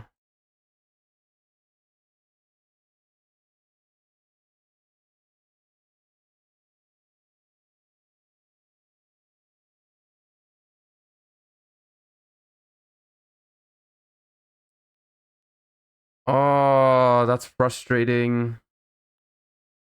Because a third one will just kill us, right?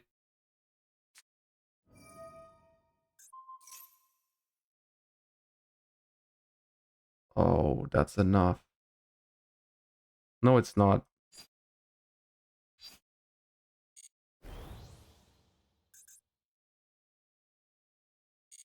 Okay, we're battle phase. We're in the battle phase. I can target this one, so I can just go destruction.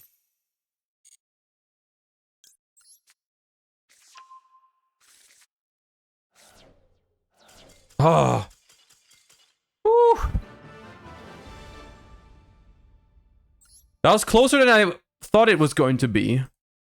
That was definitely closer than I expected that to be. Like, I probably should have taken with talents. I got greedy. I got greedy with the talents, I think. I think that was the problem. I think.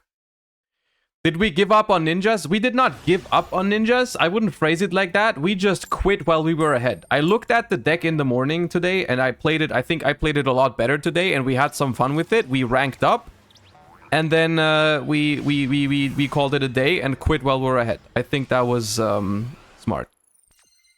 The deck is not bad though. The deck is fun. The deck is playable. It's just not meta or anything. It's not strong. I wouldn't call it a strong deck, but you can have some fun with it. Try Brigade.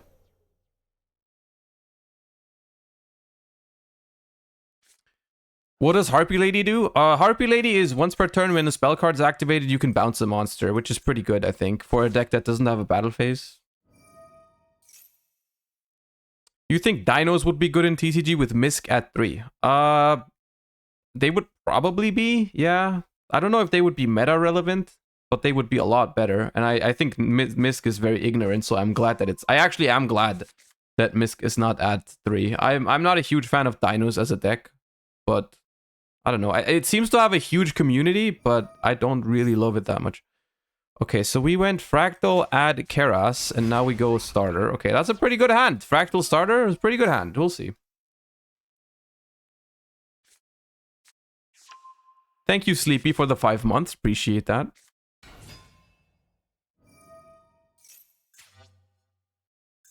All right, our hand is good. We'll see. Smashers is a problem. Smashers is a big issue for Runick decks. Ooh. Ooh, that's a sexy sprint. Royal sprint, that's crazy.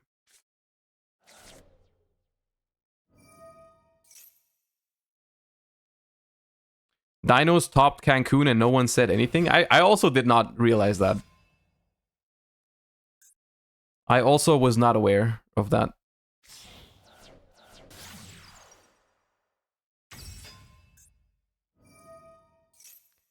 I think the amount of times I've played against Tri-Brigade and my opponent has done the combo correct is probably 0 in Master Duel. Everyone seems to mess it up, including myself. I'm not you know, I'm not taking myself out of it. I also have no idea how to perfectly play freaking Tri-Brigade Sprite. It just seems like a deck everyone's trying to like wing it. Everyone tries to just wing it, and see, this is one of the things. If they use Gigantic now, detach this and search with it, they are locked for the rest of the turn. So that can't be the play. Okay, they're not doing that yet. That's smart. Let's see.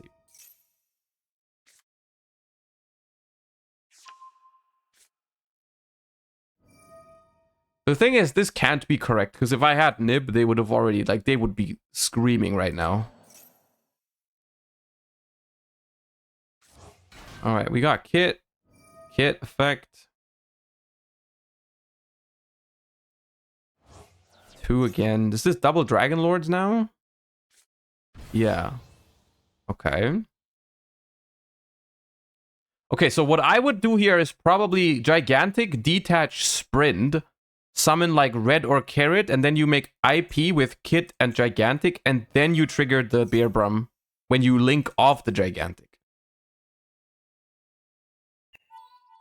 Okay, no, that's not what we're doing. I think that would have been better.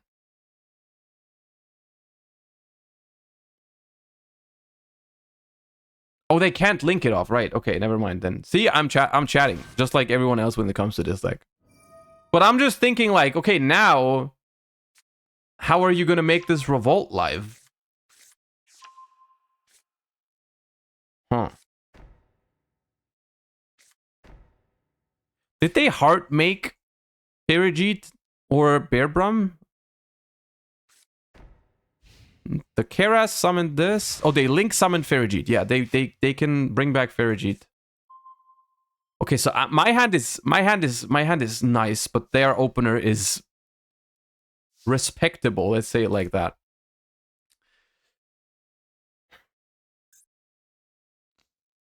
Okay, so we know about Smashers. We know about Revolt.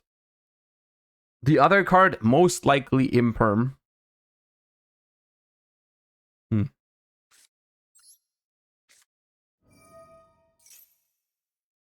Or called by him.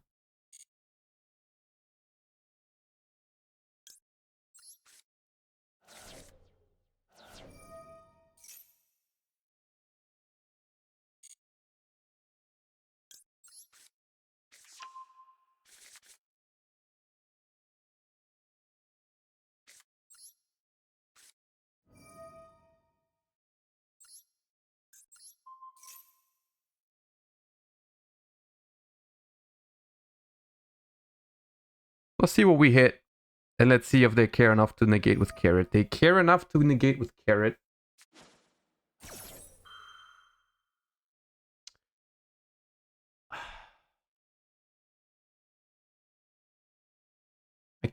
I can't freezing curses it anyways, so fine. I almost forgot about elf targeting protection there for a second. Wait, you're reviving? Aren't you blocking your zones for... Okay.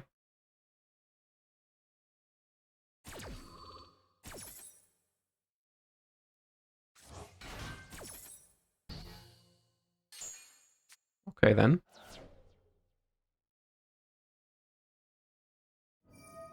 I swear to God, chat, if this hand trap, if this last card in hand is freaking Max C, I'm gonna just fucking... It's gonna be so annoying, because we can actually play a real game of Yu-Gi-Oh! Here if there's no Max C. Like, if there's no Max C, we can actually play into this, and it's gonna be interesting.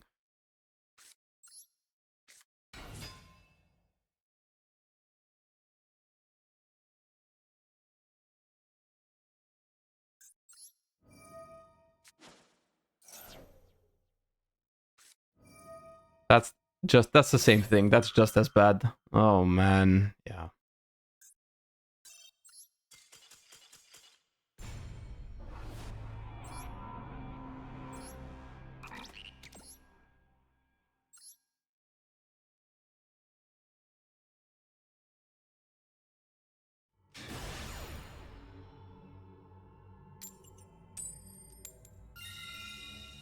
Oh, man, yeah. You lose the coin flip. They open the most busted combo. Plus, they had Ash and they had one other back row, which was probably Imperm. So, okay, that's not a very good hand.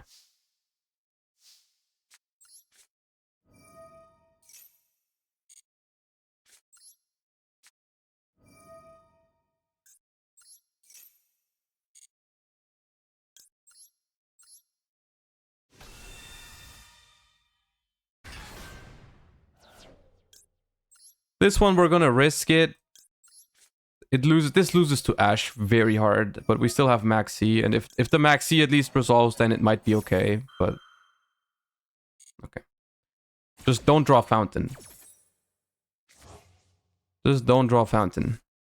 Oh, come on, dude. Oh, come on, dude.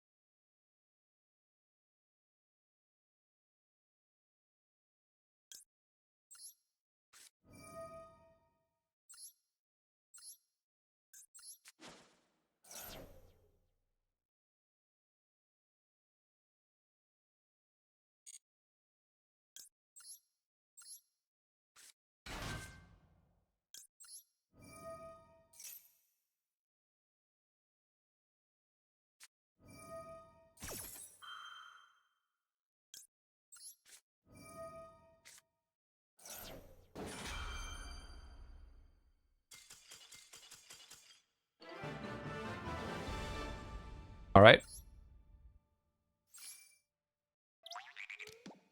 Tierrament's not strongest, apparently.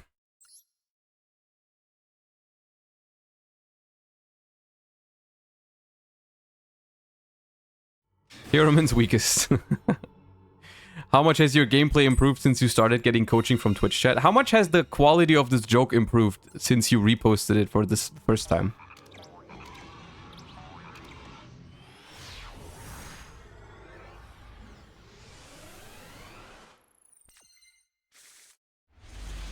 Bro, what's up with the trees today?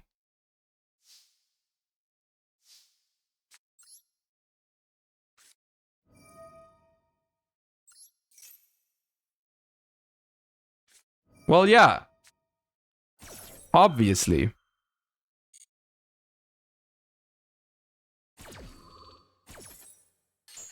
Should only run one. Yeah, the deck's actually buffed in the TCG. Deck is actually better in the TCG.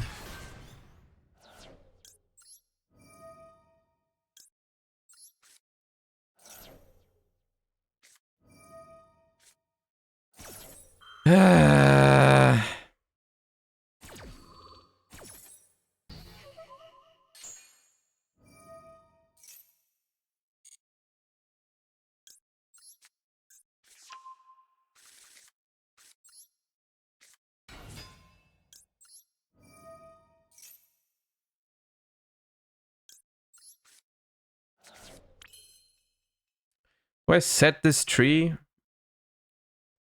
Probably don't.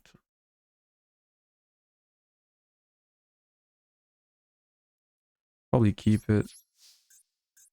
Because I need, because they ashed Ryugen, I need another way to fountain. That's alright.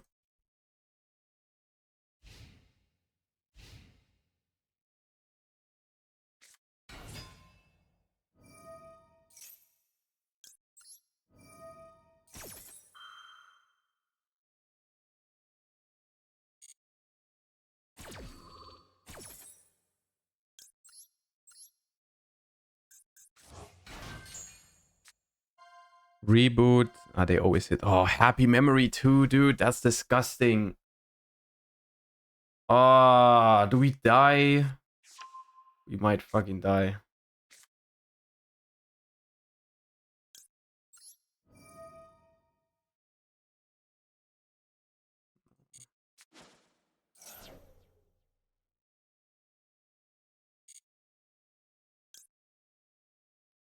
I think we summon Sunflower and attack.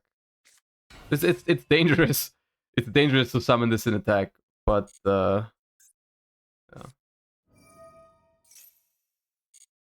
If I summon it in defense, they can just attack over it. But maybe I should have let them do that. If I summon this in defense and they attack it, I'm probably happy with that.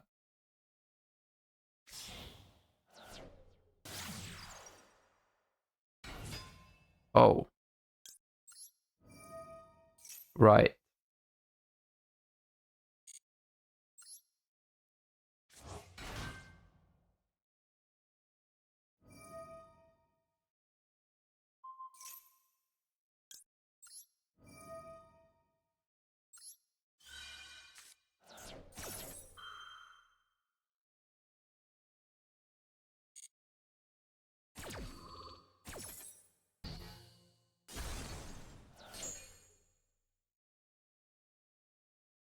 It doesn't make a huge difference, actually. It's probably wrong, but it still doesn't really make a difference because if, let's say they just activate Pearly effect, I also negate that with Sunflower. It's kind of the same thing. Right? It's like they activate Pearly, it baits Sunflower. They summon Anima, it baits Sunflower. It's the same thing. The only difference is I get a free Mole Cricket. I don't know what you're trying to achieve right here. Bro, why did you not choose the Pearly? It's gonna die.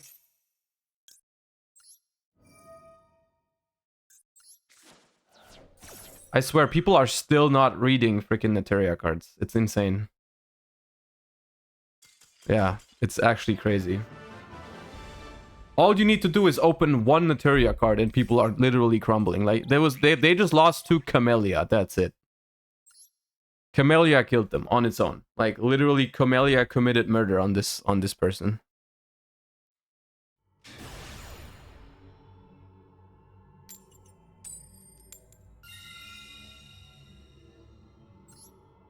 What do you think of the Terahertz line for Rescue Ace? I'm not super familiar with it, so I'm not sure. Like, I think Terahertz is a fine card. I don't think it's better than the other lines I've seen from Rescue Ace, though. Okay, this hand is weird, awkward, no Naturia cards, and a cringe behavior of the deck.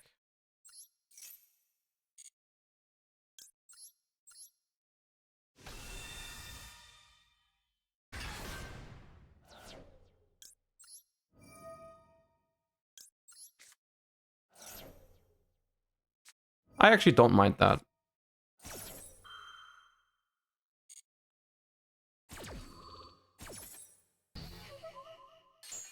Naturia is climbing to popularity in the OCG now. Well, you know what? In the OCG, this deck is pretty fucking busted.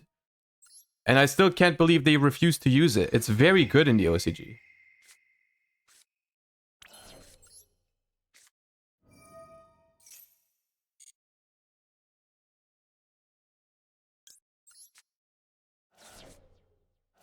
They only have one. Oh, right. They only have one fountain. That could be an issue.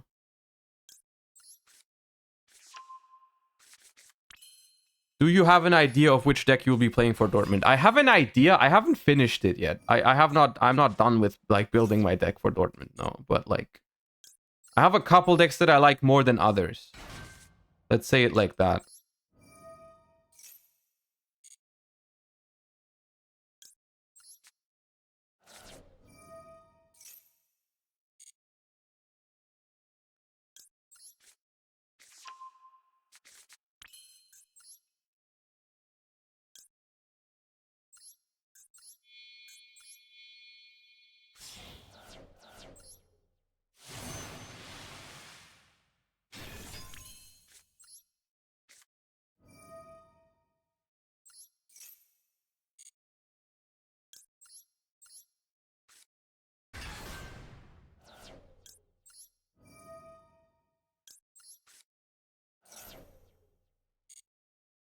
No ninjas today. We already played a couple hours of ninja. We ranked up with ninjas instead of ranking down. It was crazy.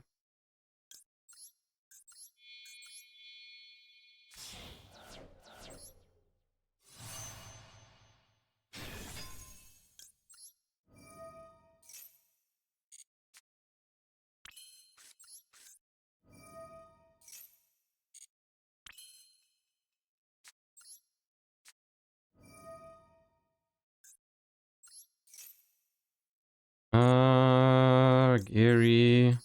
The levels are kind of messed up because we had to make a second Hugin. So the levels are weird here.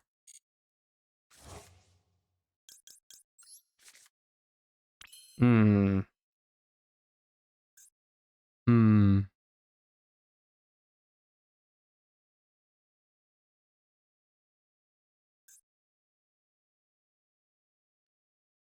Don't put the smile. Don't put that smile into the chat right now. Don't do that. Don't do that to me.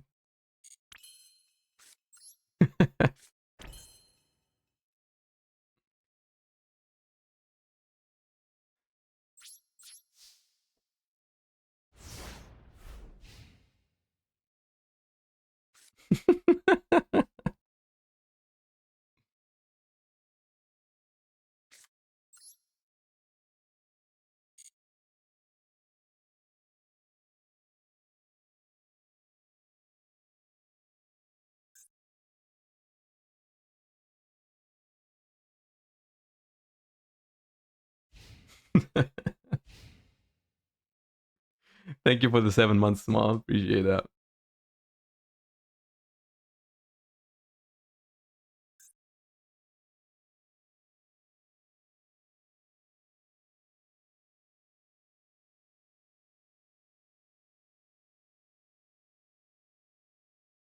All right, they only have 5 cards. We have 1 bounce, 1 destruction. This is potentially pretty strong because if they summon from the extra deck, we get back Mole Cricket, then we can tag out Mole Cricket into Camellia, then we can bring out Sunflower from hand with the blessing. So it technically does still work. You think they're gonna summon from the extra deck, chat? Asking for a friend. Do you think that's gonna happen? You think that's something they might want to do?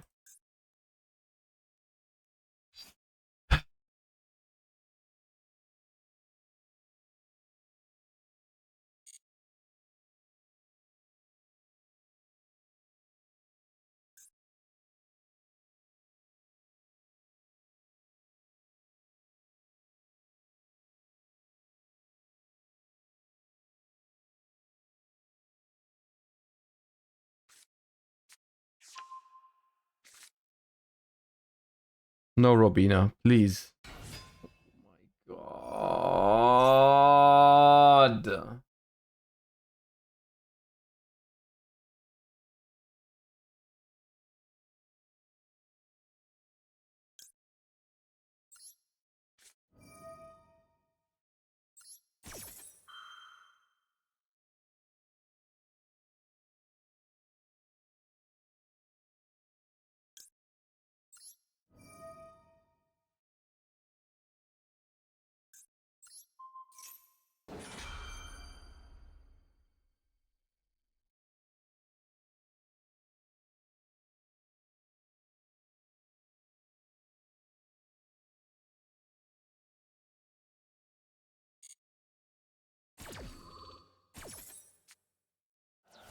Now, we can hope that they mess up. There's a small chance that they mess up.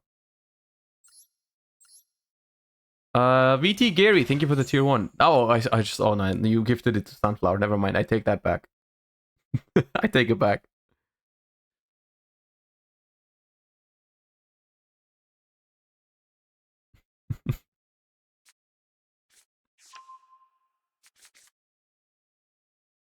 Okay, they picked the right one.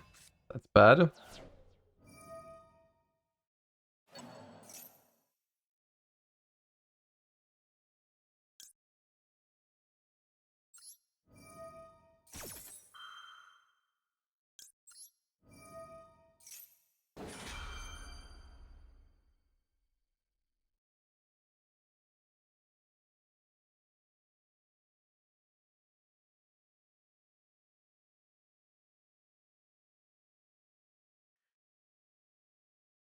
This matchup is not unwinnable.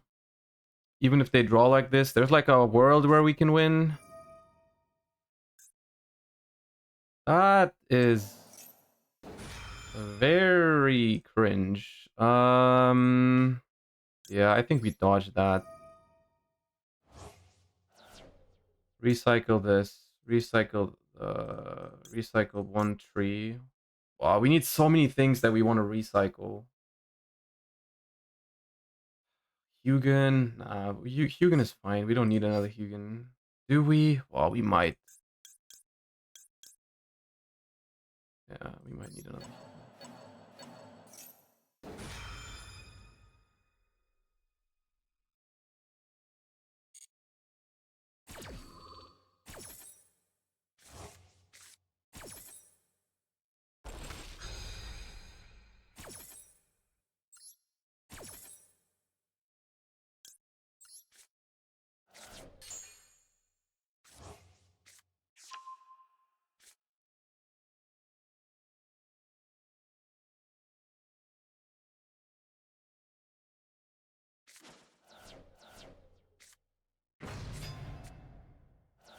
Bro, the noise that Empen just made was crazy. That came down with an oomph, dude.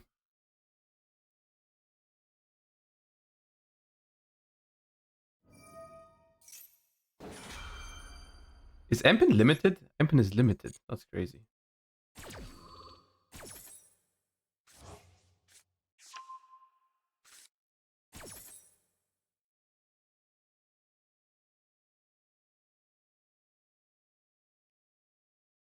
Alright, so Robina, Eaglin in hand, plus whatever they add here. The good thing is double destruction is pretty good to have here. Because we can... BT Gary, thank you for the gift sub. Thank you. Let's add a mole cricket.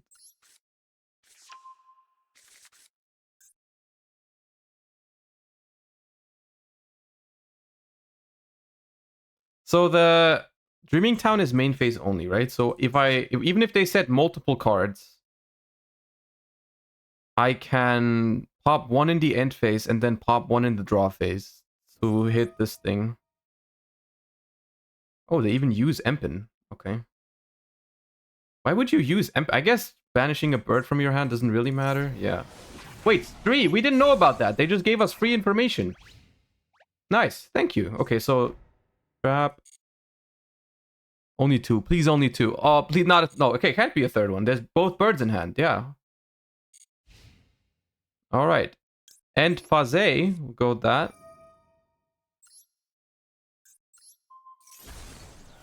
Goodbye, Dreaming Town. We banished another Dreaming Town. Yeah, we draw a fountain.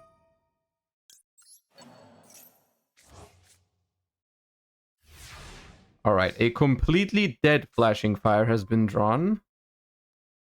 And you go away.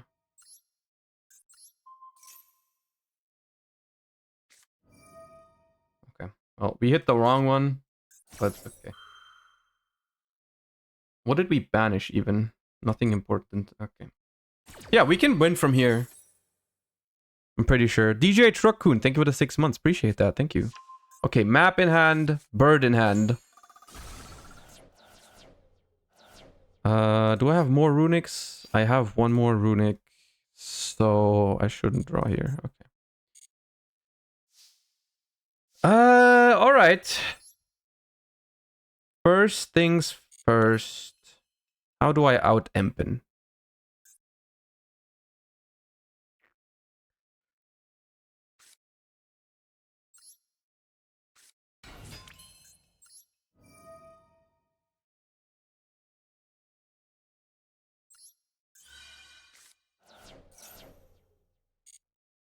We milled the last Camellia. Oh my god, we milled the last Camellia. I'm actually crying.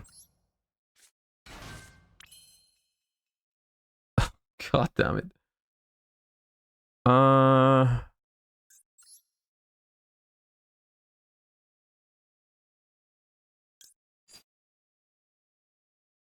Baron in the fence seems good.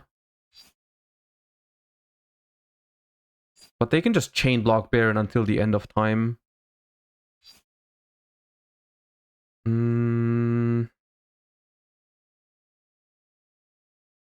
Nat Beast seems okay. I could Trish them. Trish seems okay. Let's Trish this individual.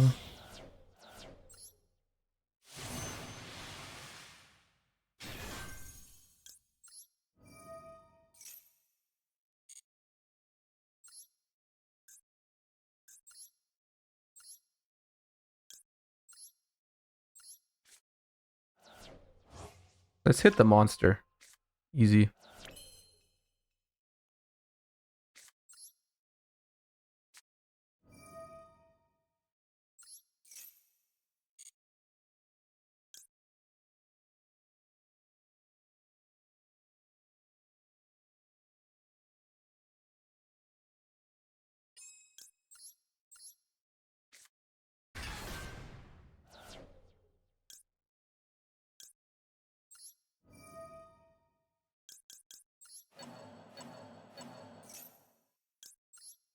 Can you loop Trish somehow? I don't think so, no.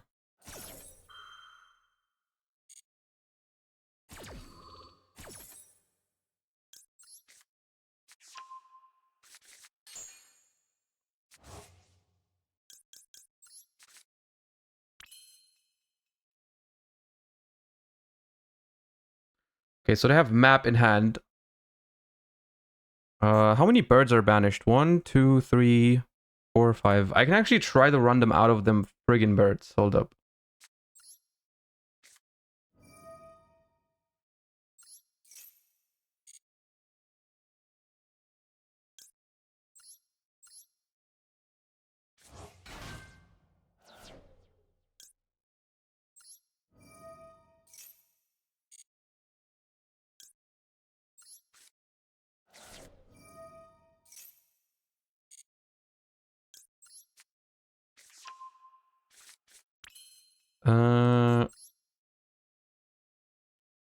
Beast does not seem good here, because if I make Beast... No, I can't make Beast. Can I?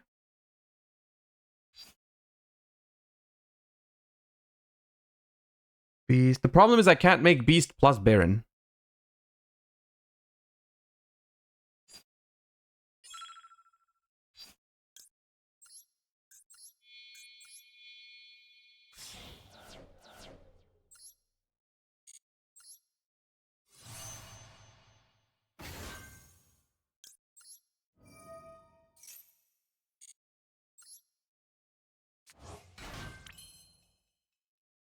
If I revive... Or... Yeah, it's not enough.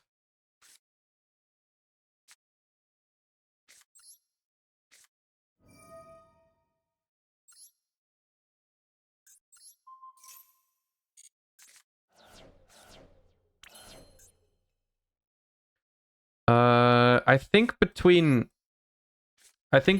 Nat Beast... Between Nat Beast and Freezing Curses, we should be fine. Right? Because we just Nat Beast the field spell, and even if they draw a bird, we Freezing Curses it. That's right. That's right, end phase.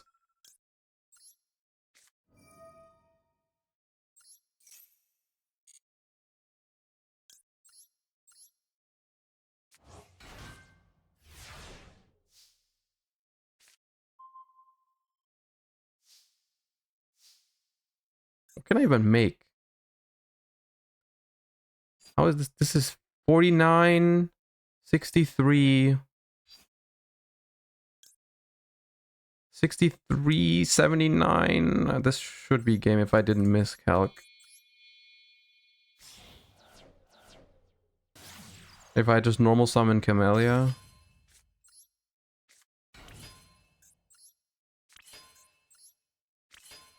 Chungus was probably also game, but this allows me to keep Nat Beast on the board.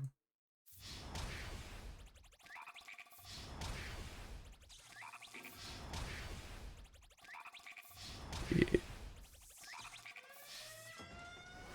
There's the calc feature. Yeah, I keep not using... I keep forgetting about that. It's not something I've incorporated into my game yet. I know, you can click the middle mouse button and it shows you how much damage you have, yeah. Alright, let's do more.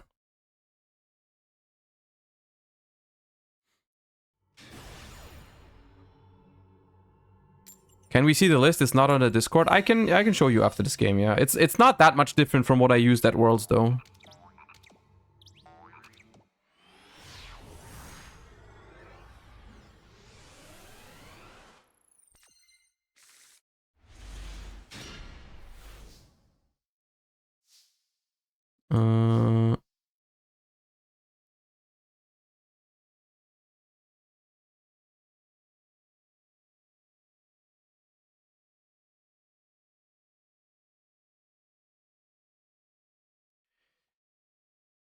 This hand is good, except for the fact that it doesn't have like this. If this was Mole Cricket, it was like one of the best possible hands, probably. Let's see. I added Kurikaras to respect purely Noir, yeah. I almost want to send a Mole Cricket because that's how important it is, but I think it's not that good. You could milk cricket and yeah, I could. I don't want to though. I think it's better to get an extra blessing, and then if you can afford to, you can just blessing on your opponent's turn, bring back Camellia, send the Mole Cricket then. I think that's better.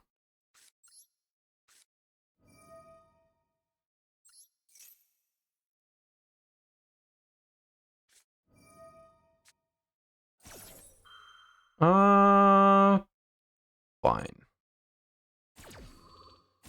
One thing I could have done is in hands like this one, I could have searched a Mole Cricket and then discarded it for Hugin. I think that may have been it. Because now I'm gonna discard a blessing. Which is a complete waste. Yeah. Yeah, no. This should have been a Mole Cricket in my graveyard. It would have been much better defensive setup.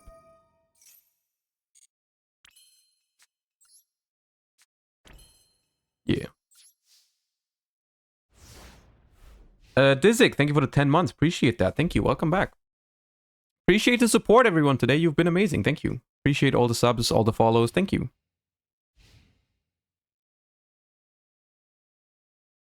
Alright, 6 cards in hand. This was definitely a much better setup. This should have been a much better setup than what I did. Because now, on that normal summon, I would be getting back the thingy. It would have been super strong. But, yeah.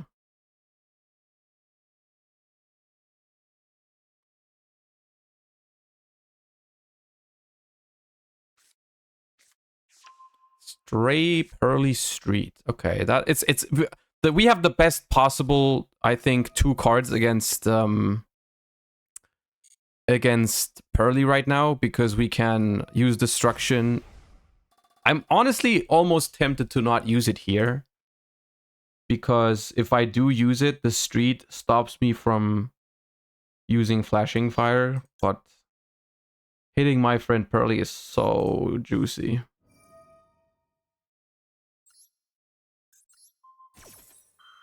It's so good to hit that. That you can't prevent anyways. Like, if they have that, I can't do anything about that. It's whatever. There's nothing I can do to prevent this. They just have the best possible... Oh my god, dude.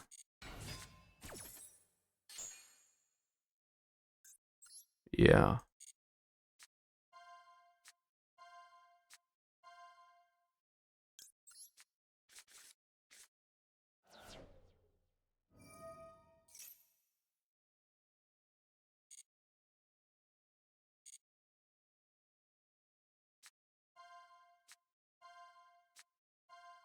Okay, they hit, but they only hit another my friend, so that's not too crucial. They have the field spell, which is fucked up. Yeah.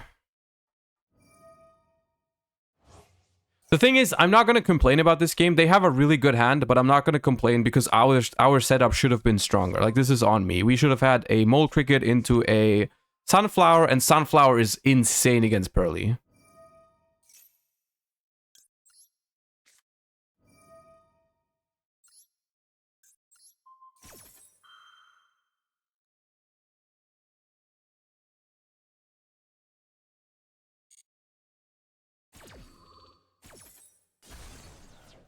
We banished another Rainbow Bridge, dude. Completely irrelevant. Alright, please let me resolve this at least. Okay. You could have Beast. I never really go for Beast with this deck on turn 1. Like, this deck does not have a good line, an efficient line to make Naturia Beast. Especially not when you get Max Seed.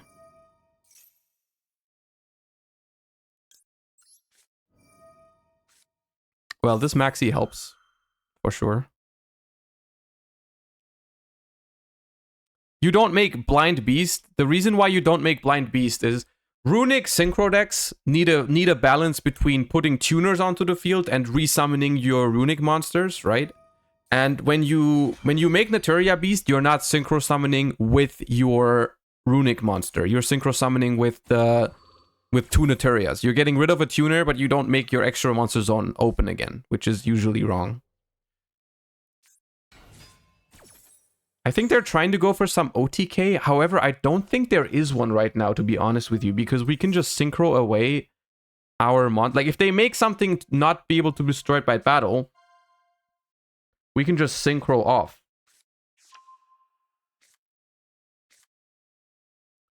So... I don't know. I don't know what exactly their plan is here.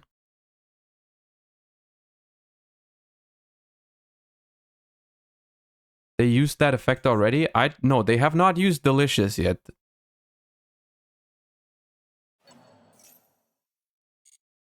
Remember Happy bounces spell? Yeah. So Beauty probably to turn something to attack position, but that's not really...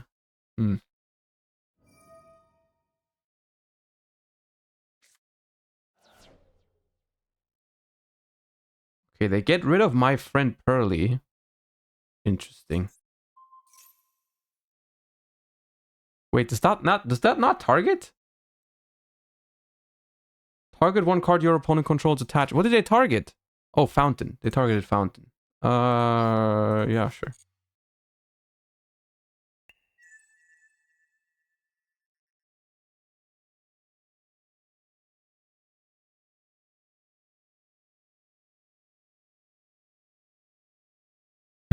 Lindoin, thank you for the prime. Appreciate that. Thank you. Battle phase now? No. Huh.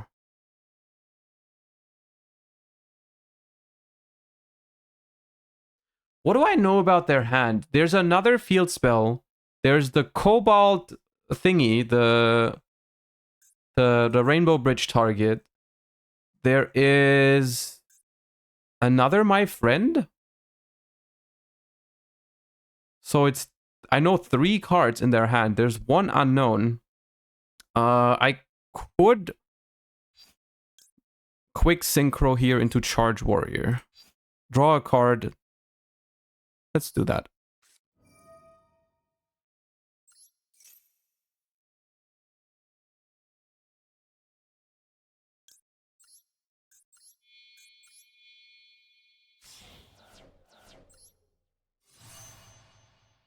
This locks them out of... Like, they can't make Zeus now, which could be annoying.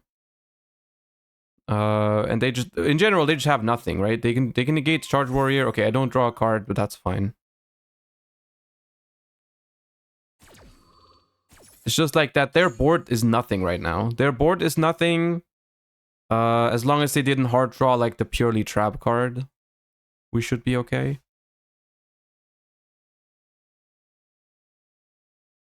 They can crash and make a second XYZ. Well, they're on their max C, so like that's fine. Coral Dragon is better. Coral Dragon probably was better. I kind of forgot that they still could negate with this.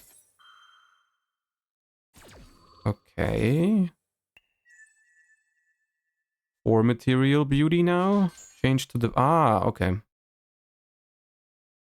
Nasty, nasty. That's fine.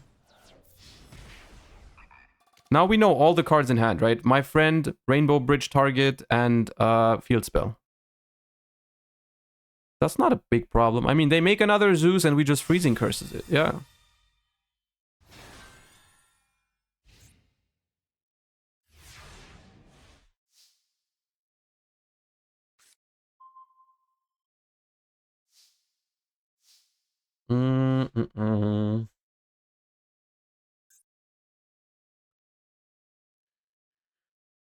Okay. Sacred Tree is a busted top deck, by the way. That's an insane draw right there. We definitely need to start at this.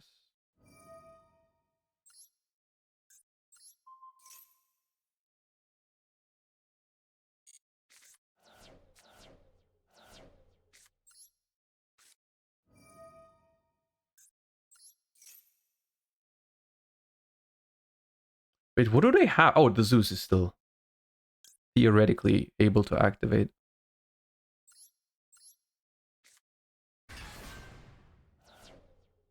What do you think of playing Forbidden Droplet in Salamangrate? I think it's good in Salamangrate, but I don't know if it's good in this format right now. It's like a solid card. It's definitely good in Salamangrate. It has synergy with Salamander, but I don't know if it's good enough in this format. That's like where I'm at. So we add this. Normal summon Mole Cricket. Effect Mole Cricket. And we go for... Do we go for Camellia Sunflower or double Camellia? Probably this, to be honest.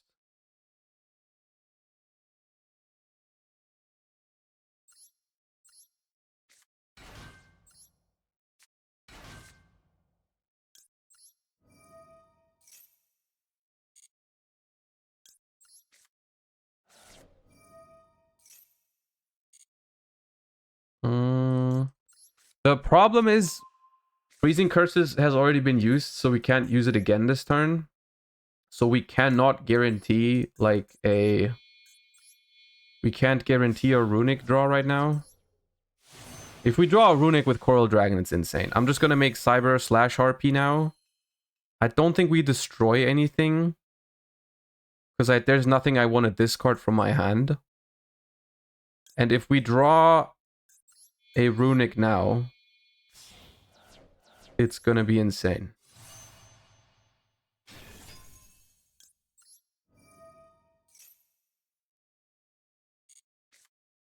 That's probably the best one, I'm gonna be honest with you.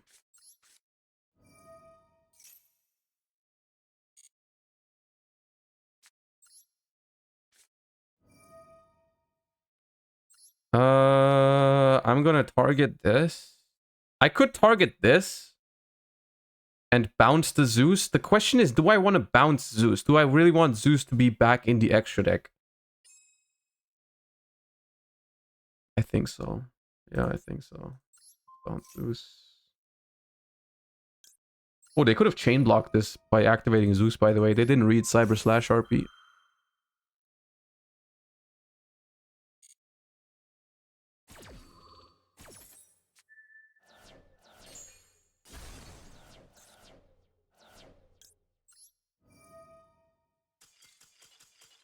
Oh, that was curtains right there.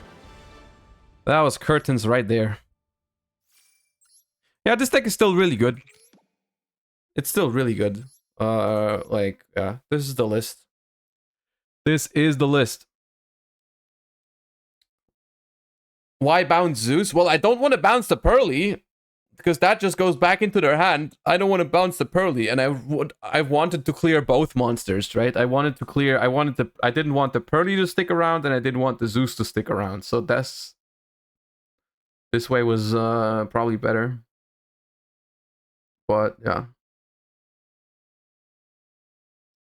Is Kurikara better than Nibiru? Well, I mean, it's like I'm playing Kurikara right now just because I'm kind of afraid of a X Purely Noir, right? That I can't out. So I want some out in the deck that I can draw towards if I play against Purely and they summon Noir, which you can't always, can't always prevent. I think chat isn't understanding Cyber Slash. Explain, please. Okay, so this card I did not play at Worlds. Because I played the Scarlight Red Dragon Archfiend instead as a board clear. I think this deck needs some sort of level 8 synchro because sometimes you're in the awkward position where, let's say, your first Hugin gets negated by Imperm or Ash. And then you summon Camellia, you make a level 6 synchro, and then you really want to summon another you want to summon another Hugin, right? And then you're stuck with like a Coral Dragon and a Hugin, and so you need a level 8 synchro to make sometimes. And Cyber Slash Harpy Lady, I think, is better than Scarlight. I probably should have played this at Worlds, to be honest. Because it's basically, whenever a spell or trap is activated, you can just bounce a monster once per turn. So in a deck that doesn't have a battle phase, I think this is an incredibly valuable effect on a monster because you can just like bounce cards without having a battle phase. You have removal every turn. And I think that's very valuable. And so yeah, I like Cyber Slash RP Lady a lot since I put it in to the deck. There were a couple turns at Worlds where I OTK'd my opponent because I couldn't like do enough damage in the battle phase. I did like 6,500 damage and then I just did the rest with the burn damage. The card is good, but I don't think it's better than Cyber Slash Harpy Lady overall. Yeah. Someone at Worlds had this. Yeah, no, we knew about the card. The other European team, Bowden, Herman, and Costas, we tested with them together. We prepared with them together, and they decided to play this in this deck. They played it, but we did not. Can't you play both? You could play both. However, the only card that I consider cuttable from this extra deck is Trishula, and I like Trishula, but it's cuttable. I'm not sure. Like, I'm making it a decent amount. The thing is, sometimes when you make Trishula, you could maybe go for other lines, and that would also work. But Trish is I think Trish is a good card in this deck. And I don't think Scarlight comes up more often. What about Draco Berserker? Draco Berserker of the Tenny is also good. But I think the problem with Draco Berserker is that it's easier to play around. It's easier to play around this because you can't trigger it yourself. You have to wait for your opponent to trigger it in some shape or form. With the Cyber Slash Harpy, it's just whenever a spell or trap is activated, even your own. Like, you can just activate a spell, trap, bounce, whatever, right? Like, Draco Berserker is a little bit less flexible in how you can use it. But yeah, that's that. Omega is playable. But Omega, the reason why I don't like Omega in this deck is the fact that, I like Omega, but I wouldn't cut Cyber Slash Harpy for this. The reason is, looping from their hand is great. Like, Omega is a good card, but in a deck without a battle phase, I wouldn't underestimate the ability to remove monsters off the field with like synchros. It's important to have removal in your extra deck, and that's why that's what I like about this split is, like, on almost every level combination you have removal. Like, you have Coral Dragon on 6, Cyber Slash on 8, Trishula on 9, and Baron on 10. So you have flexible spot removal on every different level. Yo, Quantal, thank you for the 7 months. Appreciate that. Thank you. How often does Donner come up? Donner comes up very frequently because when you take with talents, like link monsters, you need to have a way to get rid of them. Like Donner is not replaceable. You need Donner because without talents you can cut Donner, I think. But Donner when talents is really good though, right? Why only one shuffler? It's just I don't know how good these are right now. Like they are solid cards. They are good discards for Hugin. I like them. But the deck is really, really tight. I don't want to cut Runics. Technically I didn't even want to cut talents, but I wanted to fit Kurikaras. So I removed for 2 Kurikaras, I removed 1 talents and 1 shuffler. That was the only thing I could think of that can go. The shufflers don't feel mandatory right now in the current format. They are good against like Pearly if you can get them into the grave early. So yeah, I don't know. It's like, since tier limits are not a thing anymore, I'm not sure if the shufflers are mandatory. But yeah. All right, chat. It's already after 5 p.m. Appreciate you guys so much for watching. We're going to end it right here. I'll send you guys over to Farfa. Apparently, Farfa is playing Pokemon right now, so everyone go spam Farfa with... I don't know what we spam. What do we spam to make Farfa know that he sucks at Pokemon? What do we do? Something. I don't know. Tell him to not miss his next shiny. Tell him to ask him if he knows how shiny Clink looks like. Let's do that. All right, let's ask him how shiny Clink looks like. Let's do that. All right. Until then, thank you guys so much for watching. I'll see you guys on the next stream. Thank you for following. Thank you for subscribing. Appreciate every single one of you. See you guys on Monday and hope you have a wonderful weekend. Until